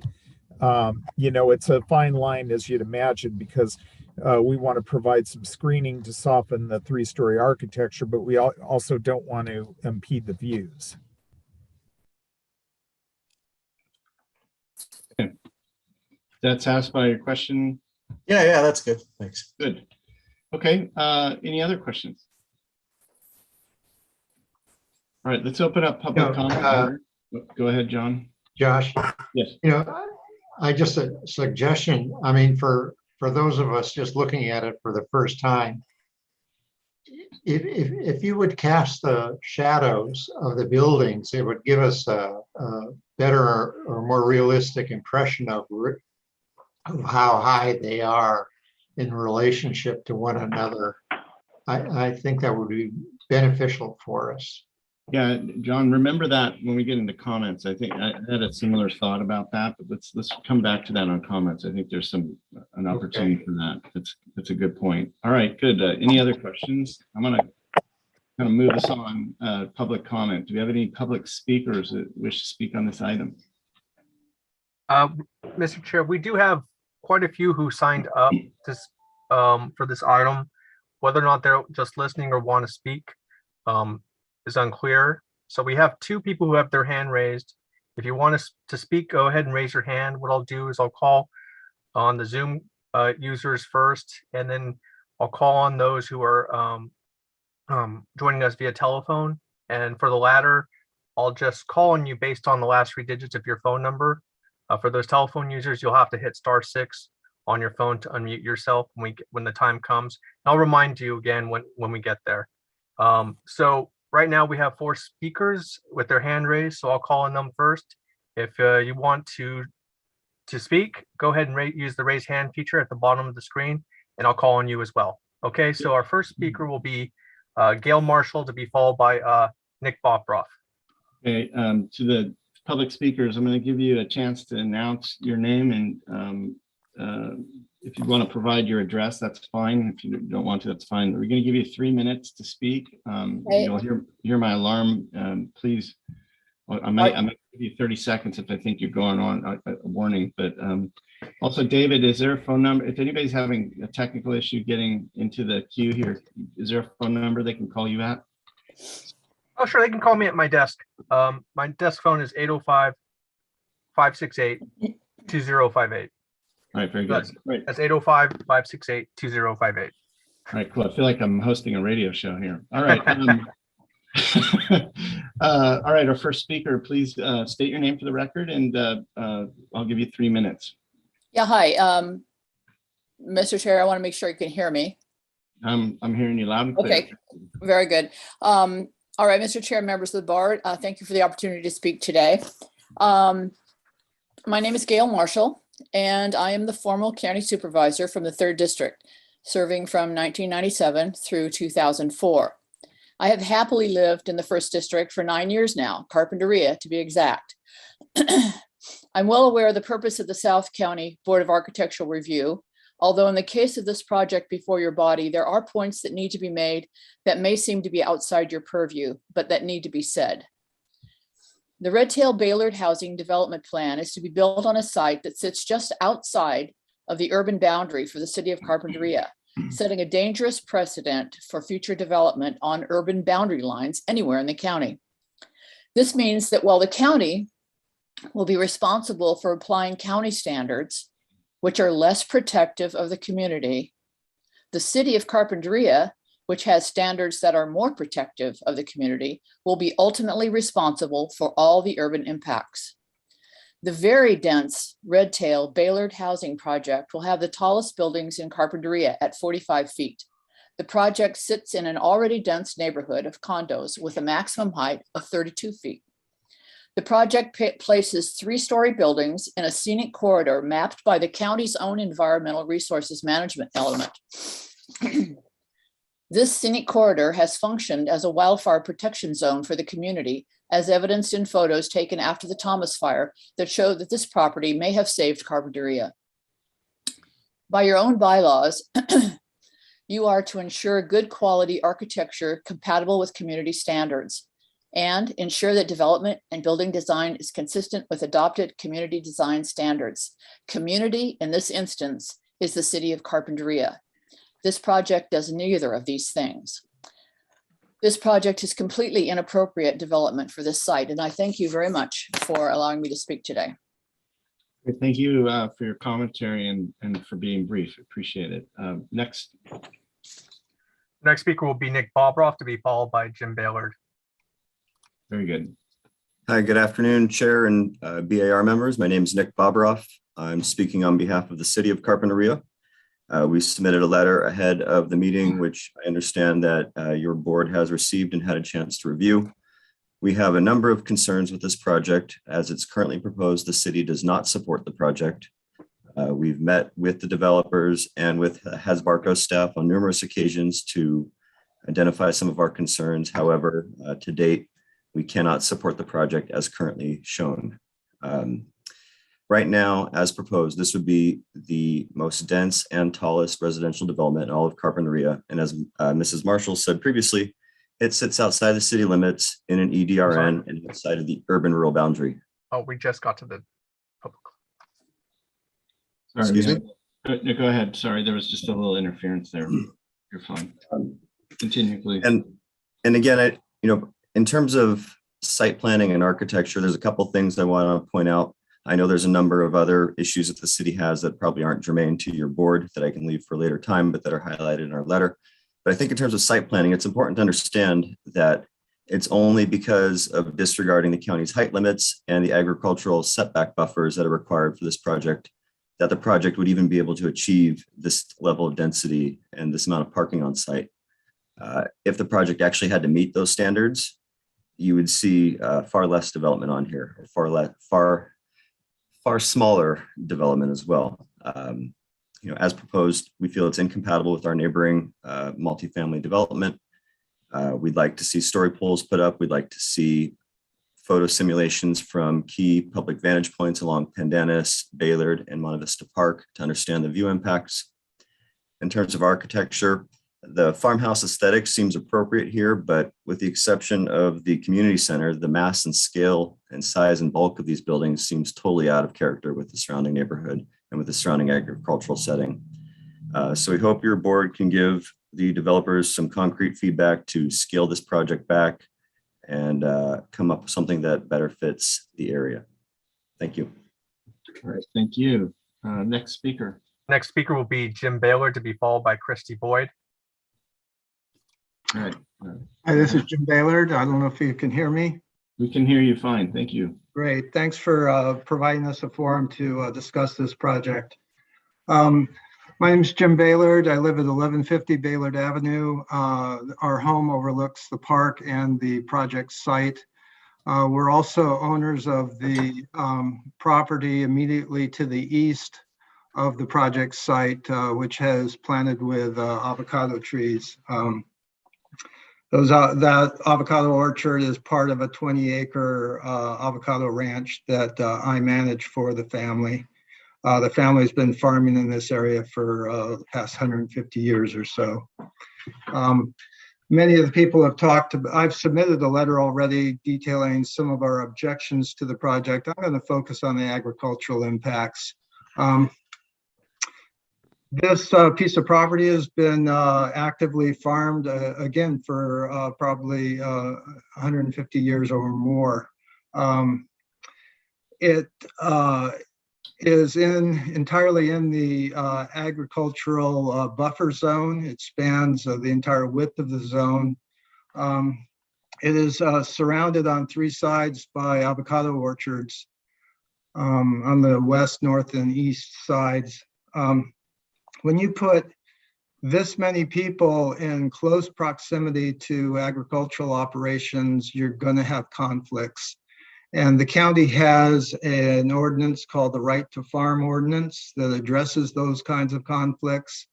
And I just see major problems. We generate odors, we generate dust, we generate smoke at times with burn piles. There are pesticide odors. There are many kinds of impacts.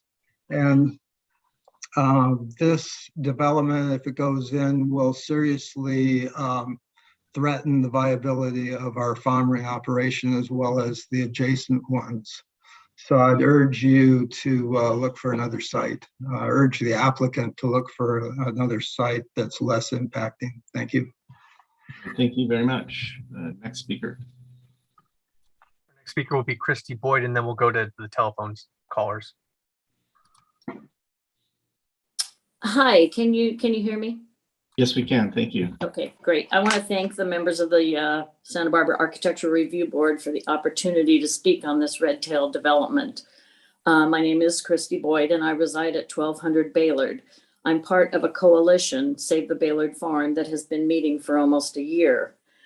We agree that appropriate housing is an essential component for a healthy community. Carpinteria is particularly appealing as a location to live in. We are surrounded on all sides by natural beauty, ocean, mountains, and the estuary.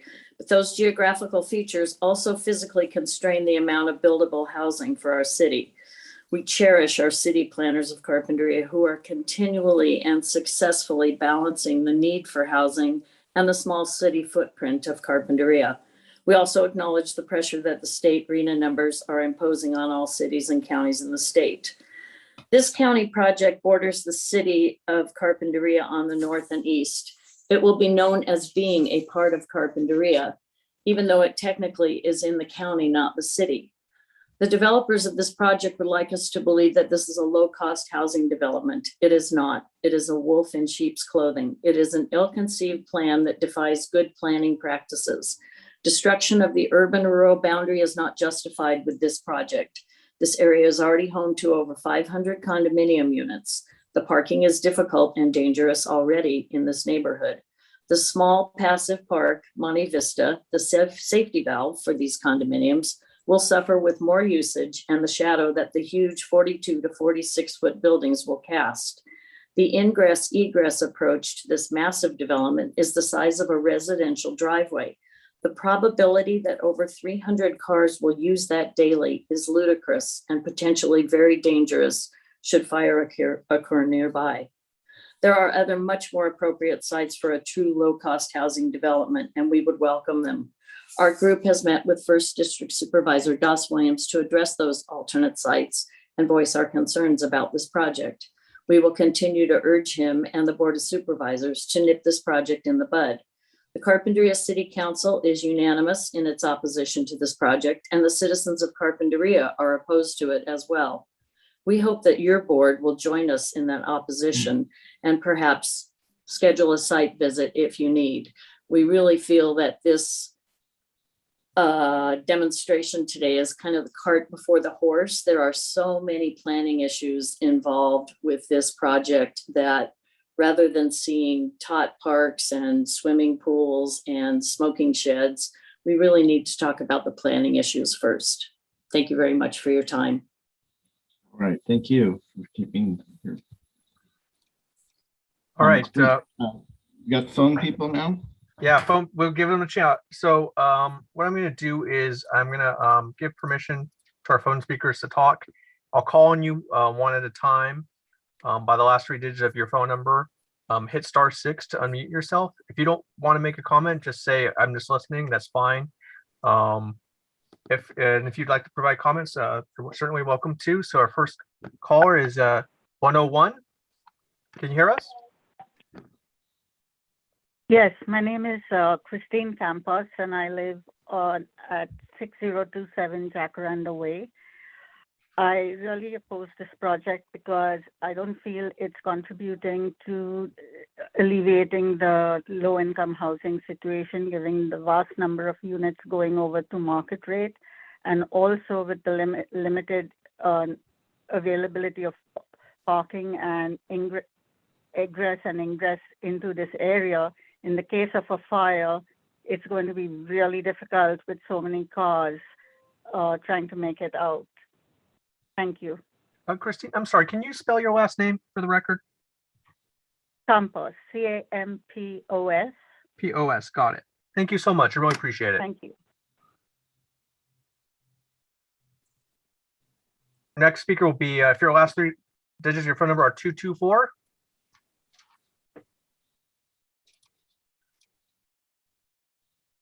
So if it's you, caller 224. Thank you for muting. Can you hear us?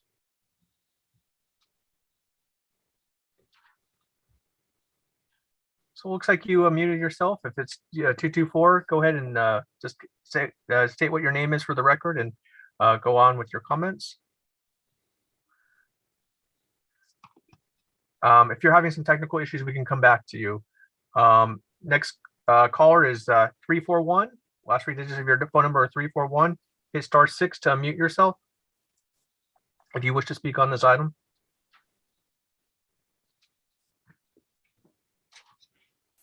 Can you hear us? Just listening. Thank you. Okay, great. Thanks so much. Again, next caller is last 3 digits of your phone number are 484. Hit *6 on your phone to unmute yourself. I'm just listening. Okay, great. So unless caller 224 wishes to speak, looks like not. We do have another hand up. So let's go to back to our Zoom users. Ralph Barbosa. Yes, thank you. Good afternoon, and thank you for your work in this project. I'm speaking in opposition to the project. I have the unique vantage point in that my unit happens to be the one that faces the property directly, and it sits at the corner of Baylord and Panadis at the proposed entrance. Primarily, my greatest concerns with the scope and scale of this project are in fact the entrance and egress, egress and entrance to the facility. I've been in this area for 4 years, and in my 4 years being here, there have been 2 children hit by cars at this intersection. My car has been sideswiped trying to come in and out of my area in this location at any given time, especially in the mornings and the afternoons, of course, when there is lots of traffic. This is a very, very heavily condensed area because of the 2 condominium units on either side of the location. And of course, then it continues to sprawl to the east. The scope and size of the project, I believe, is not Carpinteria. We have very, very few, and it's rare to find a 3-story building in Carpinteria. So I believe that the charm of Carpinteria gets lost in this building. In addition, I was here both for the fire and the subsequent debris flow. And when they evacuated to the east of Baylord, they left west of Baylord, and we did not have to evacuate. It was like watching a disaster movie, people swerving around cars to get in and out of the area. As it is, there are too many cars in this area to begin with because of the 2 developments that do exist. And this is a great area for children to be able to enjoy. However, with additional cars, I'm just concerned that it's just excessive for this area. I think that a scale of this nature is too great for the actual acreage that it provides. Thank you very much for your time. Okay, thank you. Sorry about the extra noise. I'm having trouble managing my timer. Do we have any other speakers? Yes, our next speaker will be Justin Tivis. Okay, Justin, please. Hello, can you guys hear me okay? Yes, we can. Yeah, so I live at the very back of the Birch Street, Casitas Village HOA. I have nice views of the mountains.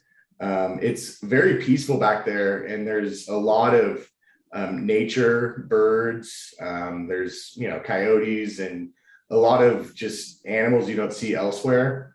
And I'm specifically concerned as well, not just about the parking impact, because anytime you drive back there, if it's after 5 o'clock, it's a working neighborhood and there is no parking. And like the previous speaker mentioned, during the fires and during anytime there's any sort of traffic congestion going into Santa Barbara, it backs up all the way through our neighborhood, and it becomes basically gridlock when I'm trying to get to work. And I work right here locally in Carp. So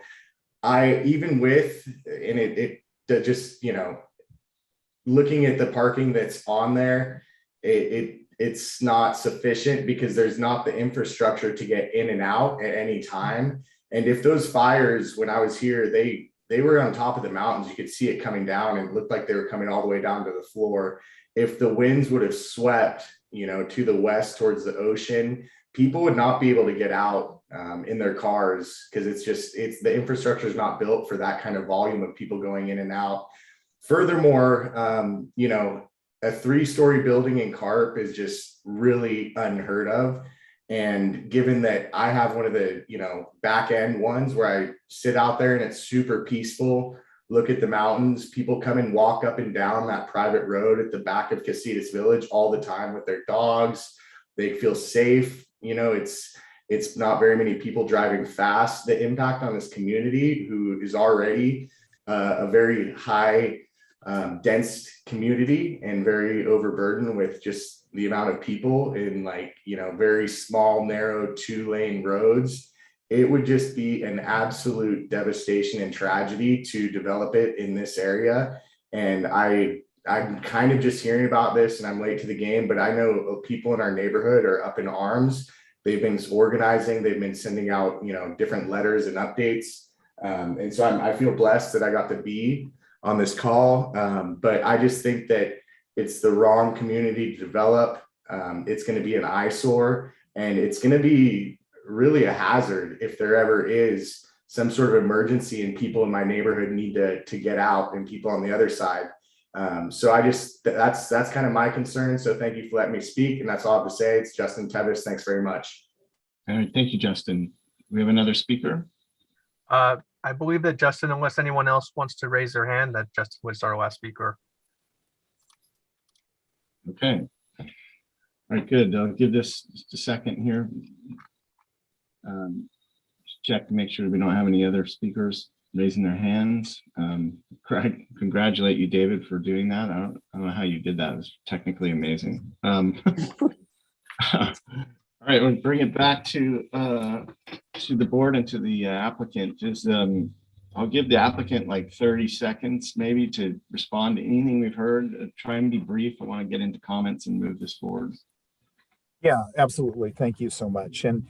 And look, I want to thank all of those that are speaking today. And I realize that there's a lot of acrimony in the community towards this project, and that certainly isn't our intent. John and I've had the privilege to talk to a number of families and business owners in the community that do want to see this project, and they want to see it because we need housing. The state, the county, the city are all underserved, and it's leading to a lot of ancillary issues such as traffic and homelessness and a variety of other things. And so I really do appreciate the concern that the community is having about the impacts, and that Carpinteria isn't accustomed to this level of development. Unfortunately, because of the economics, we can't make it smaller. It just doesn't pencil to provide affordable housing without the market rate. And so I won't go into details and respond to everybody's comments. We are going to have a number of public forums. We're very open to meeting with anybody, especially those that are opposed to the project. The county needs housing. The city of Carpinteria has 900 units that they need to fill in this upcoming RHNA cycle. And so there's just no two ways about it. The region needs to find housing, and what we're trying to do is come up with a project that has substantial amenities and will be designed in such a way that will mitigate some of those impacts. So again, thank you all for your comments, and I will listen to what the board has to say. Thank you so much. All right, back to the board for comments. Let's see. Why don't we start? I'm just looking at faces on the screen here. John, why don't you kick us off with your comments, please? Yeah, I think that it would, first of all, would be beneficial to show us a drawing depicting the shades and shadows of the building so we could better understand it. I mean, my first impression is, what we're sticking to what we're responsible for is size, bulk, and scale and neighborhood compatibility. These are going to be, these tall buildings will be very obvious, even from the freeway. And so it doesn't, it doesn't conform, to that criteria. So, it's difficult to support it. That's my comment. All right.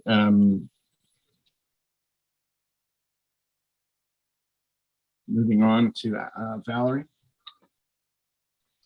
Yeah, I have many issues with this project, and what really leaps forward is the discussion, well, the letter from the director of community development of the city of Carpinteria, the opposition of the Carpinteria City Council, and the speaking by Nick Robroff, senior planner from Carpinteria, that illustrate the fundamental problems with this project, that it is defying the historical zoning, which was put there with a lot of forethought and planning to have that agricultural buffer and to protect the segue between urban and rural community. And this defies that completely. And, you know, I can go into some of my issues with the actual architecture, particularly on the market rate. I think they are not of a caliber that should be expected in a project like this. But it's more that the density is a real affront to a property that's located like this. And it's got issues for ingress and egress, the fire department, visual resources, as well as aesthetic qualities of the buildings in conjunction with being adjacent to, they're in stark contrast to everything around them. So they would loom on the horizon as some kind of implanted city of its own. And that's not a good urban-rural interface. So, you know, I know that story polls would tell a lot about that, but I can't support this project right now. Alex.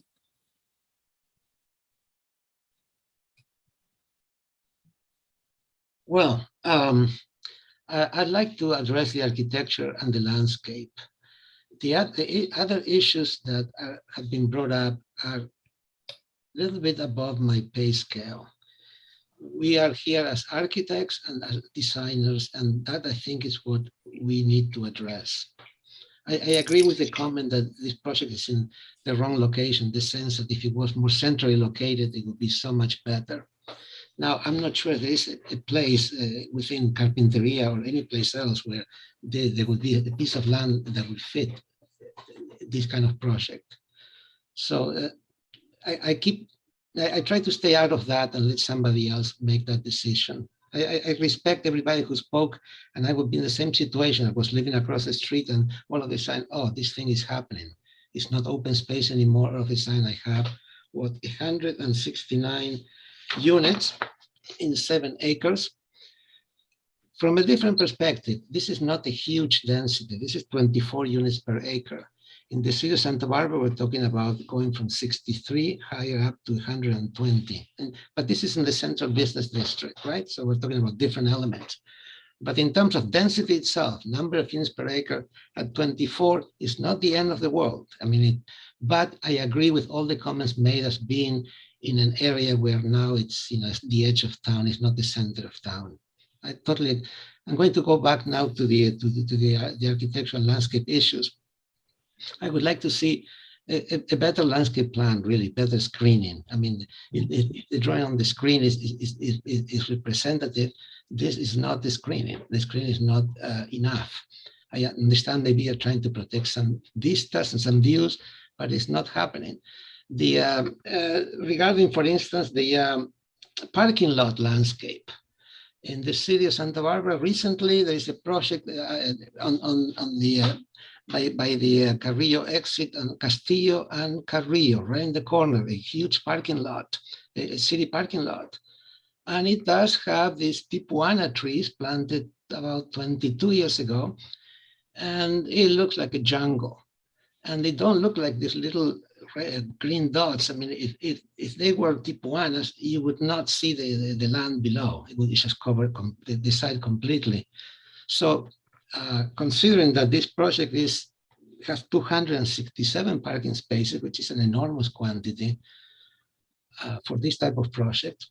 But I understand that's in the wrong location, so you may need the parking, and the neighbors will be happy with the parking, I guess. You need landscaping that is appropriate for this type of development. Then more specifically, let's go now to, if you can follow this, let's just talk about architecture a little bit. Go to page 5. In 5, we have the community center is perfectly fine. Absolutely no issue there, located in the front. Okay, fine. This is an acceptable project, an acceptable building.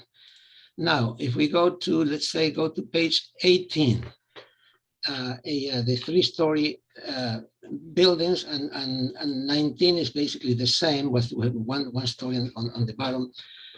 There are some things that are, that they are really not very well done on this building.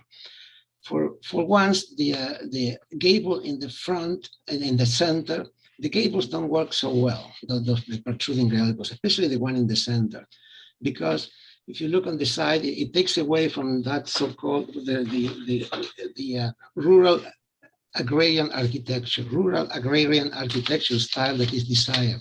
It's just, those gables seem to fight that. And in this particular case, I'm looking at, that center, I mean, it just seems adds volume for no reason and does not add quality. The same is the use of stone as an arbitrary wainscot that goes up and down. It doesn't quite work so well. The materials in this project need to be revisited.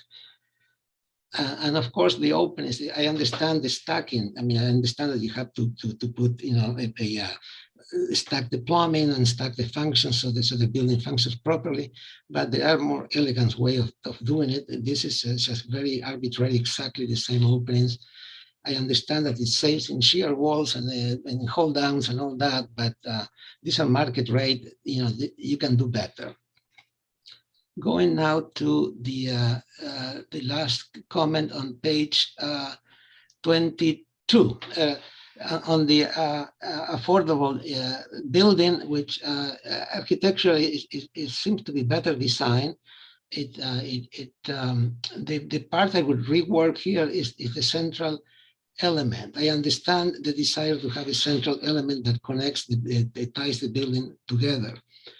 However, it comes across as a 4th story, and as it goes all the way across to the back, from east to west.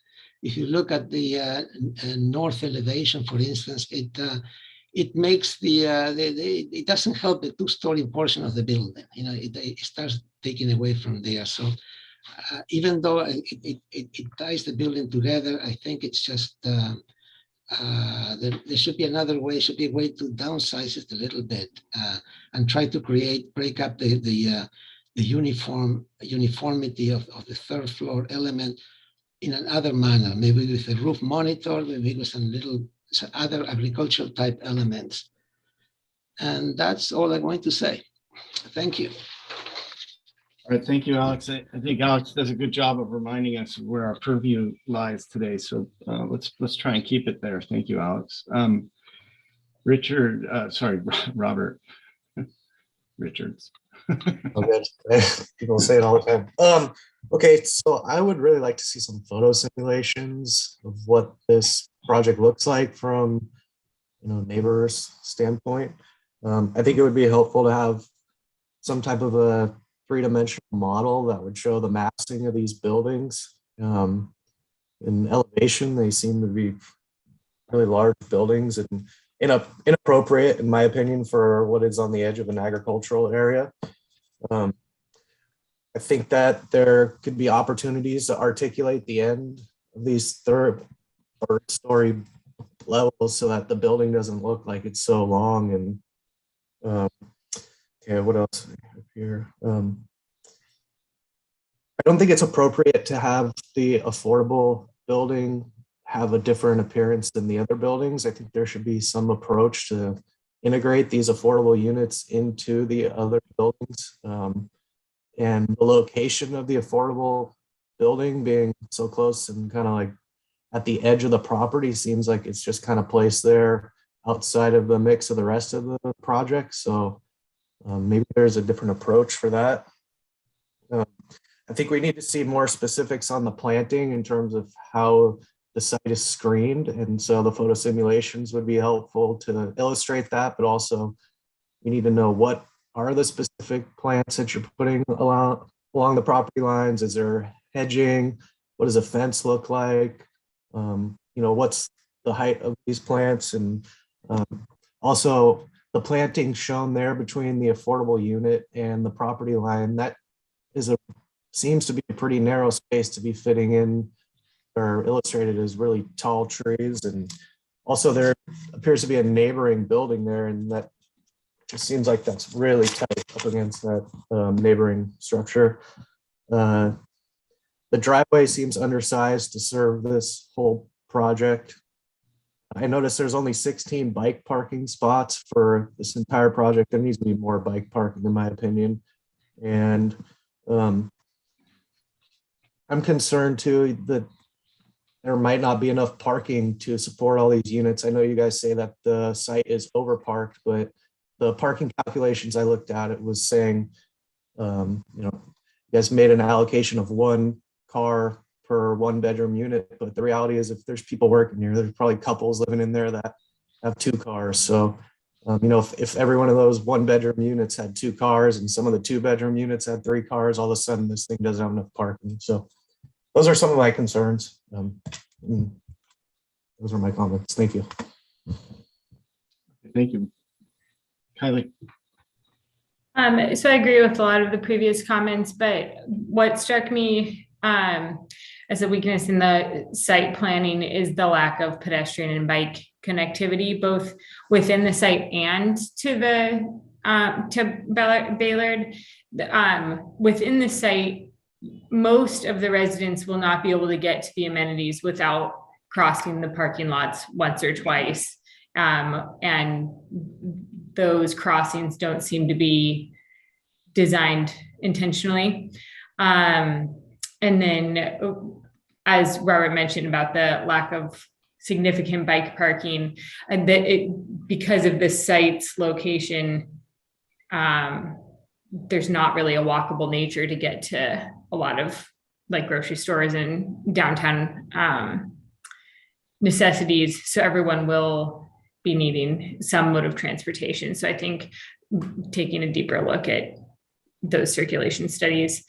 I also wanted to reiterate, I think the affordable housing, the aesthetics of the affordable housing structure seem to fit in a little bit better with the agrarian and seaside community aesthetic. I don't feel like the market rate housing structures fit in with the local aesthetic. So that's it. Okay, so that gets everybody on the board. I guess just for sake of time, my comments strongly align with the comments Alex enumerated. I also would align with the comments from Robert and Kaylee around just addressing more careful site usage for pedestrian access, parking, those sort of things. Generally, for what this project is doing and the kind of density that it is, I think there's some work that can be continued on in terms of the massing, but generally seems to be appropriate at this point to me. The architectural style seems appropriate. There's some tuning up that could happen there. I'm very interested in site lighting. If there are going to be covered photovoltaic carports, I think those details need to show up at some point for us to analyze. I would like to see some kind of a sun study on this, like a solar study, to verify that these are taller buildings. That I'm sure the designers are looking at this carefully, but I think we need to demonstrate that this project's doing the right things in terms of creating the right amount of light and shadow on the ground plane and making those spaces workable quality. Again, I don't want to comment too much on the items that are outstanding around the entry drive, but it definitely needs study. And I'm curious how, the inclusion of the fire department's comments and traffic and so forth are going to maybe change that. But it sounds like there's some safety issues that need to be seriously considered there, the entrance and egress. And that's a lot of, seems to be only one entrance and egress. So it's got my attention, I'll say that. Other than that, I don't know if just to kind of further clarify our purview, I don't know if maybe Alex Tuttle, you want to help me with this, but to Valerie and John's comments, I certainly understand what you guys are sympathetic to, and I guess I lean on what I heard from the presenters today is, Carpinteria in many communities along this coast aren't used to this kind of development, so I understand the collision of that. We're not used to having to accommodate this kind of thing, but the problem is we have to provide housing for people, and that's for me, like all of you, an issue. But I doubt if that's what anybody's asked us to opine on here today or process. I don't think that's what we were asked to do today. I think we're asked to judge this on its architecture and landscape merits. So I think we need to trust that there's other parties involved that will handle those issues, and there's other forums and debates for that to happen in the public and the governmental process here. So I don't know, I just give you guys a chance to consider your comments about whether or not you can support the project or not. It seemed like you're saying that from a point of view, from a planning and land use opinion. Well, I'm saying it from the point of view of neighborhood compatibility and visual aesthetics, and the irony that the city of Carp has to bear the brunt of all the impacts of this without having the ability to guide its development. Well, I think they're limited in what they can do because it's just outside of the boundaries, and yet it's fully a part of the community. Yeah, so there's a real dichotomy there. Here's what just if I may, I think it's smart and it's wise of you, Valerie, to explain your comment that way. So I just want to give you that chance to do that, because what I heard you say is that it's a neighborhood compatibility issue that you're looking at. Well, and that the scale of the project, these buildings are very repetitive. Not only are they way over the height limit, but there's not a lot of variety or architectural interest in the market rate buildings. Would you be willing to make a comment from that? Because I think you're actually getting into some in order to mitigate the lack of compatibility you're seeing, you're actually getting to a comment. I heard, repetitiveness and some other things that we could actually. Well, but the scale of it is too big. So breaking down the scale, breaking down the repetitive quality of it, the massiveness of the single kind of type of architecture along a long plane, those things are constructive comments. Yeah. As as well as the other comments that were brought up about better pedestrian connectivity and site layout. But as long as the scale of it is as big as it is, they can't do that. Yeah. Well, I would ask that if we add those comments to the record for them to study. I don't know if there's any way to break up some of these larger building forms or create any more variety in the architecture, but it sounds like it would be appreciated. So, okay, Alex Tuttle, anything from you before we close this out? No, I mean, just to your point, Josh, obviously this project raises a number of policy issues and land use issues that kind of overlap in some ways with design and aesthetics and visual resources. Obviously, your board doesn't have necessarily the purview to figure out what is the appropriate density for the site. However, to the extent that you have purview over neighborhood compatibility, mass bulk and scale, site layout, etc., I guess that's where I would focus comments in your review. If where you finally land is just that you don't support the project and there don't appear to be appropriate or acceptable ways to accommodate the proposed density on the site, then maybe that's where ultimately we land. But no one here knows what the board is going to do with this, with the density and with the project. So I think part of the goal through this process should be coming up with the best project possible given the number of units that are being proposed. And at least then the board will have that at their disposal if and when they're taking action on it. Yeah, and that's my encouragement is that, given that, look, we have this before us and it's going to be before us for a couple more meetings, and we have an opportunity to make it as good as we can make it with these applicants. And if we get hung up on another body's purview around what's allowed usage here and what's not, we might miss an opportunity to improve what may get approved. It may get built anyway, right? So, I'd like to.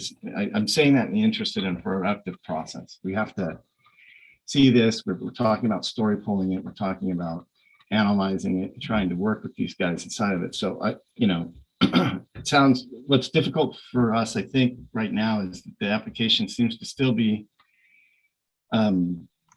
in the process of being reviewed by the planning staff. We don't have the planner here today. I really don't know if planning staff even supports the project fully yet. So, I'd like to see it come back with the planner attached, and with some indication that planning staff has worked through this with the different departments, like traffic and fire, and that there's some alignment internally in the county around policy and that this is a supportable project. And then I think it'd be appropriate for us to look at it and maybe start to talk about some of the issues that we brought up today and see if we can get those things moving in the design before it goes on. But I don't think it's going to be productive if we're working on this without full planning staff review and an acknowledgement of all their issues. And there's a little bit of a list that we gave you today, but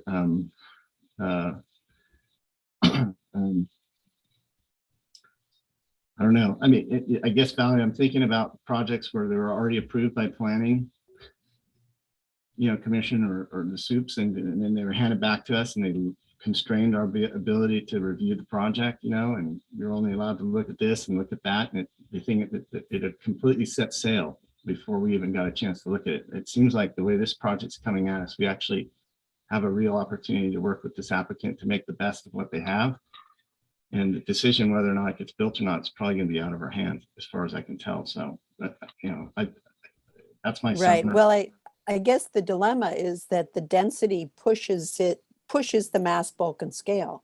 So if you could lower the density, you could have more variety in your roof heights and lines and more visual interest all the way around in all those buildings. Applicants declaratively said they don't want to do that, and we have no ability to get them there. So that's perhaps next time it comes back, they could provide information on like how plate heights and different things like that, so you have a sense of what they're working with. It's what's driving the height and whether there's opportunities to address that in constructive ways without necessarily touching on the density issue.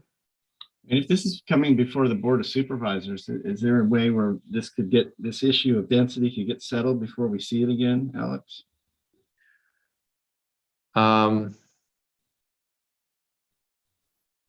Well, yes and no. I mean, the board is not going to approve or take action on the project before you'll see it again.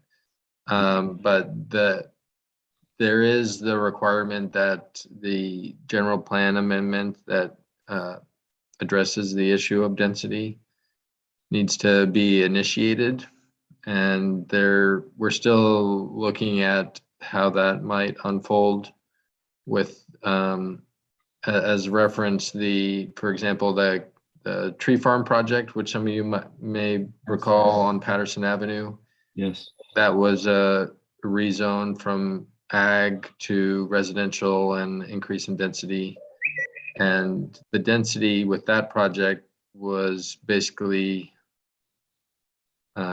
figured out before there was an actual design, through the initiation process of the rezone. And then they started getting into, okay, here's our density. Now let's figure out how best to design it. That's so kind of my point. And we're still looking into that and how that might look. Nobody here appreciated that so much because it felt constraining. So that's kind of, you're helping me make my point. I'm struggling with it a bit, but that's the idea. Is I feel like we have a construct to get the best of what may or may not be our decisions. So, all right, well, let's close there. I think if I was the applicant right now, I'd be a little bit bewildered about what the comments might be. So I recommend that you send somebody back at our next meeting. When we open up our next hearing, we will review the minutes, and you're invited to, all applicants and public are invited to witness that process and create input if necessary, if you don't agree with it. Mr. Chair, for the next time, can we ask the applicants to bring a cross section east-west cutting through the 4 buildings, right? And then some composite elevations. That should be easy, like from the north, south, east, and I think they have the west already. Just so they get the idea of what the whole development looks like. That will be pretty simple, and I will add some value to the comments as to height and bulk and so forth. Okay, so east-west section and composite elevation showing the 4 north, south, east, west. Yep, absolutely. Thank you for adding that. All right, good. There's no other business. I'm going to close this matter. I want to thank everybody for their patience. This is a very long-winded presentation. Thank you to the applicant and the staff and all the hard work that's going on, and especially thanks to the community for bringing your voice to this. We appreciate it. We're listening, and we're doing our best. All right. Thank you. Mr. Chair, can we take a 5-minute break? And because we have a couple more items, one of them Yes, I think that's in order. I feel like I'm going to go ponder whether I did a good job or not, and then we'll come back in 5 minutes. So why don't we come back here at 3 o'clock?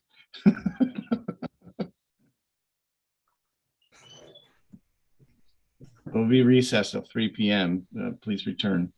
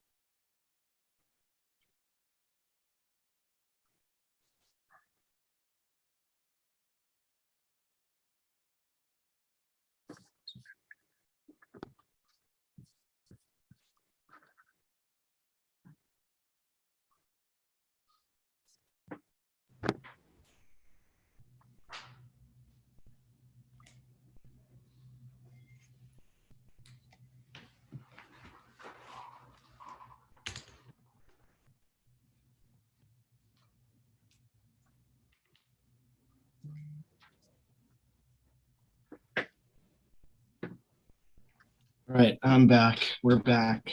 We have everybody back. Mr. Chair, before we start, I do want to just point out that I do have a correction to the project description. Okay, so you get my bearings. We're on to item 8. Let's see. So we've got item 8, 9, and 10 here, and then we can close this out for the day. So we're on to Valley Heart Ranch additions, and we have a comment letters. Looks like we have a planner memo as well. Looks like it, and it looks like you have an amendment to the project description. You want to go ahead and announce that? Yeah, I received an email from the project planner, Shelby Crampton, after the agenda had gone out. So the language on the agenda, the square footage of the addition. So what's on the agenda actually appears to encompass both the addition and the existing structure. The actual addition is only 1,173 square feet. Yes, actually, now I see that. That's the nature of this planning memo. So, okay.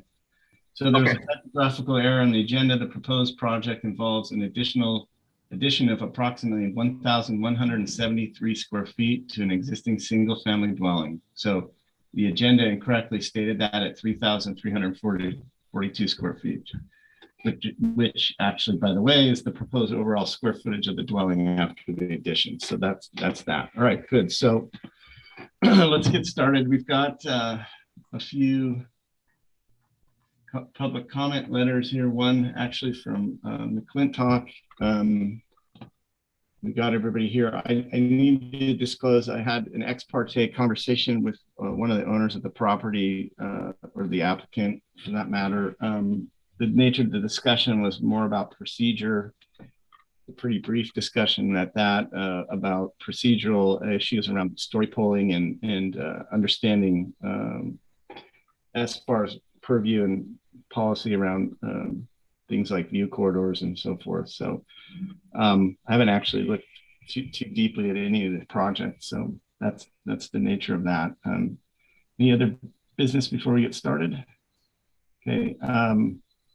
We've got our applicants looks like they're on. You want to go ahead and jump in and state your name for the record and give us a presentation. Excellent. Daryl Becker for Becker Studios with Kirsten Becker. We're representing Valley Heart Ranch, the property owner of which we're principal owners of Valley Heart Ranch.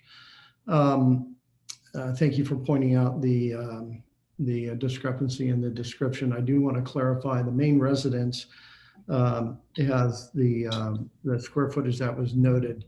The additional portion of the project is a basement level garage on an adjacent parcel. So there's 2 parcels we're combining as part of this property.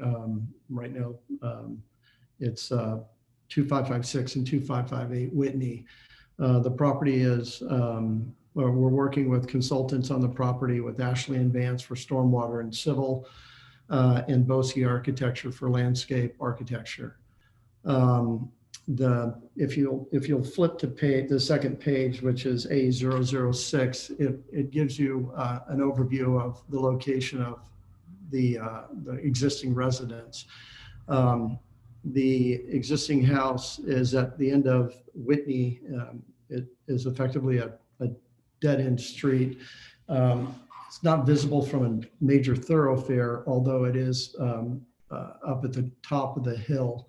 I think the very top of Whitney is the house next door. So it's perched up. It's on the north side of the street across from a project that this board, I think, took a look at a few months back, the Hill residence. The roadway or the street on Whitney is a abandoned street by the county, so it's a private road.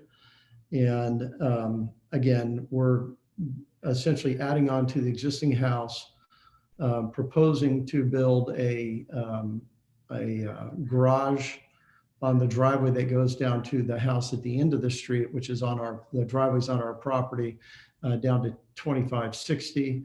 And we're proposing a sport court on the top of that and an ADU behind that. So The overarching architectural style is a Scandinavian coastal farmhouse.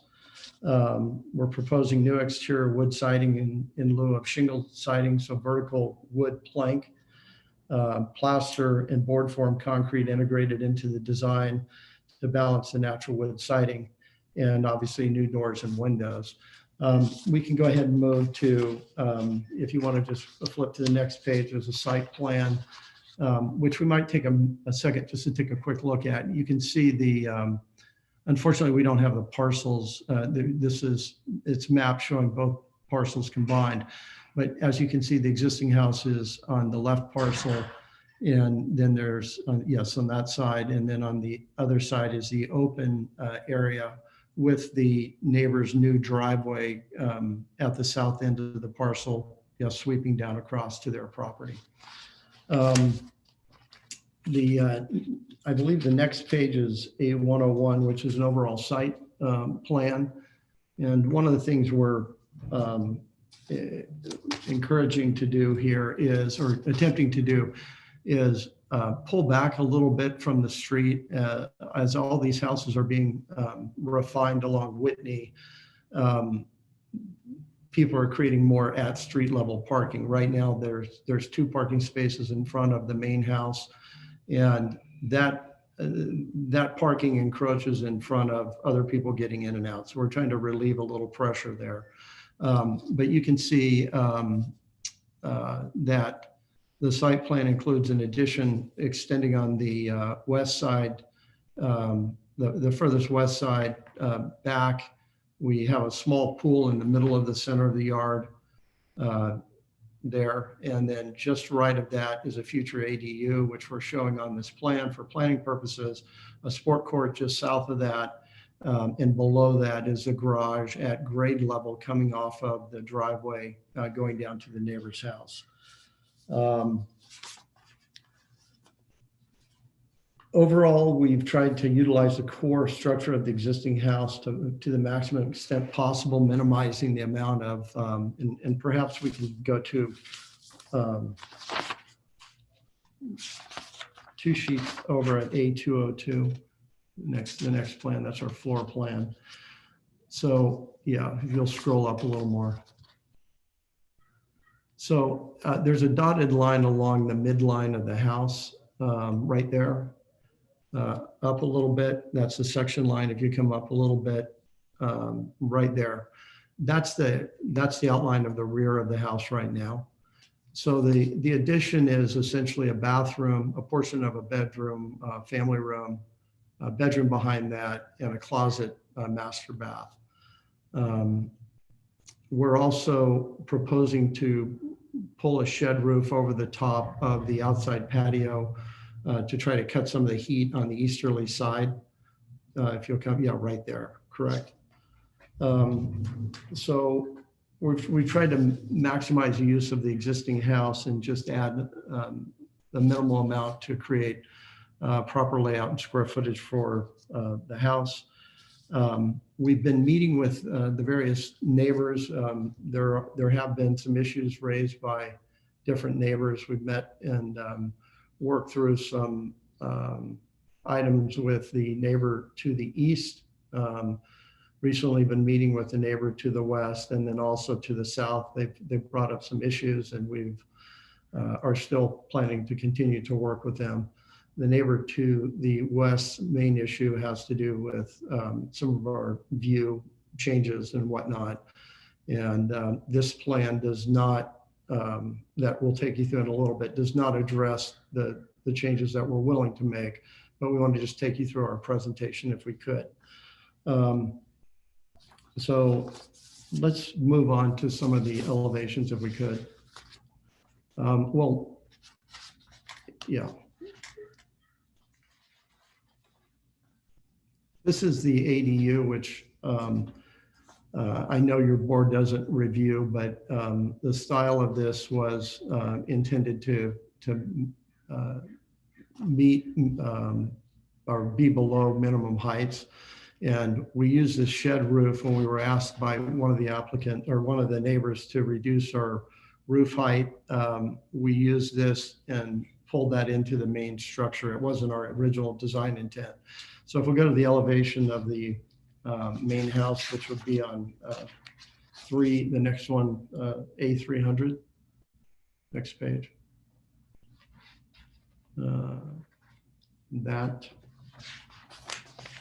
That's the rear of the main residence. So you have an upper existing and a lower proposed. As you can see, we've steepened the roof pitch of the main house from a 3 and 12 to, and it varies. Originally, the design was 9 and 12. We changed the main roof to 5.5 and 12. The area over the living room, which is to your left of your screen, to that is the right. That's the new bedroom. That's 2.5 and 12. That's 9 and 12 there. 2.5 and 12 is the shed coming off that to the left. Correct. To the right is 5.5 and 12, which is the main ridge of the house. And then that bedroom, that was originally a gable, but because of view constraints with the neighbor to the west, we've dropped that and proposed that at 2.5 and 12 on this drawing, using a 9-foot plate up to, I think, 15.2 on that leading edge. So if you go to the next elevation, this is the side facing the west neighbor. I believe there's a grade line. The grade line is about where the top of the windows are, approximately. We included some sections later, but if you'll stay there. So about across the top of the windows is the wall height, demarking this elevation to the neighbors. And if you'll scroll to the next plan sheet, this is the east elevation of the house towards the sport court. So you have the existing elevation on the top, and then down below it, the roof with the shed roof over the deck section. And then you can see the extension into the rear yard. Our discussions with the west neighbor are to reduce the height that you're currently seeing. And we would probably lose the transom windows over the doors there if we do that. And then the next sheet, I believe, is the front elevation of the house. So you have existing and proposed. Oops. Sorry, I'm not sure why it's jumping around. Here we go. Right there, perfect. Existing at the top, proposed down below, and it's kind of a sweeping, arcing staircase that goes up, and we're pulling that back and we're terracing the front to soften that front exposure. And then we have this shed over the entry door, and that's labeled at 6 and 12. So again, right there, 6 and 12. The main across the front is 5.5 and 12, and then we've got 9.5 and 12 to the right over the 3 windows in the living room area, with the existing garage and a half down below. Let's go ahead and scroll down to the next. This is a section across depicting how we stack up the hillside to give the board an idea of the study that we did with regard to this property. So if you look at the left-hand side of the main residence proposed, correct, there's a property line demarcation and of 5 feet, and then you'll see the grade change to the neighbor's house. So you see that we sit down relative to their elevation next door. And then in turn, the adjacent parcel steps down also, and you'll see the demarcation of the property line in that right there. And that neighbor below us, the driveway sweeps from the upper road on Whitney across, capturing this grade where we're proposing this basement level garage, and then into their property. So we're sort of dictated what our grades are going to be here by the driveway that's been previously built by the easterly neighbor. the section that you're looking at below is below the upper one is, oops. Sorry, trying to get you so you can see it better. Great, Kelly. Thank you. Right Better there. you than us. Okay, right there. You just went past it. Thank you. Okay. So as you can see from, this is a north to south section of the house. And so actually I'm inaccurate about that. This is a section through the middle of the property, east to west. And we have the lower garage, the sport courts fence over the top of the garage, the ADU in the back behind it, and then the relationship to the existing house up above that to the west. And then if you'll scroll to the next slide here, this gives you an idea of the topography. This is a rear view going from the right-hand side, which is the west, to the east of the property. It just shows how we've tucked this design up the hillside. Anyway, it's depictive of what that is.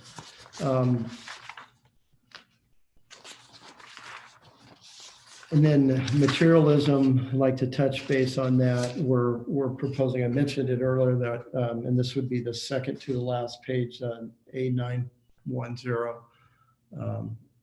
That's it right there. So we're planning a vertical wood siding. We're thinking cypress stained, board form concrete to soften that in a horizontal manner. Some smooth plaster, integral color steel trowel plaster, contemporized metal windows and doors, and then obviously night sky compliant lighting. And then finally, the last sheet, if you have it, is a landscape concept, which pulls things together. The one area that isn't fully developed is on the west side of the property, the opposite side there. There's an existing oleander hedge along that west property line, and there's an existing wall there that is between the property line and the house. The landscape architect in concept tied and shows all new landscaping, but he did not show that area being replaced, and that'll end up likely getting removed, and we'll work through that with the neighbor to put an appropriate landscape buffer between our property and theirs.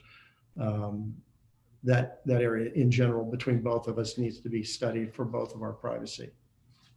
I would like, if you wouldn't mind, going back to the second site plan, I'm sorry, the second sheet on the plan set, which shows again the photos of the location. And I don't know that you can zoom in or not, but the upper right-hand image, I think clearly, that one to the right clearly shows the neighbor to the west, our house, and then the vacant parcel to the right and the open space there.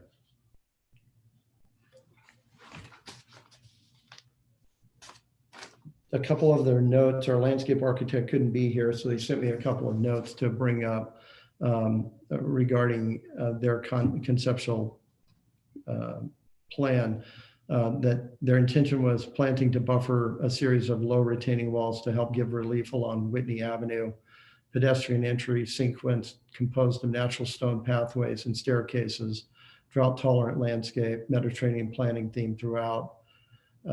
Worked with us to provide a strategic planning on all sides of the property line to help buffer and provide screening for and from neighbors, and also attempting not to infringe on views or corridors. We do have an integrated green roof at the front of the sport court area. And so we wanted to point that out. And we would be bringing in larger specimen field dug olives and the like along the easterly property line. And we show some of those also happening at the rear, which would be the north side, and along the planters at the front. The parcel is quite exposed to the sun, so larger trees and being imported is something that we want to try to do. And then the intended lawn, it would probably be an artificial turf around the pool area there as well. So I think we pretty much hit on our concept. Very good, thank you. Any questions from the board?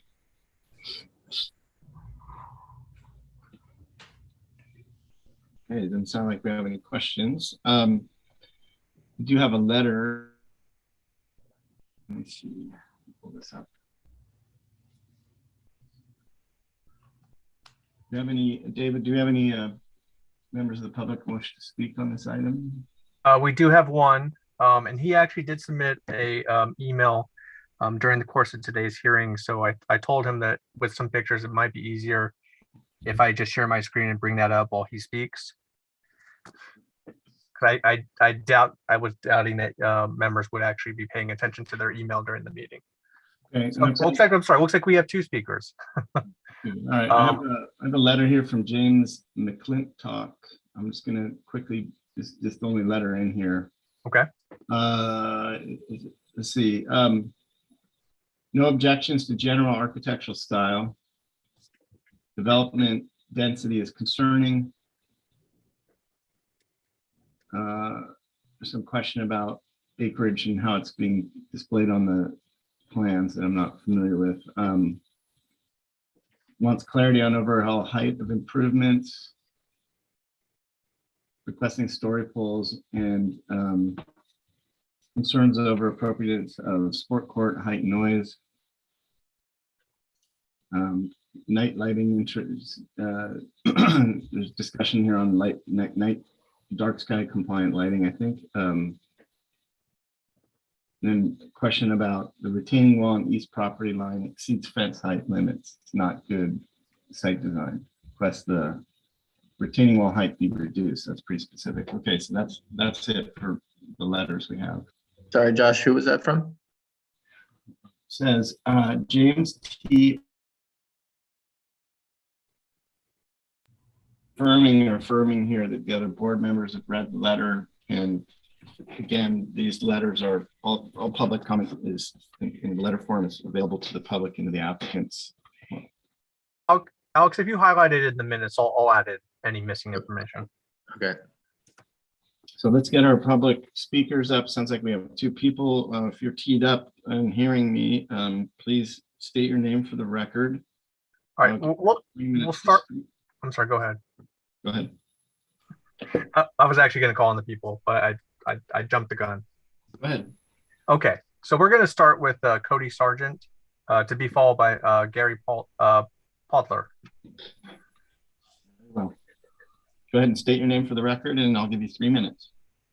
Perfect. Good afternoon. My name is Cody Sargent with Brownstein Hyatt Farber Schreck, speaking on behalf of Astraeus Land Holding LLC, who owns the neighboring property, 2560 Whitney Avenue. I'm speaking this afternoon to raise 4 predominant concerns that we have with the project as currently proposed. But as a preliminary matter, I'd like to point out 2 quick procedural issues for the record. First, our client didn't receive advance notice of today's hearing, so accordingly, our office had insufficient time to review the plans to prepare. And second, we understand that the project site contains multiple lots as the applicant addressed, yet it's unclear from the plans whether the applicant's committing to merging the lots and has filed for entitlements to do so. But turning to the concerns of the project itself, first, there's serious privacy issues due to the proximity of the proposed ADU to the property line. Our client's master bedroom and bathroom is at ground level with large windows, so obviously privacy is a major issue here. So in the interest of privacy, it seems reasonable to include single-story height restrictions, restrictions on windows on that side of the ADU or habitable structure. And while a landscaping buffer helps and should be implemented, these properties back up to an open field subject to fire and wildland fires could completely obliterate any screening there. Second, based on the proposed plan, the sport court is located literally spitting distance from our client's home. And given its proximity, there's potential nuisance issues. For one, it's unclear from the plans whether there's lighting proposed for the court, but if so, those plans should be included in your board's review to ensure that there will be no lighting allowed. Otherwise, the court will create a significant nuisance. And additionally, due to potential noise issues, we recommend requiring the sport court not be operated between sundown and 8 a.m. or other similar hours restrictions to avoid a nuisance. Our third concern is that based on the proposed plans, it's unclear how the applicant intends to handle drainage associated with the project.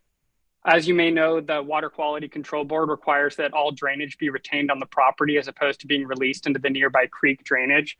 However, this project blankets the entire property, so there doesn't appear to be space set aside to handle the drainage. And we'd like to see this included on the plan so that we can determine the potential impact to our client's property. Finally, we just wanted to raise potential grading concerns with the project. The existing topography doesn't appear to be workable for the scope of this project, and we understand that the applicant intends to do substantial grading and retaining wall installation, but the grading could be excessive under county ordinances, so we ask that the grading quantities be clearly identified. In sum, we respectfully ask that your board consider a site visit to gain a sense of the unique and challenging topography of the property, and that your board strongly consider the concerns in your review of the project. Thank you. All right, thank you for being brief. I believe some of the comments that you provided will best be answered through a planning staff member. And I believe this is the first time we've seen the project. So I believe after today, well, is there a planner attached to the project at this point? There is a planner, yeah. Shelby Crampton. Okay, good. So some of your commentary, sir, may be best directed to Shelby. Say again. Crampton. That's the planner assigned to the project. And we will try and focus on the items that you provided that are in our purview. Thank you. All right, next person wishing to speak. Next we'll go to Gary, and then we have Morgan Mains after that. Gary, go ahead and unmute yourself. I'll pull up your email that you gave me. Let's see here. Here we go. All right. Go ahead whenever you're ready.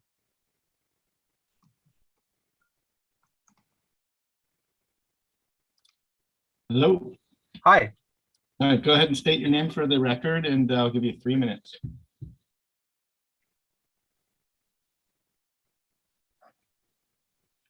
Ready to go. Are you there?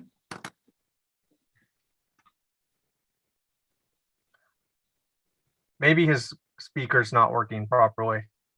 Looked like we froze up for a second there. Let's try that again. Sir or ma'am, I don't know which. Are you there? Mr. Podler, can you hear us? Oh, yeah. Hi. This is, hi. Go ahead whenever you're ready. Powler, the last name is P-R. We share the northern property boundary with the app. Yeah. Yeah. Yeah.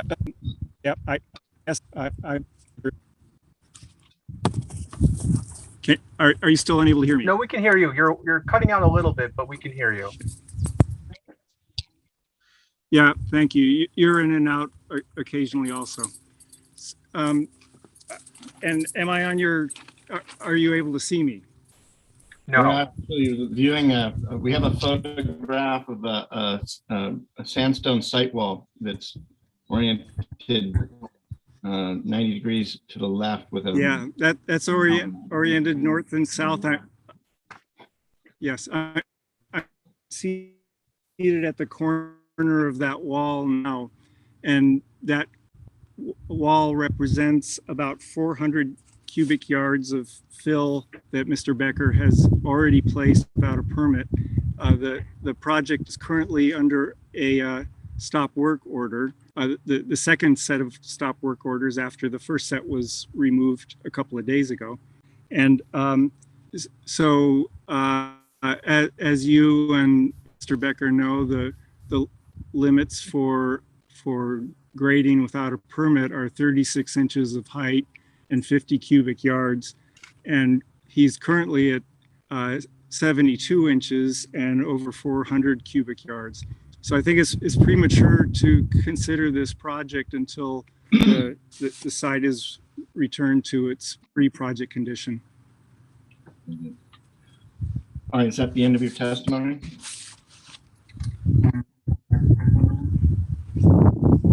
Codler, are you still with us? I can hear you intermittently. All right, I just want to check to see if that's the end of your testimony.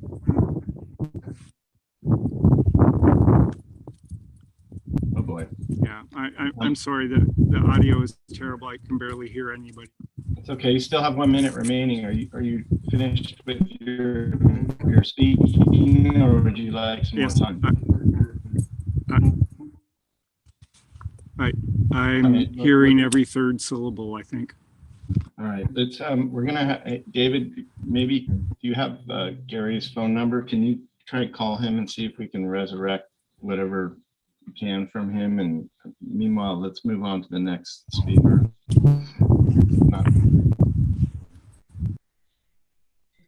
All right, our next speaker will be Morgan Maines. All right, do we have Morgan? Hello, can you hear me? Yes, go ahead and state your name for the record, and you will have 3 minutes to speak. This is Alma Mines. Morgan Mines is my husband. He couldn't make it. He got busy with work today, so I'm going to be speaking on both of our behalf. Can you hear me? Yes. Daryl Becker and his wife they have come to our property to go over the plans prior to this meeting. And they have also set up 2x4s to show their roof lines on the master bedroom and bathroom portion of their house.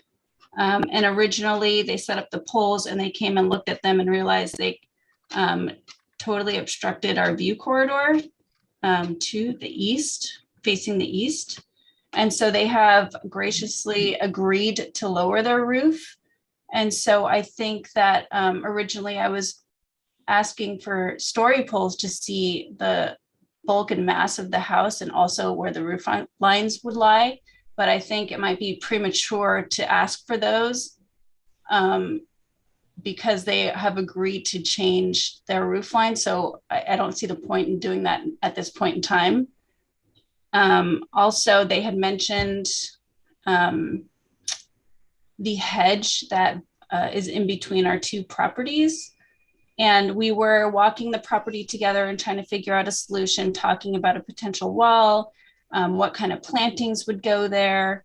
As of right now, there's nothing on their plans, but I think it might be nice to have some clarity and maybe ask their landscape architect to come up with ideas, because I'm not sure actually what would grow there once they're going to change the height of their roof. And so there'll be a lot of shadowing there.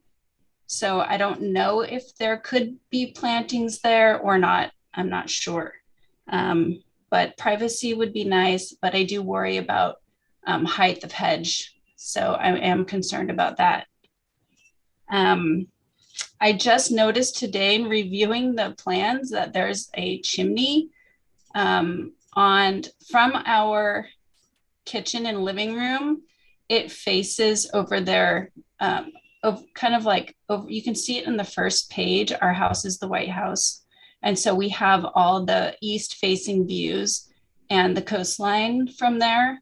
And so that was a big concern for our family, was losing the light and the mountain and coastal views from there. So anyway, from that, I would like to somehow get a site visit so you guys can better understand what I'm talking about. But from that view, we would see the back end of the shed roof. And I didn't realize there was a chimney there until literally today. So I just have some question marks about, is that wood burning or gas? Because it would line up directly with our windows. So I worry about smoke coming in and filling the house. Okay, and then a minor thing was the exterior. Sorry, you need to wrap it up a little bit. You've gone over the time, but I'll give you a couple more seconds here. Okay. Sorry. Go ahead. Thank you. The last thing, and I don't know if it's a big deal, but on page A303, it shows vertical brown paneling on the drawing, but then it says charcoal gray. I really like the brown paneling. I think it's pretty. But on page A910, the materials say charcoal gray. So I'm just wondering what it really is. And I think it would be nice to be able to see like what it would look like in comparison to the other houses. Like if they could do a drawing maybe that would show exactly in comparison what the size of the house would look like. Okay. Roof line. All right. Okay, thank you.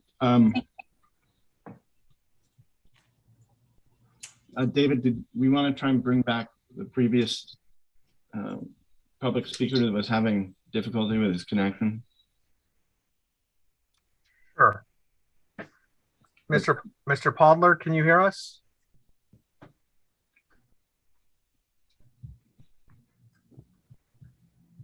Apologies to all for the technical issues. Bear with us.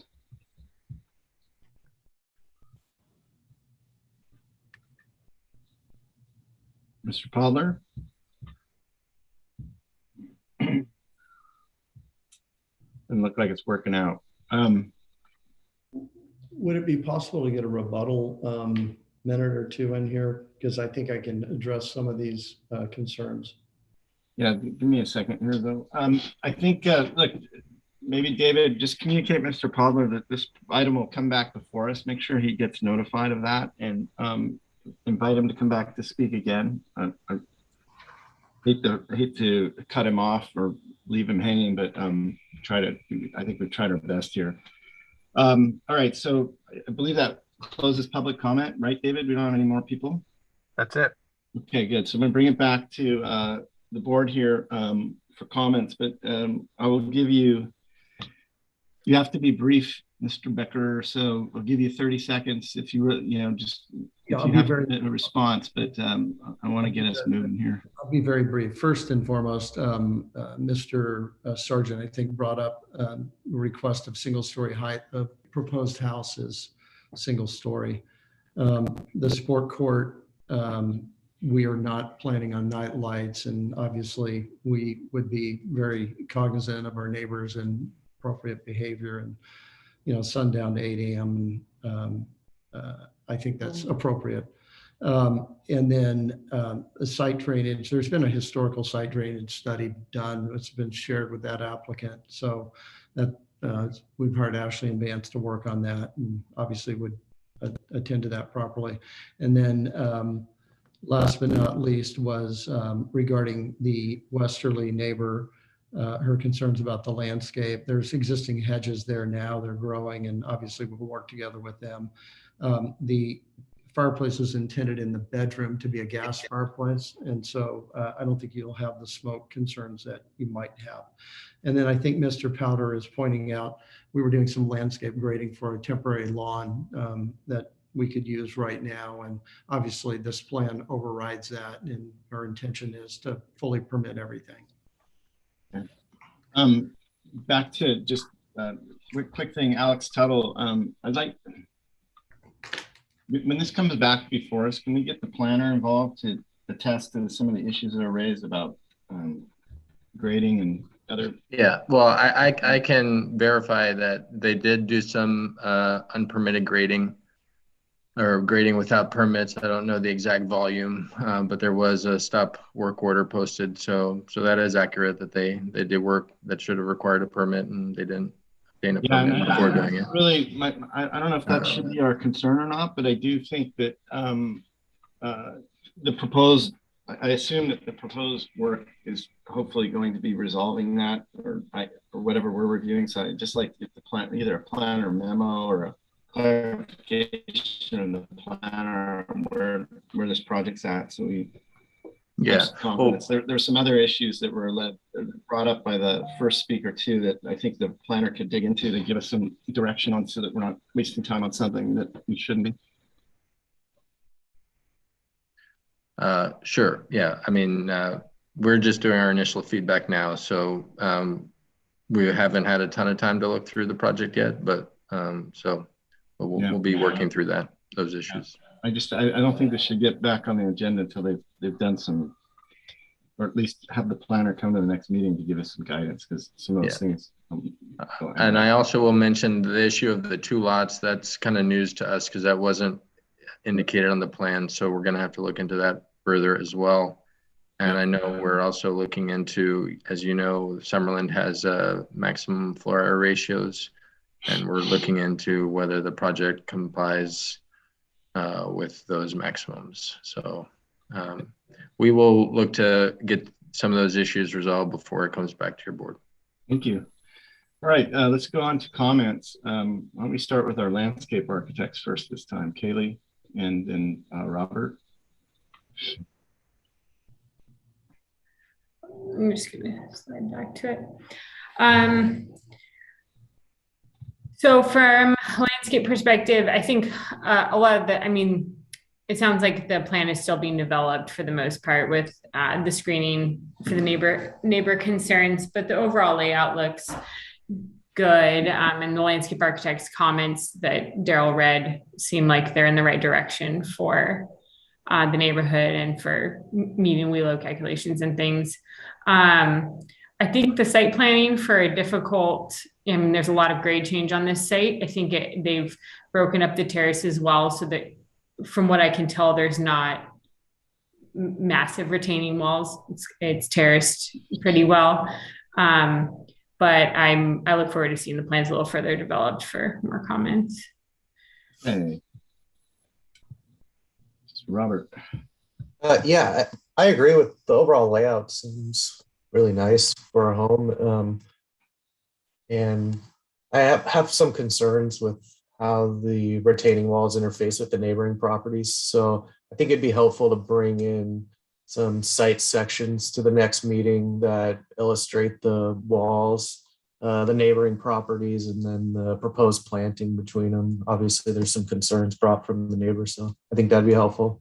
Apart from that, I really like the layout and the design of the home, and it's nice to hear that they're trying to work with the neighbors on the issues. So I'll give it positive comments. Thanks. All right, thank you. Valerie. Yeah, I appreciate how much. The champagne cork a little early there. Did you guys hear that? All right, it's not time yet. Hold on. Sorry, Val. Go ahead. So I had to break this up. It's getting a little bit, serious here. We've been here too long. Not your project, the last one. Yeah, I saw it. All right, Val, please. Well, yeah, I appreciate your working with your neighbors, and some more information for us would be really helpful, both in the site plan to put the neighbor footprints into your site plan, and then also schematic elevations, like what Robert was talking about, to indicate the relationship elevation wise between your house and the neighbors. Now, the second lot, I'm a little confused. Where is that? Because when you look at Photo Mapper, and the neighbor to the east, is there a building on it? Or Yes, there is now. 2560, which is sort of downhill from there's a vacant parcel just to the east of the main house now. And then below that is a new house being built. Okay. So that doesn't show up. It doesn't show on the Photo Mapper, I guess. That's the Hockhauser house that you built down there. Correct. Janet Hockhauser. Oh, okay. Right. Yeah. Right. I do think. And so the lot that you're merging is where? It's right now. It's shown as one. It's been improperly depicted on our parcel or on our site plan, but we can properly depict that. Those are. We've been working on a merger with the county surveyor's office. Okay. Well, I like the materials and the architectural style. It is a lot of program on a challenging site, but it seems like you can just keep working through it and maybe massaging some of your windows and roof lines to work with the neighbors. So, but it looks good. All right, John. Yeah, I agree with that. It's a nice complex and would be an interesting place to live. I think they've done a good job with that. I also think that to illustrate the relationship with the neighbors, we need those sections, and to have a look at that, to better understand that. That'd be my comment. All right, thanks, John. I think that leaves just you, Alex. Go ahead. Yeah, I agree with that. Can we go to slide number 3? Yeah, that I was really very confused. That shows a house and a path and some stairs topography. It would be nice if next time you plot this a little bit smaller, 1 inch equals 10 feet or something, so you can see the neighbors, especially the neighbors on the west and the one on the east as well, because they were here, they commented, so we need to know more about that. Then go to the next slide, number 4. Man, I wouldn't. That is a really difficult thing to read. This is supposed to be a site plan. Well, it's true. It shows the site, and then it shows the roof. It shows the water fountains and the steps and the plants. It is a lot of stuff. Very, very hard to read, especially considering the topography, the changes in topography. It should be drawn more like, okay, the outline of structures, the elevation of the floor, finished floor elevation, something like really like a typical site plan. This is a combination of everything. It's more like a 3D rendering, but with all the layers in there, and it's just really difficult to read. I think it's a complex program. I hope you have a budget to deliver it, because it is, and I mean it has all sorts of good stuff, but it will be expensive, and I'm looking forward to seeing that. I think if you bring that information and the site sections that we're talking about, it will pacify your neighbors. At least we have a clear something that we can all agree and what the baseline is, and we can all talk about it rationally, as opposed to being emotional and thinking, like I think locate the neighbors, figure out exactly what the elevations are, finished floor elevations, some topography, some topo lines, but make it nice and easy to read, not like this one, because this is just so very, very complicated. Thank you. Good, thanks, Alex. I'll finalize that. I'm going to kind of try and interpret what you're saying, Alex, but I think we'll turn the roofs off and just show the outline of the building at the ground plane. If you want to include floor plan, site plan information together, that's fine, but I think that might also go towards what Alex is saying, to get some clarity what's actually happening on the ground. All right. Mr. Chair, I'm sorry, before we go, I noticed that Mr. Baldler left the meeting and came back in and has his hand raised. Do you want to give him a last shot? Please. All right. Mr. Podler, are you with us?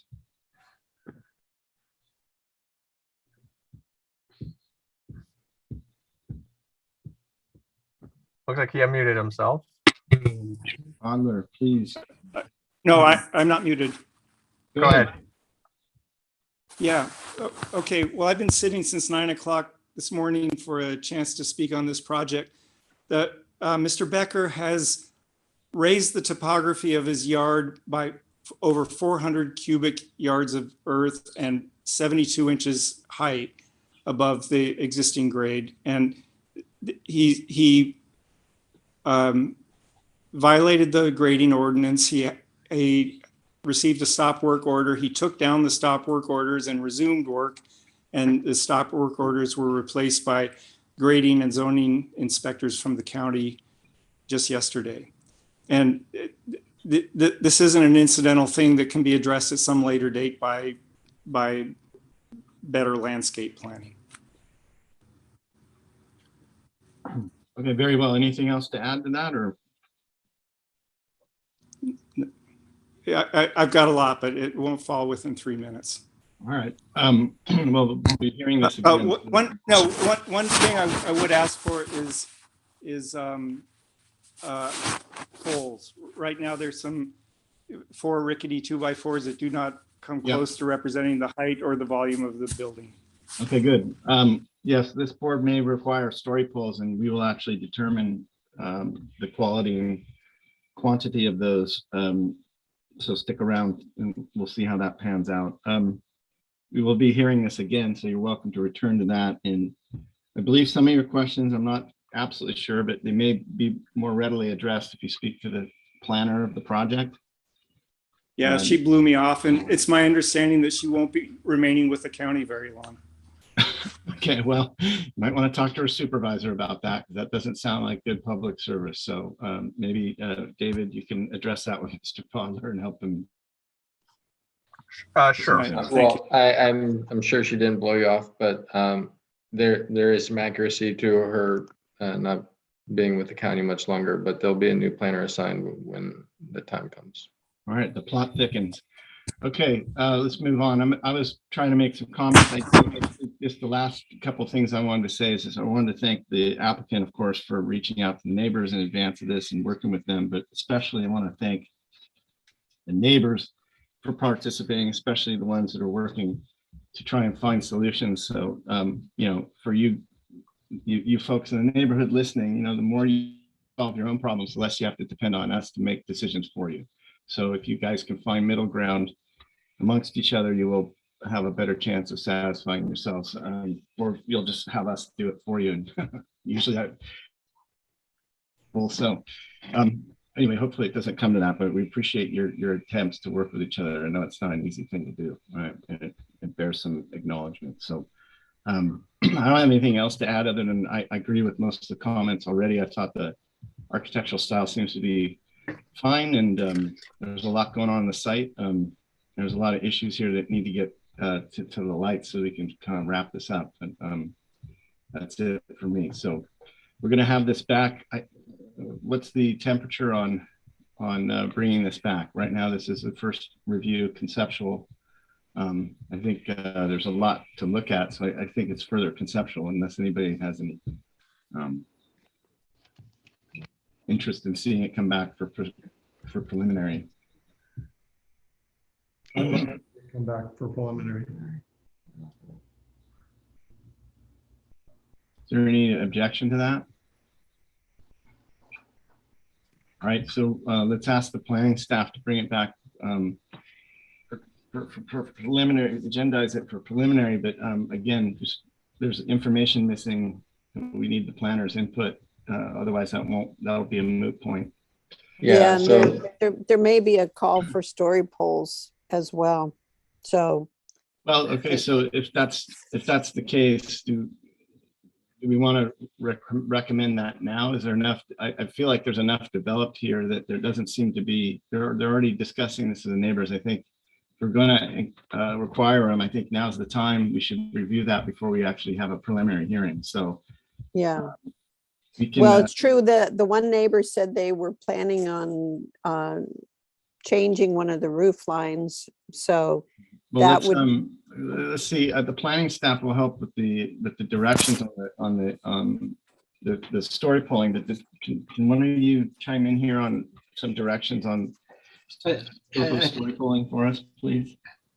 I think it's a good idea to have the story polls. I think the applicant has done a lot of work already and knows exactly what they want, and they can story poll that and whatever minor changes they are dealing with, and then we'll take a look, and then we can schedule that for preliminary. If it works, it works, and you know, we save some time, I think.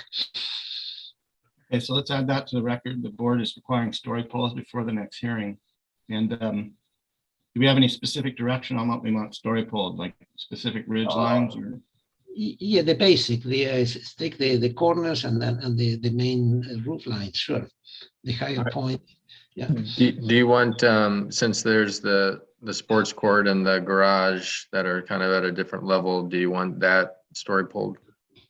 I think so too, because I think the neighbors in the lowest property were talking about that as well. So let's just deal with that.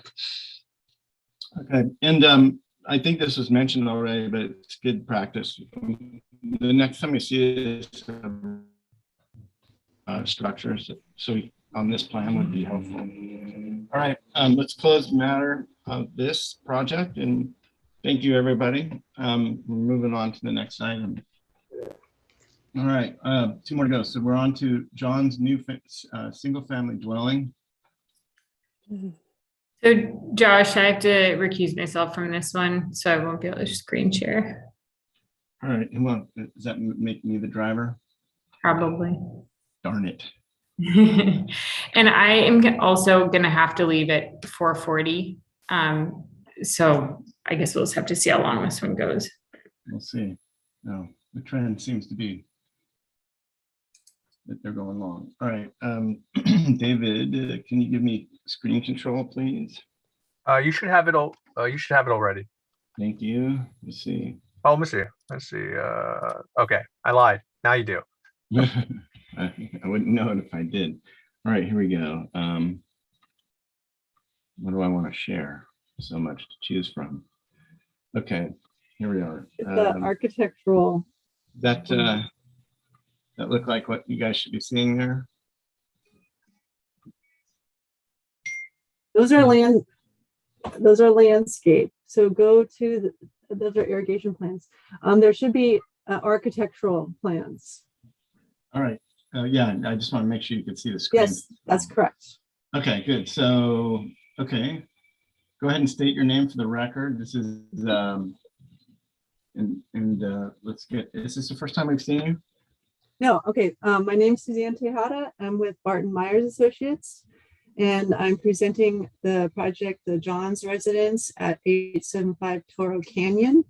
The last time this came before SBAR for concept review was April 3rd, 2020. So it's been a while, and it's gone through some minor changes, but the basic concept is the same. It's a 5,740 square foot single family residence on a 3.47 acre lot. The lot is empty. There's currently no development on the lot. It's a 2-story home. The upper floor, I do not see any of the drawings. Yeah, Mr. Chair, we've seen this project many times, and it has only 3 comments left. I think if we address those comments, then we'll be. Yeah. So thanks. Sorry, that's why I paused. I lost my agenda. So can you, Alex, help me out with it? Okay, so the comments are: A, cable railings are preferred. B, study ways to avoid lantern effect with lighting.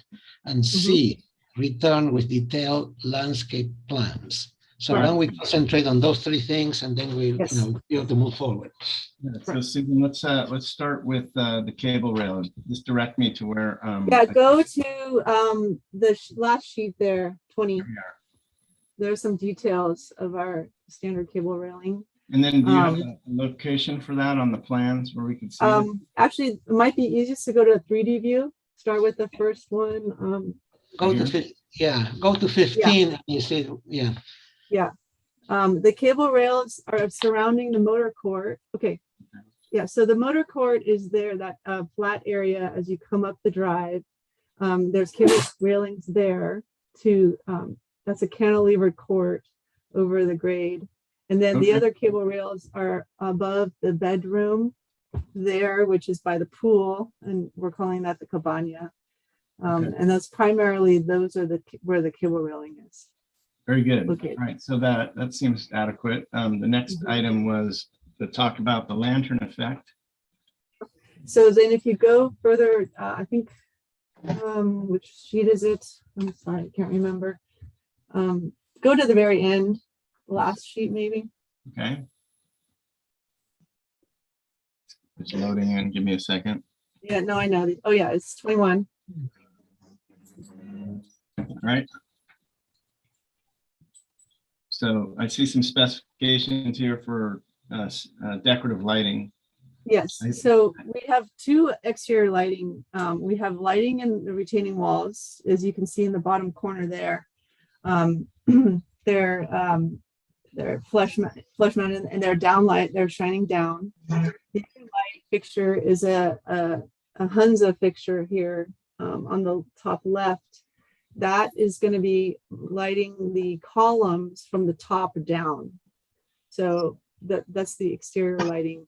All right, excuse me for 1 second. I just want to check it. Who made the comment about lantern effect? Does anybody remember that far back? It was one of the landscape architects, I think. Okay, so I just want to check if that addresses the comment, because I believe the lantern effect was probably germinating from the way From that the inside of the house. architecture- Yeah, right. Yes. Was there anything done to mitigate that, or any discussion on that? We've got a lot of glass and tall Yeah. windows. That's the issue. Well, then no, I would say there was nothing done to mitigate that, except that, Well, I think we all are familiar with Barton Meyer's work and seen what these houses look like, so I don't think there's any mystery there. Right. Why don't we move on to the landscaping and we'll see where we go. Okay. So there's a landscape, there's 3 sets, there's irrigation, gosh, just go to the construction landscape, and I'm not sure if Derek Eichelberger is here with us. I see him. comment. I am. I see Okay, Mr. great. Derek. Jump in here. Let's go to the planting plans better, I think. Yeah, the planting. So just tell me where you want me, Derek. Planting plan's fine. Okay. Keep going. It's kind of loading in here, so give me a second. Sorry. Highly abandoned me. For good purpose, though. Okay, here it is. Is this it? It's the one on the top in the corner. There it is. All right. We were helping out in the first round of this. Doug Richardson, who's he does some work for Barton now and again. He's a dryland farming expert as well. He had come up with a planting plan that was mostly about fire retardant plant material along the edges of the property to help, in the case there was a fire. So most of that is still in this presentation.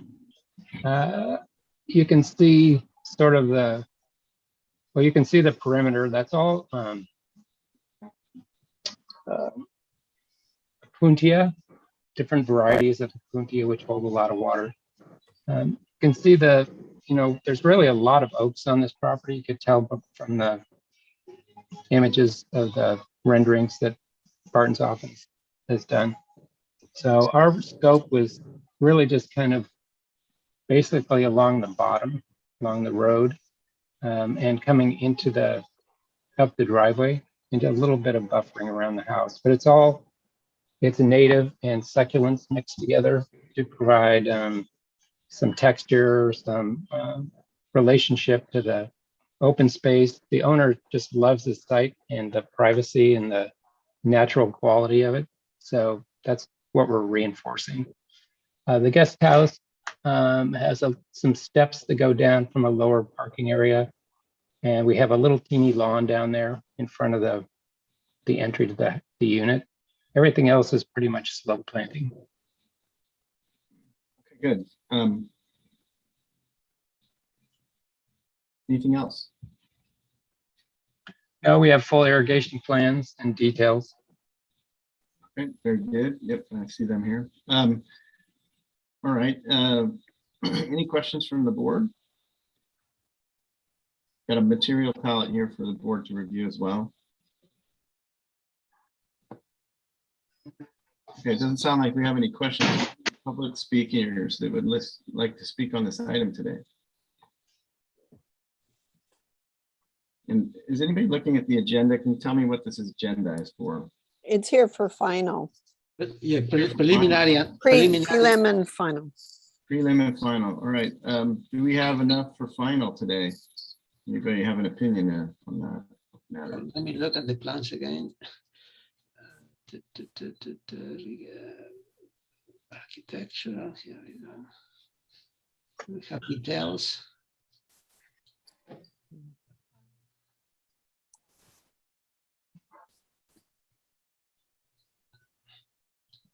So we got details, yeah. All right. Well, we've seen this a lot. We like the way the site solution was complex and difficult. We're dealing with a nice bit of architecture. Seems like most of our comments have been flushed out and addressed. So we can make comments, or someone can make a motion here. Yeah. Okay, I think page 18 has the details, the main details, and not a lot of details, but we've seen these buildings, we know what they look like. I think the lantern effect is kind of unavoidable, but there are some oaks. It's not on the top of a hill, and it's somewhat protected. So I'm ready to let it go and move for preliminary and final. All right, do I have a second? I'll second. All those in favor? Aye. Aye. All right, motion carries. You have your project. Go build it. Well, thank you very much. Thanks. Hurry You up. guys. Hurry up. We will. We're working on it. Get Barton one more in Toro Canyon. Yeah, so it's really dug into the site very nicely, so I don't think it's going to be a problem with the lantern. Well, we're counting on that. All right, the next Bye, guys. Thank you. The last item is item 10. We have cannabis retail storefront. Okay, good. So nice easy one for the end of the day. So, right? Okay, 1, 2, 3, 4, 5, 6, 7, 8, 9. So there are 9 public comment letters in here, plus a folder from Zimmer with 3 elements in it. So just affirming everybody on the board has had a chance to review these letters. Yes. Yes. And just affirming that these are now available to the public. Yes. Their consumption. Thanks. Are you running the show now? Yeah, unless you'd like to continue. No, I barely can handle this. All right.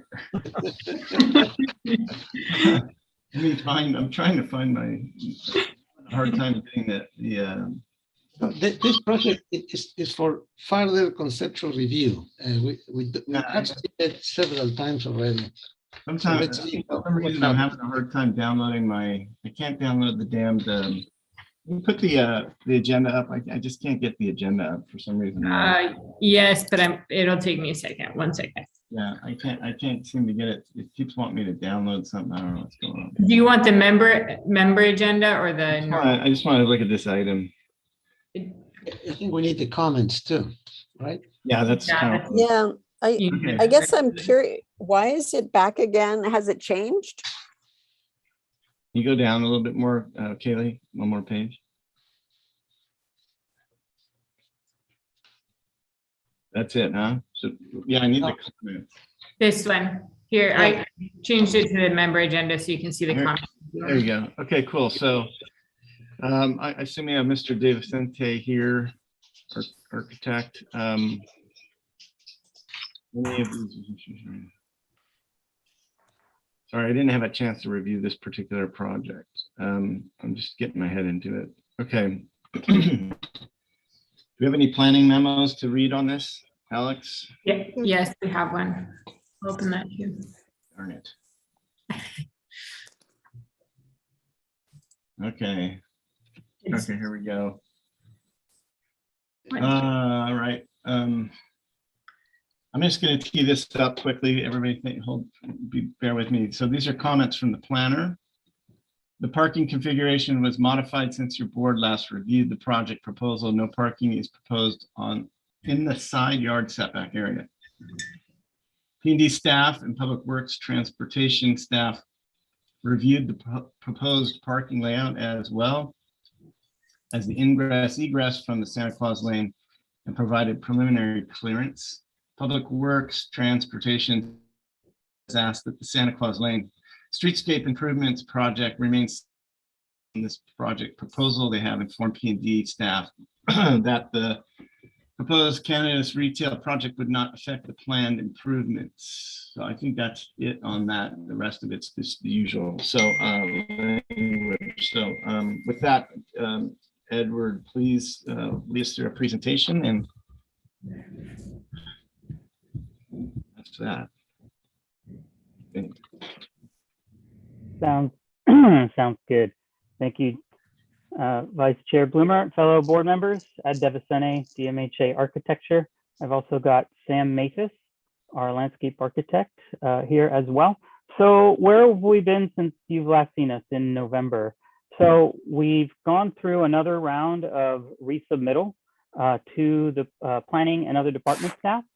And what we have before you today is we still have an incomplete letter, but we're ready to submit. We've addressed every issue raised in that. And so here's where we currently stand before we cover your comments. We've gone, the parking layout and ingress and egress have been conceptually approved by staff. And part of the discussion was, how can we utilize the railroad parcel to the south for the project? And so what was determined by the planning department is that we cannot use it for parking, but we can use it for ingress, egress, and maneuvering. So you'll see that on our site plan. I'll walk you through that. Additionally, we fine-tuned the parking. So the parking is not within any of the setbacks. This is in the side setbacks specifically. So we've made those adjustments. We've addressed the fire department comments for ingress and egress width. We've also completed air pollution control districts review, and they're satisfied, as well as environmental health. The flood department as well. This is in the very edge of the flood hazard zone after the debris flow. So we had to work with flood to go through substantial improvement review, and that process is now complete, and they're satisfied with the project as proposed. We have our can and will serve letters from water and sewer, and the traffic report's been conceptually approved, and we've submitted as supplemental information, and that is being as requested, and that's being reviewed currently. So we're pretty much ready once you hear from transportation on the supplemental information to resubmit to our respond to our incomplete letter and get prepped for zoning administrator hearing. But of course, we need some positive support and comments from your team. So I'll just go briefly over the issues that you identified last time, and I'll walk you through how we've addressed them. So one of the big issues that the board was concerned with just the site.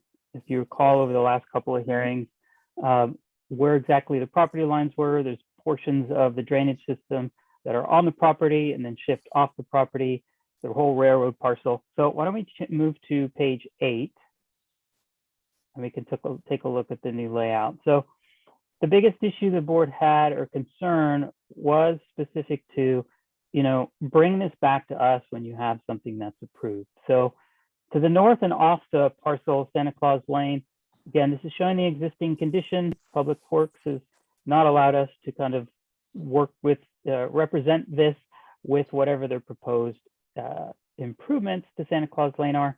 So we're just showing you again what our surveyors pulled, and that's the existing condition here. All the way along the frontage with the transformer on the upper left, all the way to our ingress and existing planters on the upper right or the northeast. On the south half, south of the building, this is our rearranged parking arrangement. Our planning requirement for the building is for 12 parking spaces, which we have. We've done it in a perpendicular parking alignment along the building, with the ingress egress coming along the east there, where it has been for the life of this building, really. And you can see we've also dashed in over the property line to the south where those maneuvering clearances are per the county parking requirements. And that's the railroad parcel, which we're utilizing for maneuvering and ingress egress. So if you zoom in a little closer there, we've really just kind of tightened up the parking spaces. Our accessible stall, for the most part, stayed as you've seen. The brick there through the breezeway has been divided into, there's an existing step. We've broken that into a ramp to get to both the accessible van space as well as the trash enclosure as well. So we've adjusted the trash enclosure. There, previously, we had some existing plantings between the trash enclosure and the stair. We have had to tighten all of this, and so we've had to eliminate that existing planting that's there in order to get the additional parking required on the eastern side there along the building. So these are the revisions to the site plan, pretty minor from what you saw last time, but the biggest issue is that we're not parking within setbacks, and we're not parking within the railroad portion for this application. So that's the update to that particular site layout piece. Now let's go into some more details. So next page, we'll take a look at the ingress egress more closely.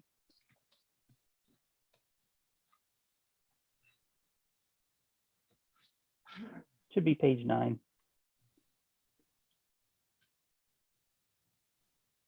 Yeah, if we could zoom into the upper right, just we have enlargements here of both the gate ingress egress. And if you recall, you can see the photos on the left. This is an existing fence that used to be in the front of the lobster town, and it's been repurposed to be the gate. So for this project, because we have to close the gap a little bit here with the put the metal fence along our property line to the right-hand side where the existing 8-foot tall CMU wall exists, and we just need to manage our fencing along our property. We're pulling the gate forward, and if you zoom in there closely, we have a 12-foot clearance in there, which was the requirement by the fire department for the ingress egress at the gates. So for the most part, we're keeping the planters that are existing there. The one to the north edge there has to be trimmed back slightly because we want to be able to keep otherwise 14-foot of clearance from the roadway all the way through. So we are reducing the planter that you see in the photo a little bit there. It's got about 2 feet that's being reduced, again, just to have a 14-foot pathway through there. So trying to maximize that. So in view number 6, you can kind of get a 3D view from Santa Claus Lane to when the gates are stacked and how we're building our metal fencing to capture that. And so we're not utilizing the adjacent property for any of our fencing or the gate screening. So in the closed position, that's the photo there, bottom left, number 8. Again, the gate as it is now, and we'll just be, again, relocating that to the north. Here's the enlargement. This came up last time, just some more detailing for the trash enclosure. Really hasn't changed other than just those adjustments. It got a little deeper, but the design itself is pretty much what you saw last time with styling and the number of bins. So that's pretty much the same. Let's continue on. The next item you had questions about was the lighting plan that we presented. So we've got all the lighting locations identified here. And in the next page, we have a photometric. But before we go to that, let's look at the fixture selected upper left-hand corner.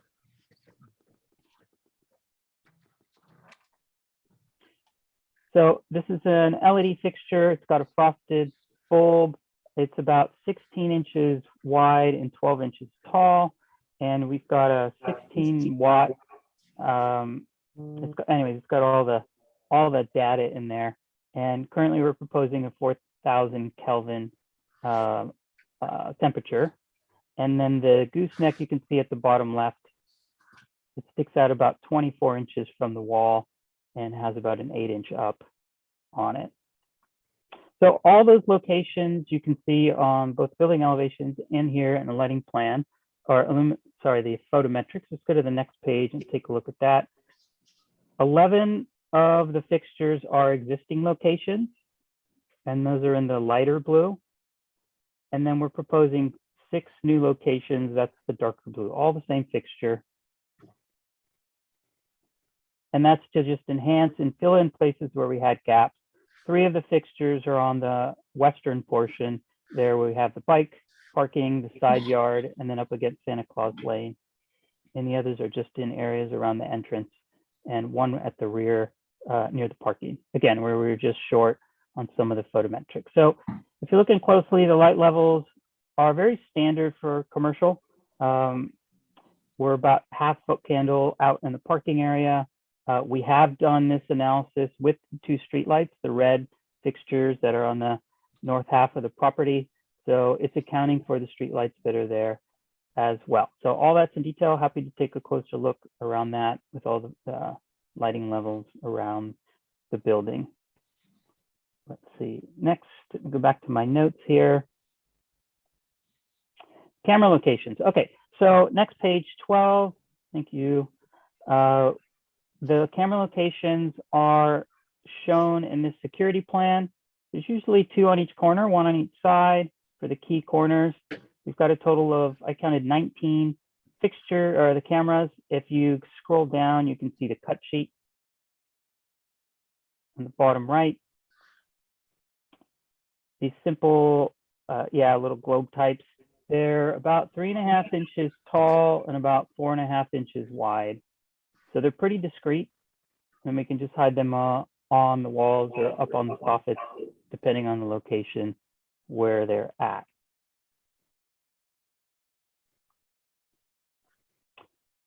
All right, so those are the key questions that were raised around the building and the site, lighting, and the cameras. So next, there were some questions and comments around the front landscaping and the design. So for that, I'm going to defer to Mr. Sam Mathis, and he can walk you through the refinements we've made and also show you some additional photography of the front courtyard that we have as well. So why don't we go to that to start, page 2, Sam? Yeah, thanks, Ed. I'd like to start at page 2. Thanks, and you guys have had a long meeting. We'll try to be brief, but I wanted to go back to page 2 to kind of give you some context. You've seen this before, and the landscape's kind of been brought up as a concern. This courtyard really, all these plantings are existing, and they're all quite substantial in their growth and lushness. There's Kentia palms, there's queen palms at the area where the cars park in the sidewalk. So this space is divided by some real substantial existing palms all along the frontage, the queen palms and the Kentia palms. The courtyard, as you can see, has got a feeling of large concrete pots and board form concrete planters that kind of separate and layer the parking to this courtyard. So you really don't feel like you're next to the cars. If you look at the bottom 2 photographs on this image board, you can see that it really functions as a multiple kind of use gathering area. The tenants and the visitors really have the potential to set up kind of a street market, almost like a festive gathering area already, and it works in a multiple use way because of the space in the center being, as large as it is. The brick itself, the patio surface, is a very beautiful inlaid pattern of herringbone and soldier coursing, and it has some border patterns that kind of a center inlay, let's say, folly in the middle. But with that being said, if we go to the landscape plan now, which we were on before, you can see the context of all these pots now shown in the landscape plan. We can make that a little larger. I think the last time we brought to the board's attention, because there was some concern about the space in maybe the center and the overall feeling from the road, that it may be lacking. And personally, expressing what the owner and I feel, there's a lot of good landscaping presented to the street and to the visitor and certainly to the public. We did offer a raised planter last time that we still think is okay. We think the functions and multifunctions might be interrupted by this, but we'd say that raised planter could be board form concrete.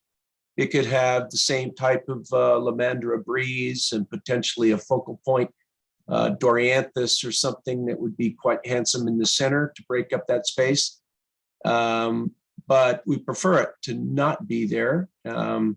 We could also add some teak benches. I show teak benches on the east and west side to actually, help that gathering space be a little more restful for a visitor that's looking at the retail or waiting for someone to shop. So, the space, I think, in its lushness already presents itself quite nicely. The planter in the center in this brick inlay pattern would look very purposeful. It's what we'd like to suggest would be okay, but we kind of prefer it to be more open. I guess those photographs are really the part that give you the existing condition, and then the new offering of a raised planter to design that center area slightly different, not as large. It would take away from some of its potential uses in terms of its multiple gathering. There's actually some music events that have been held in that courtyard that's quite nice. Again, almost a street fair atmosphere. So I think that's what I wanted to cover mostly. We've got the large palms, we've got pots and plants, and as Ed said, there's a little trimming of the planting going in the egress, but it won't prevent the large formium that are already there from staying and being a foil and a screen from the street looking into the back parking area. So I think that's kind of the amount of things I need to tell you guys that have amounted to a little bit of changes from your last meeting. But overall, just giving you a context of how nice this courtyard appears from the public side of the building. Excellent. Thank you, Sam, for walking us through that. Anything else to present, Edward? Yeah, so as you can see, we've really just worked to tighten everything up and provide the additional information that the board requested. And I want to remind you all that, you know, for decades, this building operated as a bustling restaurant as part of the broader Santa Claus Lane kind of roadside. So Frosty used to sit up on top of the roof, and some of those photos, we showed you this last time, some of the photos are there on page 3 or 4. I think they're page 4, the historic photos. So you're going to get a lot of the public comments have been around the concern around ingress and egress. And I just want to remind the board that for decades, this operated again as a bustling restaurant, and we weren't aware of issues for people to get in and out safely and along Santa Claus Lane. So there's more detail, so happy to answer any questions. One last item, Ed. Sorry to interrupt, Ed. One last item. Right. I think, yeah, last time we had proposed a potential tree in that raised, we'll call it a seat wall planter. Sure. And if you notice on the elevations, there's some windows on the 2-story, and there's a nice office space up above on that 2-story that has some really fantastic mountain views of the Carp ridgeline and mountains. So by putting the tree in there, it was proposed as an arbutus, it really does take away some of the views back to the mountains. So that's why we've kind of reduced and softened and lowered the planter choices into that center courtyard. I just wanted to mention that if that was a question that the landscape architects may have remembered. I think maybe that was brought up last time. It was in the minutes. All right. Sure. And Sam, what are you proposing in there now? Well, I've got Lamandra breeze, a nice soft grass that's underneath the palm trees. And then I mentioned that we might put a Fracrea or a Dorianthus or a nice specimen accent plant in the middle to be kind of a dramatic art piece. Okay, very good. Very good. So that's about all we have. We already went through the windows last time. I think the only change, I guess in the elevations, the last sheet, I'll just make a note. We're leaving the windows, they're clear and the existing detailing. Again, we kind of looked at that last time, but we are adding a film that's just a safety film, but it's a clear film, not the opaque film that we originally presented a couple of hearings ago. So that's kind of the nitty gritty of how things have developed, solidified. Happy to answer any questions the board may have. And yeah, we're otherwise ready to go, depending on your comments here, back into incomplete and move into the other discretionary views for the project. Thank you. Very good. Thanks, Ed. All right. Do we have any questions from board members? Val, you had a question early on. Did it get answered yet? You know, well, I had a question about the lighting. The photometric shows, you know, fairly small circles of light, and you said that would compare to a typical commercial building, but is that, what kind of commercial building, given how dark the rest of this street is, how does it compare? I think it's consistent with the rest of the street. These are very small scale lights, which is why we have a greater number of them. So just in order to have just safe egress in and out or along the building, you can see the foot candle numbers that are there. If we want to take a closer look. So, and this is always the balance, right? Even with path lighting and bollards, you kind of have to tighten them up versus tall street lighting where you can go to less numbers because these are a more, again, they're a more typical scale for, it's almost a residential scale building. But the light levels are consistent with a typical kind of, this isn't supermarket lighting that's bright. That's why you asked for the photometric, and that's why we provided it. So the light levels along the building are everywhere from 1 and 2 foot candles, but for the most part, the average is probably around 3/4 of a foot candle. Does that answer the question? Yeah. Thank you. Sure. Any other questions?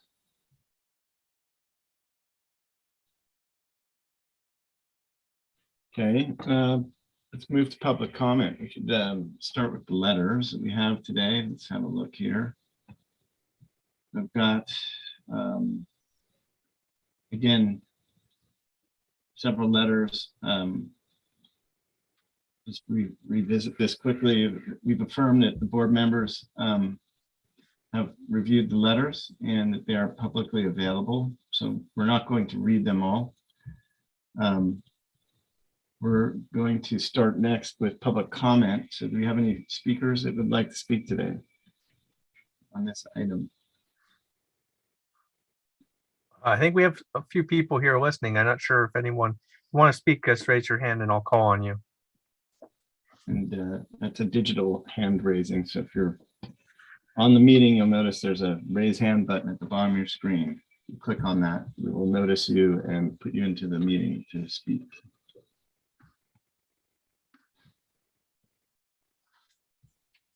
Okay, I'm not seeing any members of the public raising their hand to speak. We do have the letters. Oh, we have one. There we go. All right. Anna Carrillo. Yeah, Anna Carrillo. Yeah. Anna, if you're ready, I'll give you 3 minutes of speaking time. Okay. As a resident living in the Toro Canyon area and a participant in writing the Toro Canyon plan, I'd like to make a few comments about the Roots project. The parking plan with 12 spaces in the rear of the building is still not satisfactory in satisfying the demands that this project will incur. So yes, there are 12 in the back, but the problem is when the beach is being used, there's no parking on the street. The single lane ingress and egress from the back parking lot is very problematic. I've listened to the explanation. When the Santa Claus streetscape is completed, there will be even less parking on Santa Claus Lane, which during summer and peak beach weather is very problematic as it is. There's just not enough parking available to have a cannabis retail store in this location. I have a question regarding the lighting. Is the lighting motion sensor? What are the times of the lighting?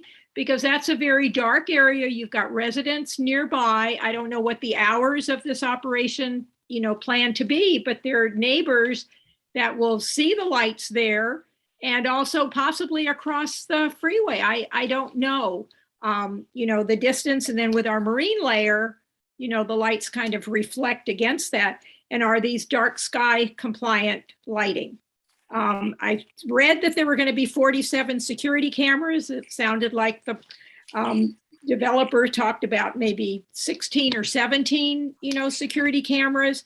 Santa Claus Lane provides the only south on-ramp to 101 for nearby residents. Many employees of greenhouses and residents on the mountainside use that on-ramp on the freeway.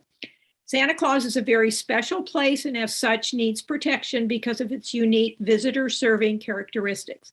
Please remember this is a family beach area with no police services or even lifeguards readily available. Children with their families visit this area continuously for the beach and the family-friendly restaurants and stores. Allowing a cannabis dispensary here is not compatible with the beach, the neighboring stores, restaurants, or residents. Thank you for your time and consideration in this matter. Very good. Thank you. Any other speakers? I'm sorry, one other question I had, are the lights night compliant, night sky compliant? I heard that term during the day. So Okay, thank you. All right. I'll give Ed 1 millisecond to answer that last question. Are we dark sky compliant?